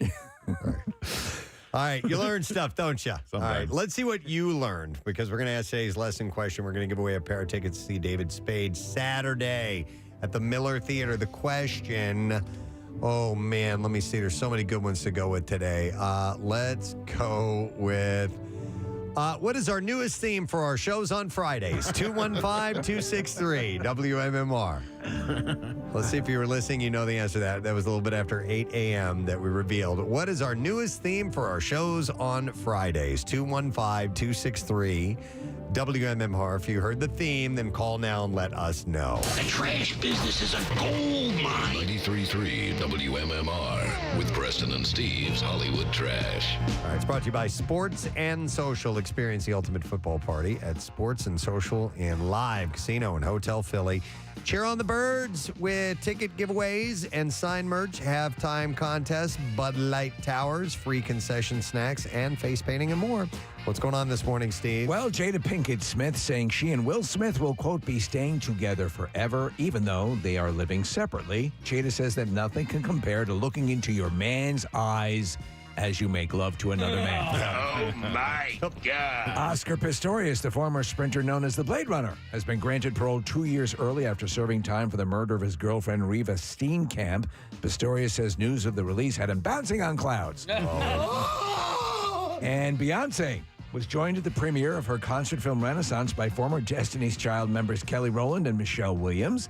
Both Rowland and Williams said how thrilled they were to find an unlocked door in the back of the theater. That's your Hollywood. All right, we're going to go to the phones, try to get the answer. We need to know what the newest theme for our shows on Fridays will be. 215-263-WMMR. First caller in was Jennifer. Jennifer, good morning. Hey, bitches. Hey, what? All right, Jennifer, our new theme on Friday is... Necrophilia Friday. Necrophilia Fridays, yes. Hang on, Jennifer. We are going to set you up. We've got a pair of tickets to see David Spade live this Saturday, and that will be at the Miller Theater. Some tickets remain at KimmelCulturalCampus.org, by the way. And yes, tomorrow we'll have our necrophilia stories for you for Friday. All right. Now, Preston and Steve's Music News on 93.3 WMMR. Brought to you by Family Company and Family and Company Jewelers. You can save big at the passing of the torch sale, November 27th through December 2nd. Watches for him, diamond studs for her, and yes, even engagement rings will be on sale. FamilyJewelers.com. All right, in advance of Kiss's final live shows, New York City has prepared a Music to Light show on the Empire State Building for tonight. For the Kiss event. Yeah. Wow. One of the band's most iconic photos was taken on the 86th floor observation deck in 1976. Paul Stanley and Gene Simmons recalled that day. Paul said, "It's pretty awesome to be up there. We climbed the ladder in those boots, and it was pretty interesting to me. A pretty interesting time," he says. Gene added, "We were nuts. We would do... D's nuts. D's nuts. We would do anything you can imagine. Let's go on top of the Empire State Building and hang over the side for a photo. That'll look cool. Let's go." The ceremonial lighting display, set to their 1975 hit Rock and Roll All Night, will illuminate the building from dusk till 2 a.m. and can be viewed online through the Empire State Building live cam. That's pretty cool. Yeah, it is cool. I mean, this is for Kiss fans, this is a big day. Yep. The illumination will show silver to represent the Kiss logo and red, purple, blue, and green to honor each band character's iconic color. Kiss, who formed in 1973, is going to play their final concerts Madison Square Garden this Friday and Saturday, tomorrow night and Saturday, and that's it. Yeah. Those guys are done. Yeah. When Foo Fighters played a concert in Abu Dhabi last weekend, they were under strict orders not to curse on stage or they could go to jail. Dave Grohl, who uses the F word frequently, had to have a cue card to remind him. So in big, bold letters taped to his microphone stand were the words, "Do not curse, do not curse." So they actually, yes. I'd be curious to, well, listen, it's all past now, but if he had have made that infraction, do you think they would have thrown him in jail? It is punishable by up to a year in prison, believe it or not. Grohl held it up to the show to the crowd and told them that he thought it was, quote, the first time ever he'd made it through a live set without swearing. He also joked that the band's late drummer, Taylor Hawkins, would have, quote, loved this, he said. But and listen, and I love Dave. He is one of the great ambassadors to rock and roll and one of the great figureheads in rock and roll, period. But he says the F word too much. Too much? To where it loses its impact. You know what I mean? Right. When people are using it as a filler, it just, after a while, I'm He like, can't okay. see it, but the people of Abu Dhabi do. They do, yeah. But I mean, after a while, I'm like, okay, back off just a little bit. A couple F-bombs are great. I'm not conservative at all in that. But if you're effing this and effing that and F and this, it gets old. Do you know where I've heard the same thing said is about Blink-182 on? Oh, yeah. So they're actually pretty sophomoric on stage. They're like, hey, farts, everybody. I swear to God. No, you're right. Yeah. Really? Yeah. That was actually Tony Bennett, too. Hey, everybody farts. Farts this, farts that, poo-poo. How about some piss? I said it. I said piss. I said poo-poo. Fart. That's Tony Bennett. Tony Bennett. The classic singer, yeah. Fart, poo-poo, piss. Wedges, purple nipper. Skid marks. Okay. He's one of the all-time greats, too. Yeah, he knew how to do it. I had no idea. He said the F word a lot. John Bon Jovi, nice, says lots of big... you company. Bye-bye, Jenny. Hey, you, with the big forehead. F you. John Bon Jovi says lots of big surprises are in store for the 40th anniversary next year. In a video message to Spotify listeners who have Bon Jovi as their top artist of 2023, John teased that new projects are coming soon, although the specifics were bleeped out. One thing that could be understood was that you can count on on unreleased and somewhat forgotten Bon Jovi songs to be released. About that, John said, whether it's lyric books or photographs and video and film and things, he said, I had no idea that I was such a hoarder. We have a lot. And to coincide with the 40th anniversary, it's going to be all box set that'll be coming out. You had been talking about Richie Sambora, who was sort of intimating or suggesting that he would like, or we were kind of vague on whether or not there was going to be some sort of reunion. Do you think the 40th anniversary might be the... If they were going to do it, that makes be the sense logical to point, maybe, mend fences and give it a shot. So we'll see. I thought this was kind of interesting. Netflix is making a scripted movie about Dokken. Yeah. Really? Don Dokken described the plot, which is set in 1989. He said it takes place with 4 guys that are fans of Dokken, and they're following us around and trying to meet us, and I think that's the premise of the movie. In an interview, he said it all got started about the time the COVID hit, so that slowed things down. He didn't know a lot about the script details, but said that it would probably cover the main reason the band broke up, which was, quote, massive coke. He said, I don't do coke, so I was kind of the odd man out. A lot of drinking, a lot of partying, and actually I was getting down because we were so close to like being at the top, being a headliner band, and then I just couldn't save the band. So it's Don, Dale, Denny, and Dirk Dokken? No, actually, I know all the names of the members of Dokken, believe it or not. Yeah. Let's hear them. There was Don Dokken, there was Wild Mick Brown, Jeff Pilson, and Stan Lynch. No, not Stan Lynch, George Lynch. Were you a fan? I was a fan. Okay. Yeah, we played a bunch of their songs in my band. I mean, so. at least 4 or 5 times a week, I say rockin' with Dokken. Rockin' with Dokken. Yeah. I wouldn't be able to, just off the top of my head, be able to name you one Dokken song. Color My World? No, that was Chicago. I'm sorry. I always get them confused. So I just brought up their library that we have here. The library? Yeah. Oh, wait, no. I do know one. They do Dream Warriors. Dream do they Warriors, not? Okay. yeah. All right. That was that their biggest hit? It would have to be, I right? think it probably was, Steve. Because yeah. it was, we used to play a song called Breaking the Chains. I used to love that song. And sometimes we would even end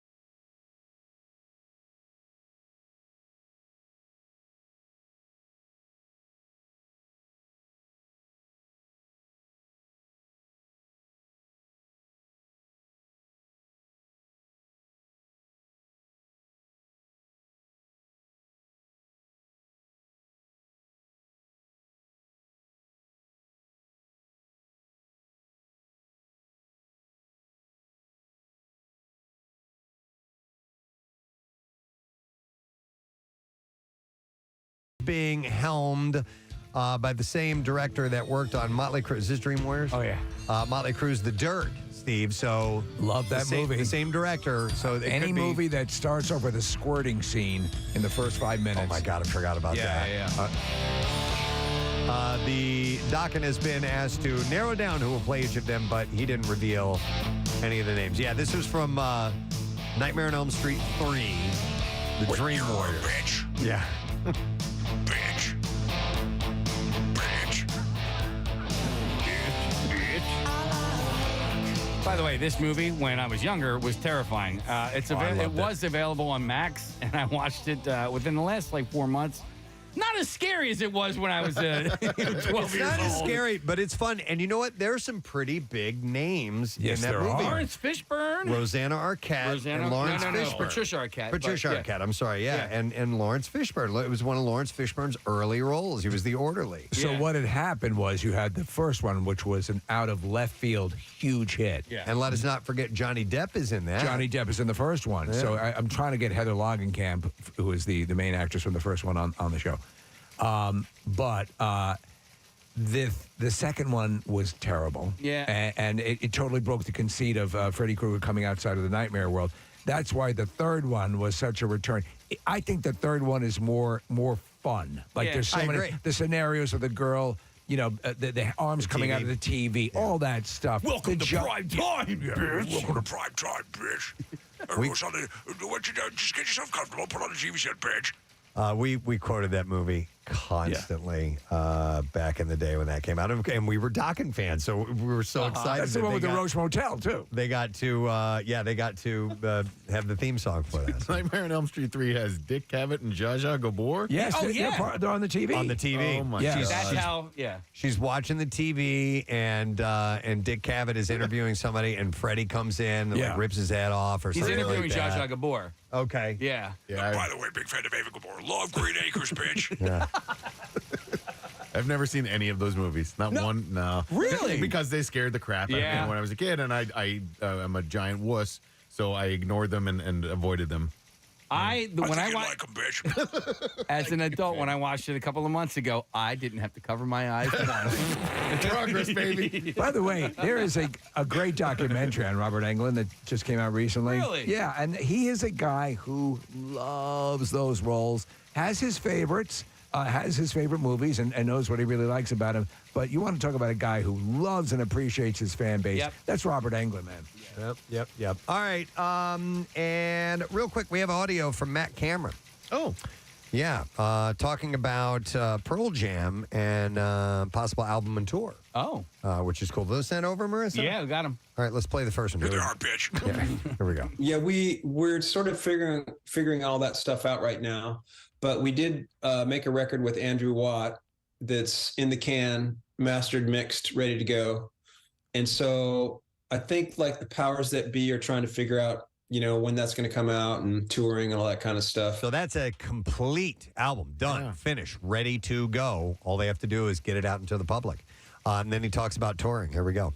I think like in general, the touring industry is pretty much back to normal. So 2024, there's a good chance that you'll be hitting the road again. And I think so. Yeah. All right. Nice. Good news from the camp of Pearl Jam. All right. That's case. Speaking of touring and show members' favorite bands, the word on the street right now via social media is that Phish just announced that they're going to do a 4-day show, 4-day tour at the Sphere in Las Vegas in April. Wow. Yeah. In April? In April. And it's funny because I've got a whole bunch of text change going on right now, and one of the text changes is like, man, I'm really nervous for the fans because, you talk about like people who go to concert and celebrate in excess. Yeah. And apparently those seats, because Marissa was in there, it's really steep. Yeah. That makes me nervous. That definitely makes me nervous. So people might be tripping. Yeah. And I watched a dude fall flat on his face just standing on flat ground. And this thing is trippy to begin with. Yeah, I'm sure it would disorient you too with that, with all that overwhelming ocular sensation. I remember, Marissa, when you saw that, so you obviously went to see sort of more like a movie presentation, IMAX presentation, not a concert. But do they give you some sort of a disclaimer in the beginning about moving around or standing up or close your eyes, maybe? Yeah. Not whatsoever. In Okay. fact, when you go in, they just kind of like shuffle you through to spend more money. Okay. So like, hey, why don't you wait in line and go to this thing and then buy a $17 drink and here and there. And I kind of hoped that we could leave. I wanted to sneak out a little early because Vegas was pretty, the traffic was bad because of the F1 that they were setting up. Nobody around us would have been able to stand up and let us out of the aisle. Okay. Like the aisles are that tight and they're that steep that you can barely like shuffle past somebody. I think if you're any sort of balance issue, you'd have to be careful because this is a situation, as you said many times before, and when it opened up, this is the contrary to the normal concert experience. You want to be further away from the stage to get the whole thing. I mean, I hate to say anything bad about it because it is so cool. Sure. And the IMAX movie I saw was about like global warming, and it was only about a third of the possibilities of the potential of all the screens and the lights and everything like that was in there. But I was pretty nervous, and I mean, anybody wearing like high heels in there and trying to walk up the stairs. I think so. You know, Harry Styles' case is also supposedly I'm going to a be there. stylinista. You're a stylinista. Or is anyone announced, or are they just rumors? Well, Fish is announced. Fish is announced. Yeah. Okay. That's cool. Yeah, Fish and Sphere both put it up on their social media. So, Casey, it's April 18, 19, 20, and 21. Yeah, I'll probably try to go to the Friday, Saturday show. 420. And there it is. That's perfect. Well, speaking of Vegas, really quickly, only because I have like an attachment to it, the Punk Rock Museum is up for like Museum of the Year. I'm gonna put it on. I'll put it up on PrestonSteve.com and my social media to go vote for them. That's where you got married. Then maybe they'll hang a photo of us up in there. Yeah. But if you're going to the Sphere, be careful. Watch your step, bitch. Because of all the expensive visuals, I'm not trying to slight the visuals they have. We spent a lot. I'm very impressed with them. You could break your neck, bitch. He's your usher as you come walking in. Right down here. Yep. Enjoy the show, bitch.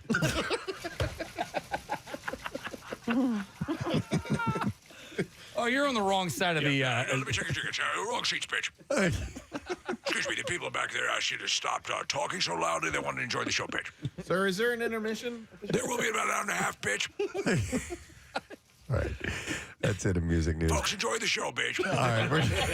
All the bitches and various bitchettes. We're going to take a break. We're going to wrap up the program when we get back. Stay with us. Preston and Steve.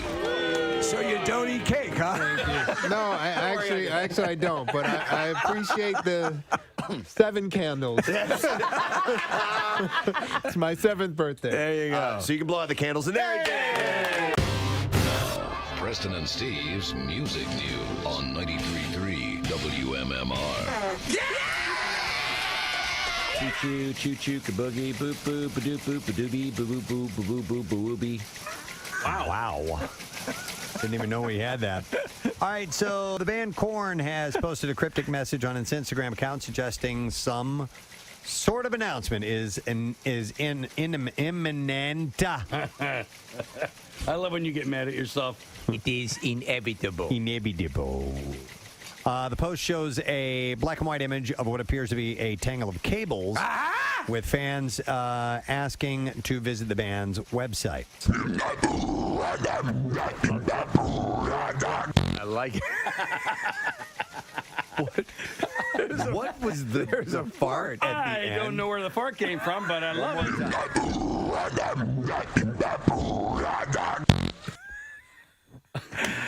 Play that at regular speed, right. please.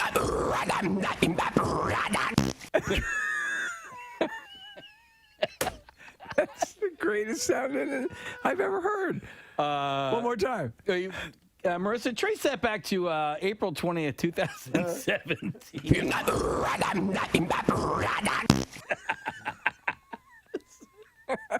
Kathy thinks this is hilarious. Not even. Like it boggles my mind how you still find it this funny that the three of you can't contain yourselves. It's great. It's everything you want to say. Sometimes the words don't come to you. I play it again. Which speed? Slow. Let's do it slow.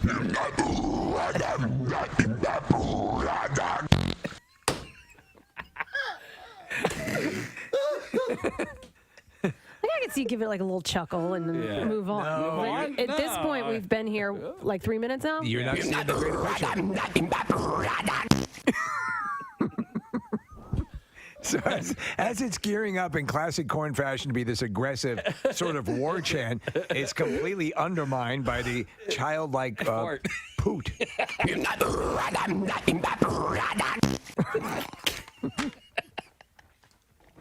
It's two completely conflicting attitudes. Hey, by the way, nobody else is laughing. Yeah. So it's not just Kathy is not laughing. Nick's not laughing, and none of our interns are laughing. Marissa has a smile on her face. Hang on a Do you ever second. see Amadeus? I usually don't find farts funny at all, Kathy. That one caught me off guard. It made me giggle. Because it's more of a, It's more of a raspberry Yeah. than it is actual A fart, gas. yeah. So. And also the mystery of it. It's like an escape room. How did it happen? We don't know. We may never know. We may never know. Okay. Music news. Yeah. Turn the. One more. Stop the press. Go ahead. What was that? That was a mistake. It just can't.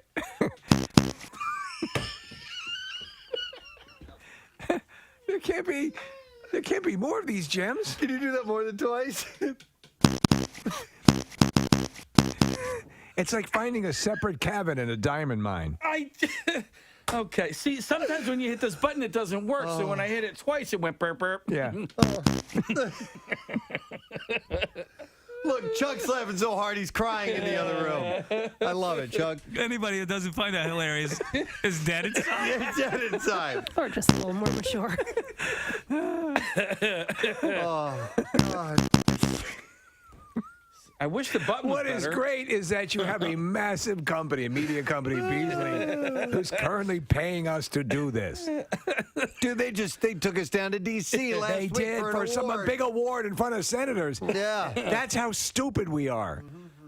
Or They're bad. genius. Or we make pulled a living. fast one. Yeah. We make a living out of this. There you go. Follow your dream. 2 is funnier than 3 or 4, I think. Yeah. Yeah. Wait. It sounds like a wrong answer type of thing. Is it Sputnik? Ah, man. 1 for yes, 2 for no. Or double A. Triple O. MCO. Let's stick with rumors. Viewers, will they want to keep up with the Kardashians if Kourtney leaves? And we might find out for months now. Oh, please. Tension between Kourtney and her sisters have been rising. Last summer on Keeping Up, viewers saw Kim and Kourtney reach an almost breaking point over their differing priorities in terms of family and work. And in a recent interview with Paper, Kourtney confessed that she'd love to leave the show in the dust. She said, I will always say I want to move away someday and just be away from it all. Sail away. Sail away. No one will ever see me again. I keep throwing up different places. I'm going to throw up. I keep throwing up in different places. I keep throwing I'm up. gonna puke. I keep throwing up different places, but then I'll go there and visit. And she's going to sail away. She's going to sail away, just like sticks. But then I'll go there to visit, and I'll be like, nope, this isn't it. But I'm glad I came. She's just afraid of Chloe coming after her. Yeah. She said, we've just been to Finland. And I was like, check. It's great for me to visit, but I'm not going to move there. Maybe Norway, Switzerland. I've got lots of ideas. She does have a lot of ideas. That's according to Kourtney. They're all annoying. On Sunday, producer Ryan Seacrest was put on the spot by an ET reporter who brought up the subject. Do you think that Kourtney is gonna leave the show? You think Kourtney's gonna leave Keeping Up with the Kardashians? ET is a reporter, mind you, so yeah. I'll always be right here. Seacrest seemed taken aback. Why? 'Cause I'm from another planet? Are you a xenophobe? But then said, well, if the cameras go away, as long as they can come back, Kourtney. On my home planet, I was a botanist. He said, they can go away for a little bit, but bring them back so we can do another season or 2. Honestly, I don't know how they do it. He said, I couldn't do it no matter what they were paying them. I can make things levitate. Just thought I'd throw that in.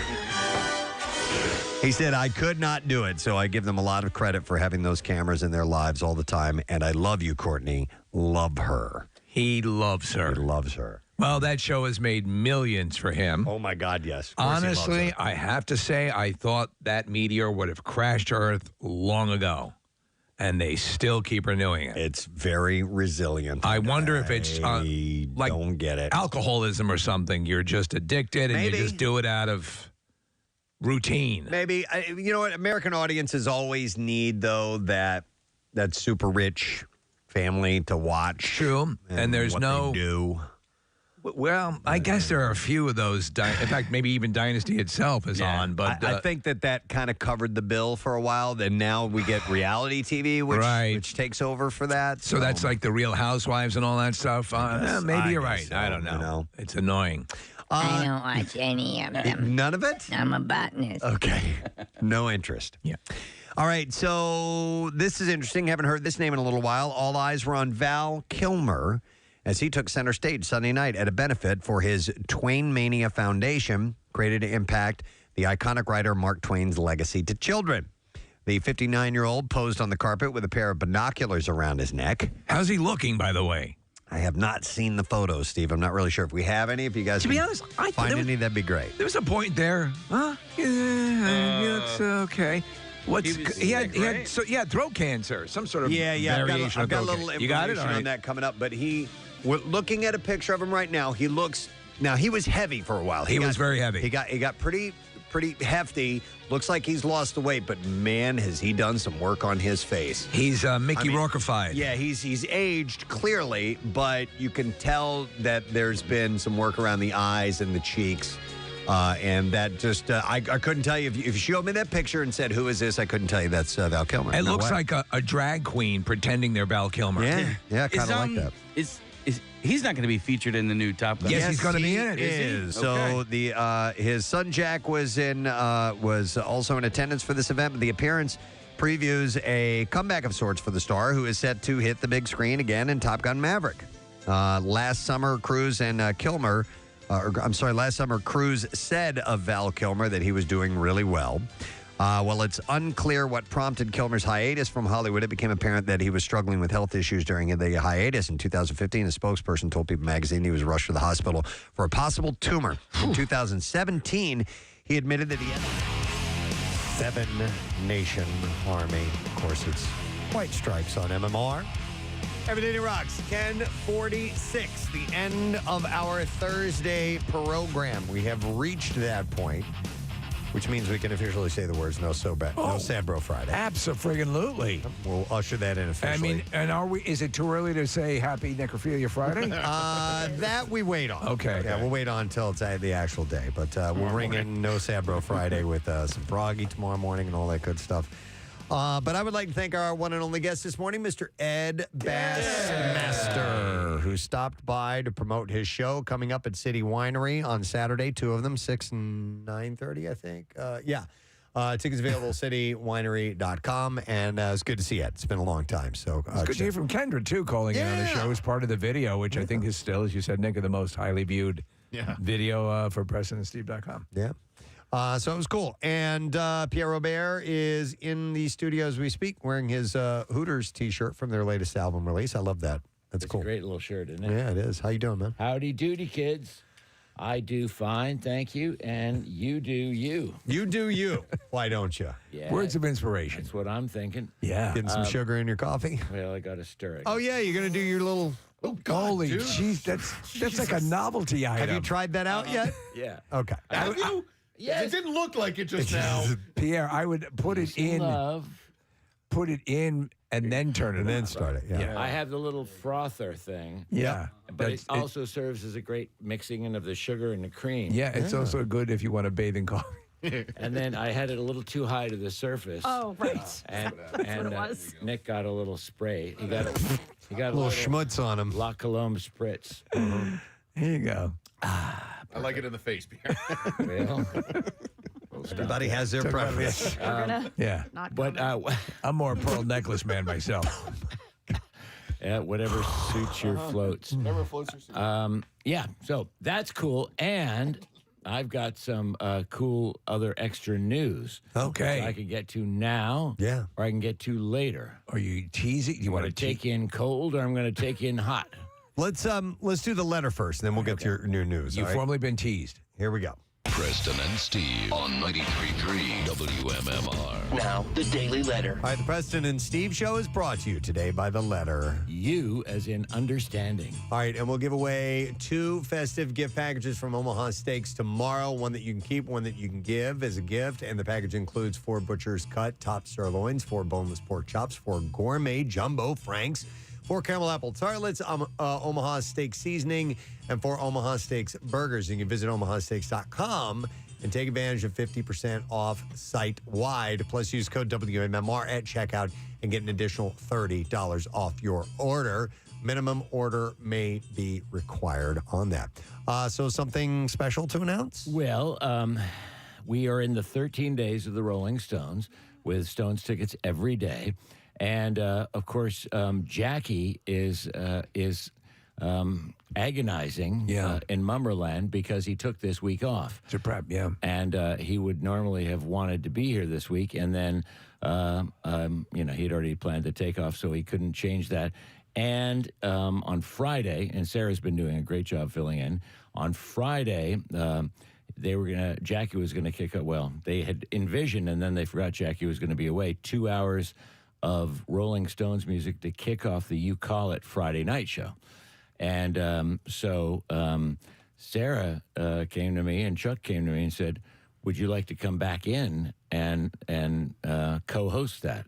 And I go, I would like that. I think that's terrific. So it's a double shift for me on Friday. Well, 1.5 shifts. Yeah. But I went 8 hours on Thanksgiving, so this is nothing. Yeah. So I'm going to do my regular show on Friday. Then Brent will take over, and then I'll come. I hopefully will have time to get to the gymnasium and not fall asleep in the parking lot, and get back. And I will co-host with Sarah from 7 till 9.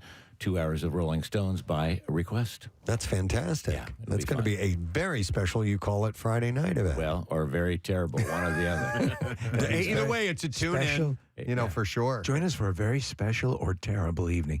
No, I think the fact is you're Watch doing a train You Call wreck It happen. Have you ever seen a tragedy happen in real time?